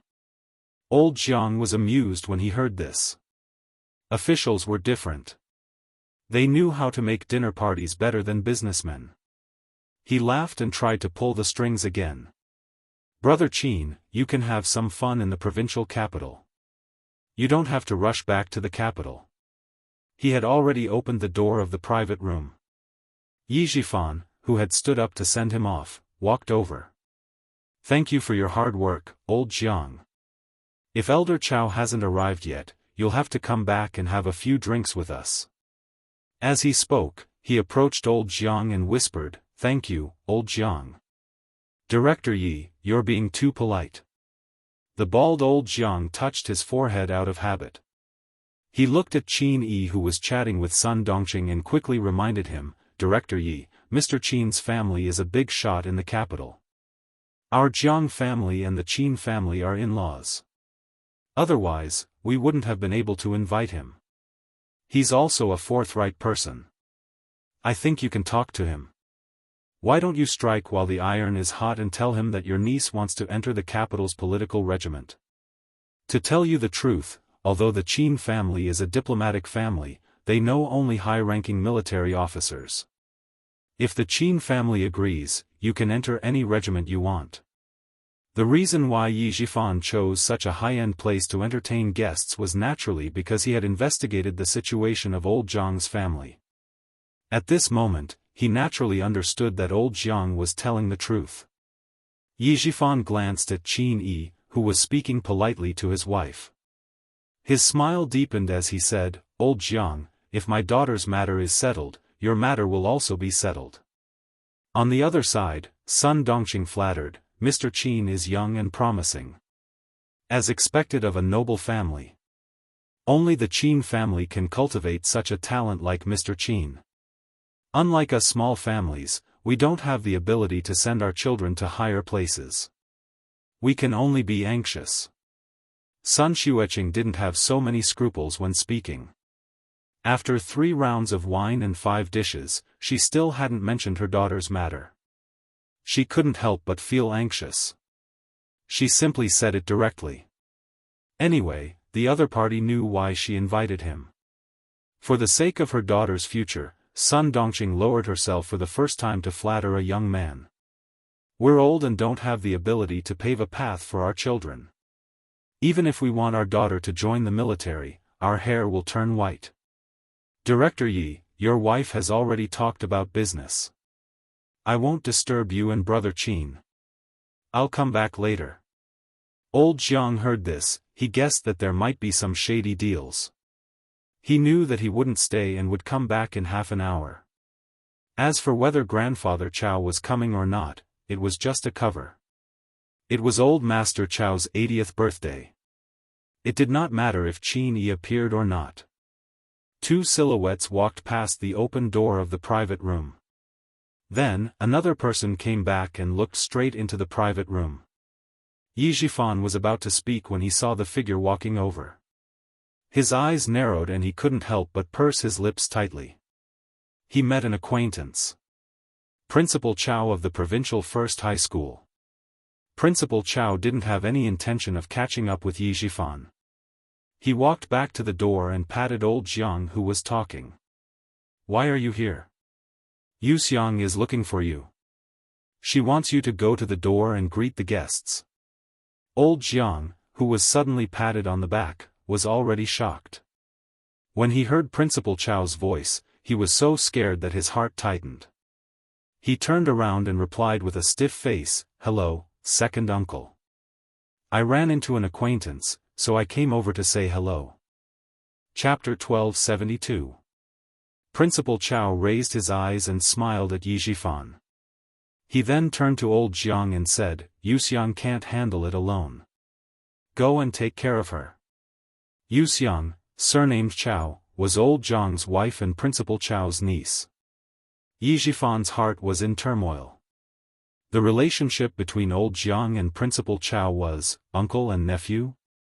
He had investigated old Jiang's family and knew that his wife was old Master Chao's niece, but he didn't know that Principal Chao was also a member of the Chao family. Old Jiang did not dare to stay any longer.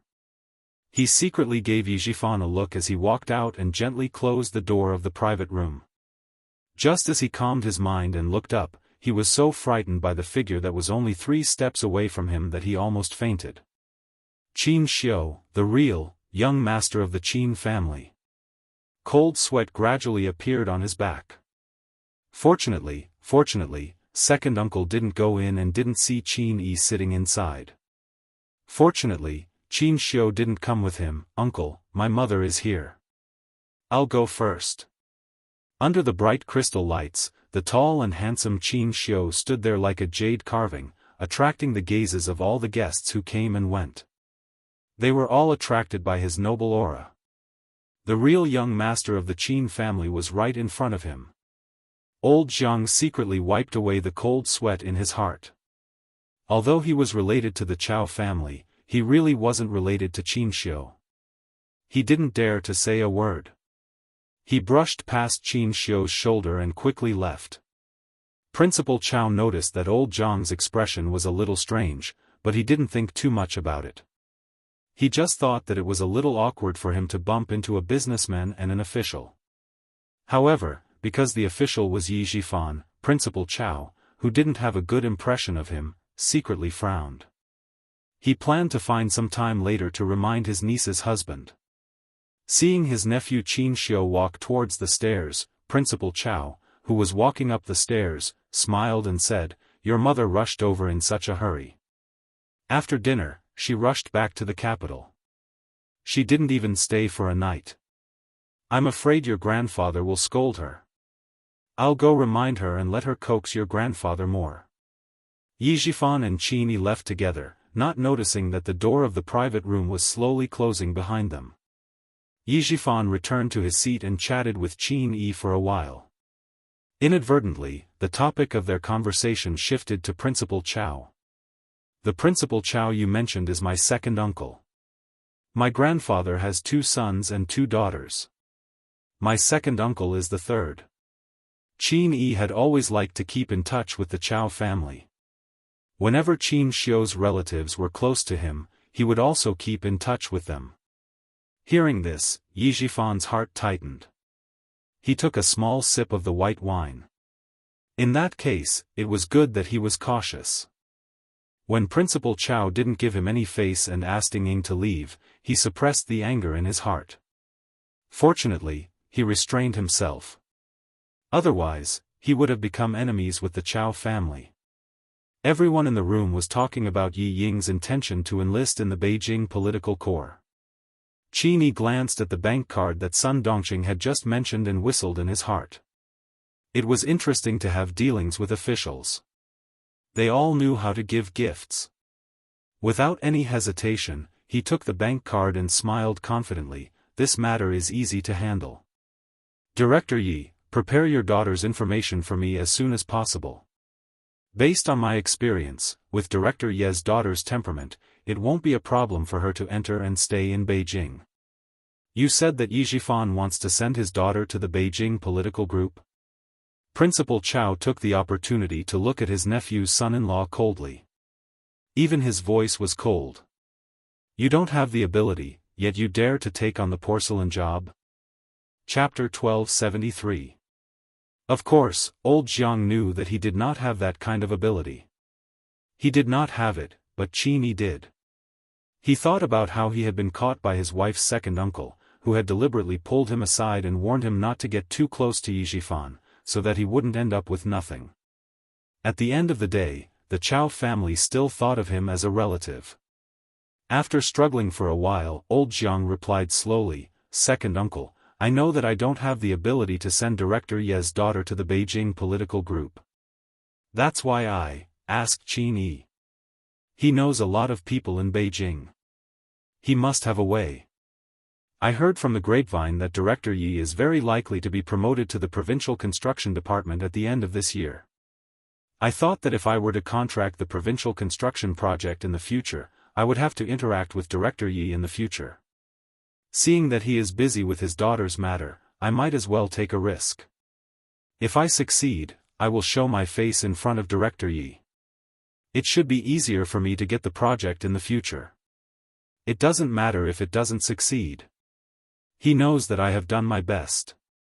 You know that we are businessmen. We must be careful." I took advantage of the old man's 80th birthday to arrange a meeting between Director Yi and Qin Yi. After listening to his explanation, Principal Chao slightly narrowed his eyes. Director Yi is a provincial official. He doesn't need to rely on his connections to send his daughter to the army. It is not difficult for his daughter to enter the Beijing political group. Why does he need to rely on his connections? With his influence in the southern province, he can write a letter of recommendation and bring it to the army. The army will consider or prioritize it. There is no need for him to rely on his connections. He paused for a moment and asked old Jiang, "Zhengyan, are you close to Director Yi?" Old Jiang, full name, Zhengyan. Second uncle, if I want to be close to him, why would I need to go through so much trouble to ask Qin Yi to help me? I'm just trying. I won't lose anything anyway. Jiang Zhengyan smiled embarrassedly. Although he had a small achievement, he was still far from the real big boss. Now that he finally had the opportunity to double his business, even if there was only a slim chance, he wanted to try. Principal Chao didn't blame him. Jiang Zhengyan was considered a promising person among his nieces and nephews, but he didn't use the Chao family's name to expand his own network.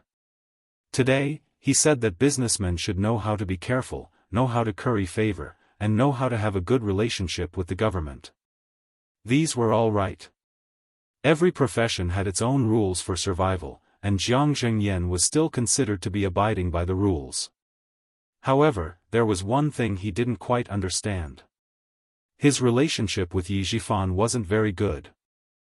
With Yi Jifan's cautious nature, why would he agree to Zhengyan's arrangement? This was tantamount to giving his political opponents evidence of abusing his power for personal gain. Zhengyan, I'm afraid this matter isn't as simple as it seems. He is already an official in the provincial office. If he wants to send his daughter to the army, it should be a simple matter. Why does he still need to rely on others? Principal Chao reminded this junior, whom he admired, that the Chao family had been going downhill. If it weren't for the Qin family and old Master Chao, the Chao family would have been an ordinary family. He didn't want his nieces and nephews to go down the wrong path. Xianxia really didn't understand and didn't want to investigate. Seeing him like this, Principal Chao sighed and reminded him again, "Zhengyan, be careful not to get what you want. Instead, you will get into trouble. I think there must be something behind this matter that even an official like him can't solve." Chapter 1274. Principal Chao rarely interfered with the family affairs. He spent most of his time at school. His wife took care of the family affairs and looked after his nephew and son-in-law. He was so young and already bald. Alas, I should remind him more. He continued, "Also, don't provoke Qin Yi. I'll ask Qin Xiu to call him out. As for the matter between you and Director Yi, I think it's better to forget about it." "Ask Qin Xiu to call Qin Yi out?" Jiang Zhengyan's face changed. He wanted to stop Principal Chao, but Principal Chao saw through his thoughts and said sternly, "Who is Qin Yi? He always uses the name of Qin Xiu to do whatever he wants. Since you know that he is afraid of Qin Xiu, you don't dare to let Qin Xiu know. Why do you still want to use Qin Yi for your own benefit? Moreover, do you think that Director Yi will open the door for you just because you've done what he wants? Zhengyan, he is a village official with no background. Being careful is his first standard. Do you think he will use his position to open the door for you?" His words made Jiang Zhengyan's body shiver. Principal Chao had already walked to Qin Xiu's side and said a few words. Jiang Zhengyan only felt that the Qin family's legitimate young master's gaze was so cold that he couldn't help but shiver. Although he could be considered as Qin Xiu's brother-in-law, he didn't dare to call himself his brother-in-law. Only Qin Yi would give him some face. Qin Xiu's handsome face was cold. He pursed his lips and said in a cold voice, "If Qin Yi has the ability to get people into the Beijing political group, my father won't have to worry about him." Qin Yi's surname was Qin, but unfortunately, he was the illegitimate son of Qin Xiu's uncle. Qin Xiu's father, Qin Dingkang, couldn't resist the secret pleading of his younger brother, Qin Wenba, and took Qin Yi back to the Qin family. Principal Chao patted his nephew's shoulder and said, "I'll have to trouble you with this. I just warned your brother-in-law that he will not follow Qin Yi's path in the future." Qin Yi, who was still chatting with Yi Zhifan in the private room, didn't know that Qin Xiu would soon come to the door. Qin Xiu held a wine glass in one hand, and his smile and words vividly reflected the elegance of a rich playboy. Yi Ying, who was secretly observing him, saw him and her heart beat faster. Qin Yi, diplomat, good-looking, had the ability to get her into the Beijing political group. Yi Ying lowered her head and only showed Qin Yi's beautiful face. Qin Yi seemed to be interested in her. Her father had said that she could use anything and everything to help her achieve a better future. In that case, Qin Yi was definitely one of those things that could help her achieve a better future. The more Yi Ying thought about it, the colder her eyes flashed. Then, she raised her head and sneaked a quick glance at Qin Yi. Fortunately, he was handsome enough that she could harden her heart and play with him. Qin Yi, a master of seduction, knew that the girl was secretly looking at him. But he would never have guessed that he had become a useful thing in her eyes. Out of the corner of his eye, he caught a glimpse of the girl's blushing face. Her delicate appearance made him tighten his grip on the wine glass. She was really a stunner. Look at those almond-shaped eyes. The charm in them made his whole body heat up. Yi Zhifan didn't like the way Qin Yi secretly looked at his daughter. As a man, how could he not know what was in those eyes? Chapter 1275. If it weren't for the fact that Qin Yi was able to mention all the high-ranking officials of the Beijing political group and knew where they lived, he even went there as a guest. He even mentioned that one of the high-ranking officials of the Beijing political group liked to make dough figurines and that there were a few authentic paintings of Master Qi hanging in the study room. After a few rounds of probing, Yi Zhifan was sure that Qin Yi was from the Qin family, a family of diplomats. Only with this confirmation could they have a good conversation and resist Qin Yi's gaze on Yi Ying. Yi Ying was very happy. A young and promising diplomat. He seemed to be interested in her. Did this mean that she had a better chance of entering the Beijing government? Not only did Yi Ying think so, but Sun Dongqing also thought so. She even thought that if Qin Yi was really interested in her daughter, they could date and get married. Then her daughter would become a phoenix. The mother and daughter's thoughts did not escape Qin Yi's eyes. Only Yi Zhifan remained calm. He only wanted to use Qin Yi's connections to send Yi Ying into the military. As for other things, he believed in the power behind the jade pendant. No matter how much Qin Yi liked Yi Ying, he would not show it. When Yi Zhifan asked about Principal Chao, Qin Yi sighed and said, "My uncle is boring. He could have moved out of the provincial first high school and become an official somewhere else, but he insisted that he wanted to be a principal. What's so good about being a principal? He has worked hard all his life and I feel sorry for him. Fortunately, the students of the provincial first high school are good. I heard that there is another national top scorer. Otherwise, I would feel sorry for him."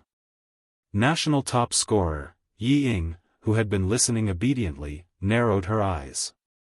She lowered her eyebrows and her beautiful almond-shaped eyes flashed with deep hatred. "Yi Qian, just you wait. As long as she enters the army, even if you get into the military school, you will never be able to compare to her." The national top scorer not only provoked Yi Ying, but also Sun Dongqing.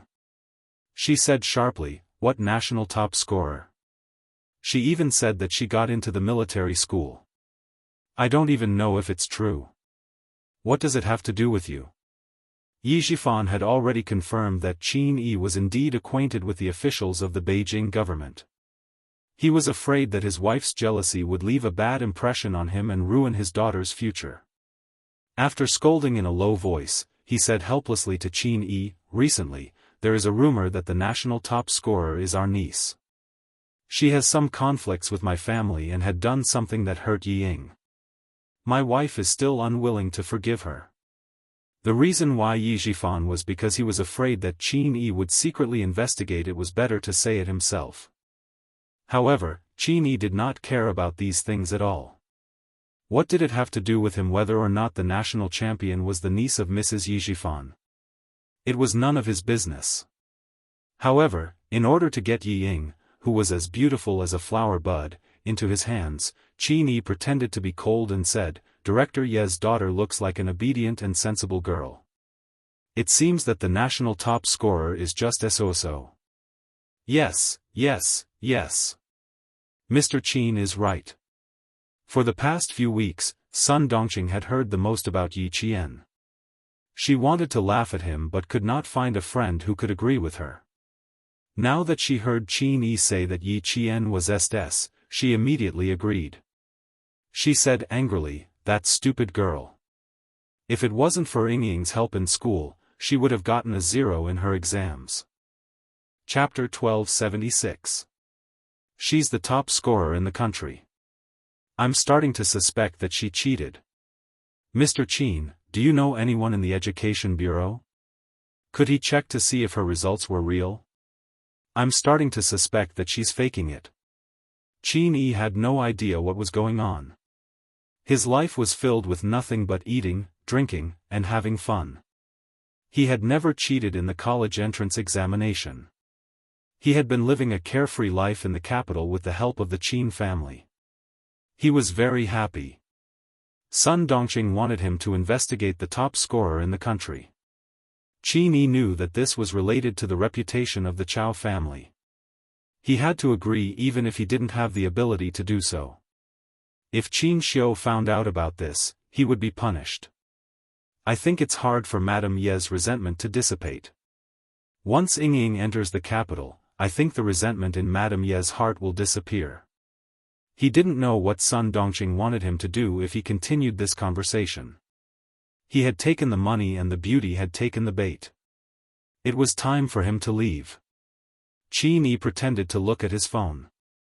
He frowned and said, I should go back too. I'm afraid Grandfather Chow has already arrived. He placed his hand on the folder containing Yi Ying's personal files and bank cards. Just as he was about to speak, someone knocked on the door. Yi Zhifan thought it was Jiang Zhengyan. He quickly stood up and laughed, I'll open the door. Maybe it's Jiang Zhengyan asking Mr. Qin to go back and celebrate Grandfather Chow's birthday. Qin Xiu, who was knocking on the door, heard the laughter inside. His usually gentle eyes flashed with a cold light.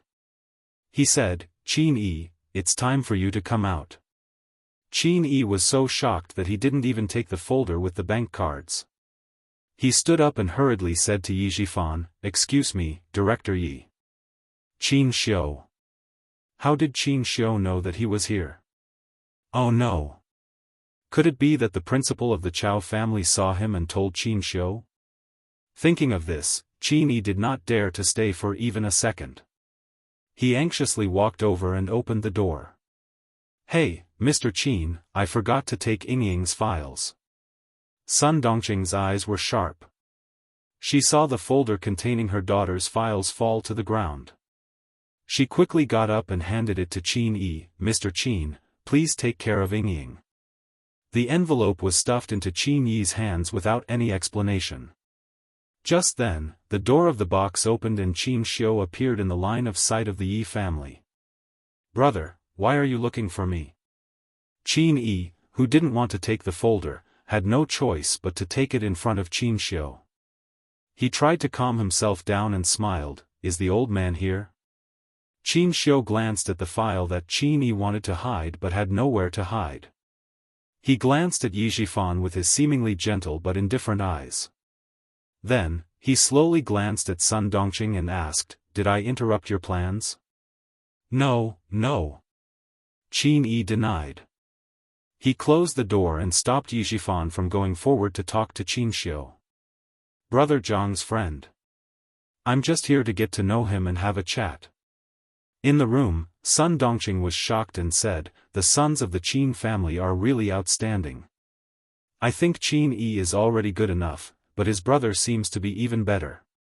As she said this, she looked at her daughter Yi Ying and thought about Qin Yi's brother.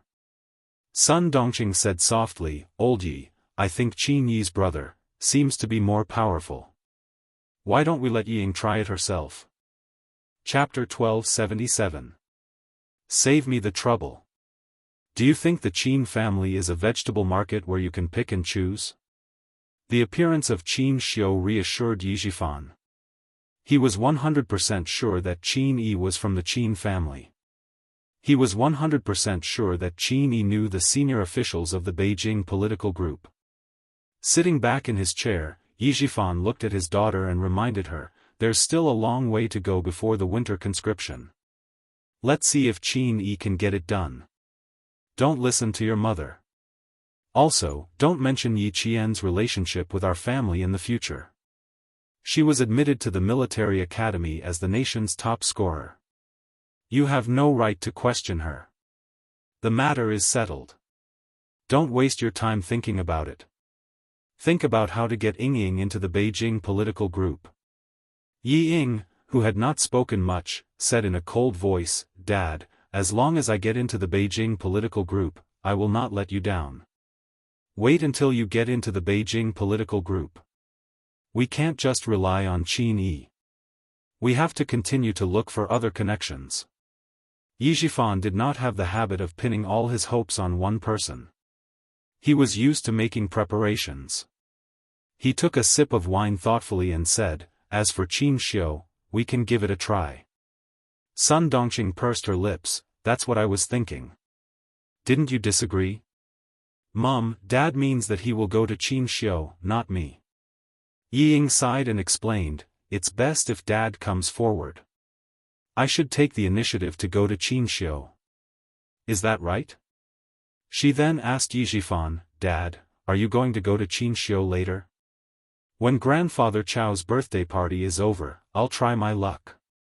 Yi Zhifan's brows did not loosen as he sipped his wine. He could only try his luck.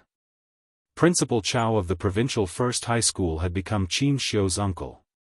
He was especially protective of Yi Qian. He was not sure if he would be able to talk to Qin Xiu. The atmosphere was a little heavy. Yi Ying bit her lower lip lightly, tears flashing in her eyes. She had taken a wrong step, and now it was difficult for her to take another step forward. She had never thought that she would be banned from taking the college entrance exam, and never thought that that damned girl, Yi Qian, would actually get into the military academy. However, Principal Chow felt that it was not impossible for Yi Ying to find Qin Xiu personally.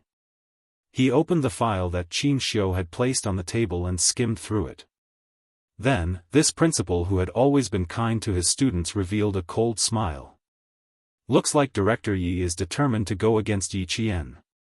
Now that Yi Qian has entered the military academy, he wants to send Yi Ying to the Beijing government regiment. The fact that Yi Qian has entered the military academy has greatly affected their family. Yi Qian got into the military academy because she has the ability to do so. Even if she didn't get into the military academy, she would still have a bright future if she joined the military. Qin Xiu secretly added in his heart. He picked up a page of Yi Ying's personal file. When he read a certain part, his elegant brows raised, and a faint smile appeared on his face. I think I've found the reason why they're looking for connections. He placed the personal file on the table and tapped lightly with his slender fingers. According to the medical examination standards issued by our country's National Health and Family Planning Commission, General Staff Headquarters, and General Logistics Department, she definitely won't pass this test. Also, according to the political assessment rules issued by the Ministry of Public Security, General Staff Headquarters, and General Political Department, her performance during military training also makes it impossible for her to join the military. There were 2 points in the personal file that also gave Yi Zhifan a headache. There were 2 points that he had not told his daughter. First, heart disease. Second, conduct failure during military training. Chapter 1278. It was the 2 points written on the file that made Yi Zhifan's heart turn cold when he inquired about the application conditions. He also thought about deleting the file or disguising it, but he rejected all of them. If they found out, not only would his daughter's future be ruined, his career would also be ruined. The risk factor was too high, so he had to give up. She wanted to be a soldier, and she also wanted to join the Beijing government regiment. Going through the normal application process was impossible. Therefore, Yi Zhifan tried to use his connections to get Yi Ying into the army. Principal Chow did not look at Yi Ying's file in detail, but he knew the requirements. Principal Chow picked up the file and looked at it. He sighed again and again. You are too smart for your own good. You could have been a soldier, but you destroyed your own Great Wall. No wonder Qin Yi was so arrogant and said he would not implicate you. He probably knew what was going on when he saw it. Otherwise, he would have been kicked out of the Qin family by Grandpa. Qin Xiu put Yi Ying's file back into the portfolio. He straightened his tie and stood up with a gentle smile. I have to see the guests out. Uncle, should you go out with us?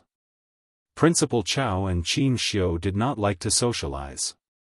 After the birthday party, they sat together in the lounge and did not want to go out. At this time, most of the guests in front of them had left. It was enough for them to go out and show their faces. Qin Xiu was okay. After all, his surname was Qin. He only needed to stand beside his mother and say a few polite words. Principal Chow, as a son, not only did he have to talk to his mother, but he also had to see the guests out of the restaurant personally. The topic he hated the most was also mentioned. He listened and said helplessly. Although I am the principal, the school is not my own school. If my relatives' children want to come to the provincial first school, I will definitely welcome them.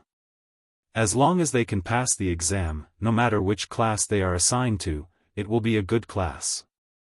No exam? Aren't you making things difficult for me? They all passed the exam.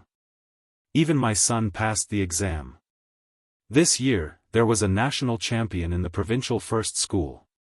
Principal Chow almost lived a life isolated from his relatives.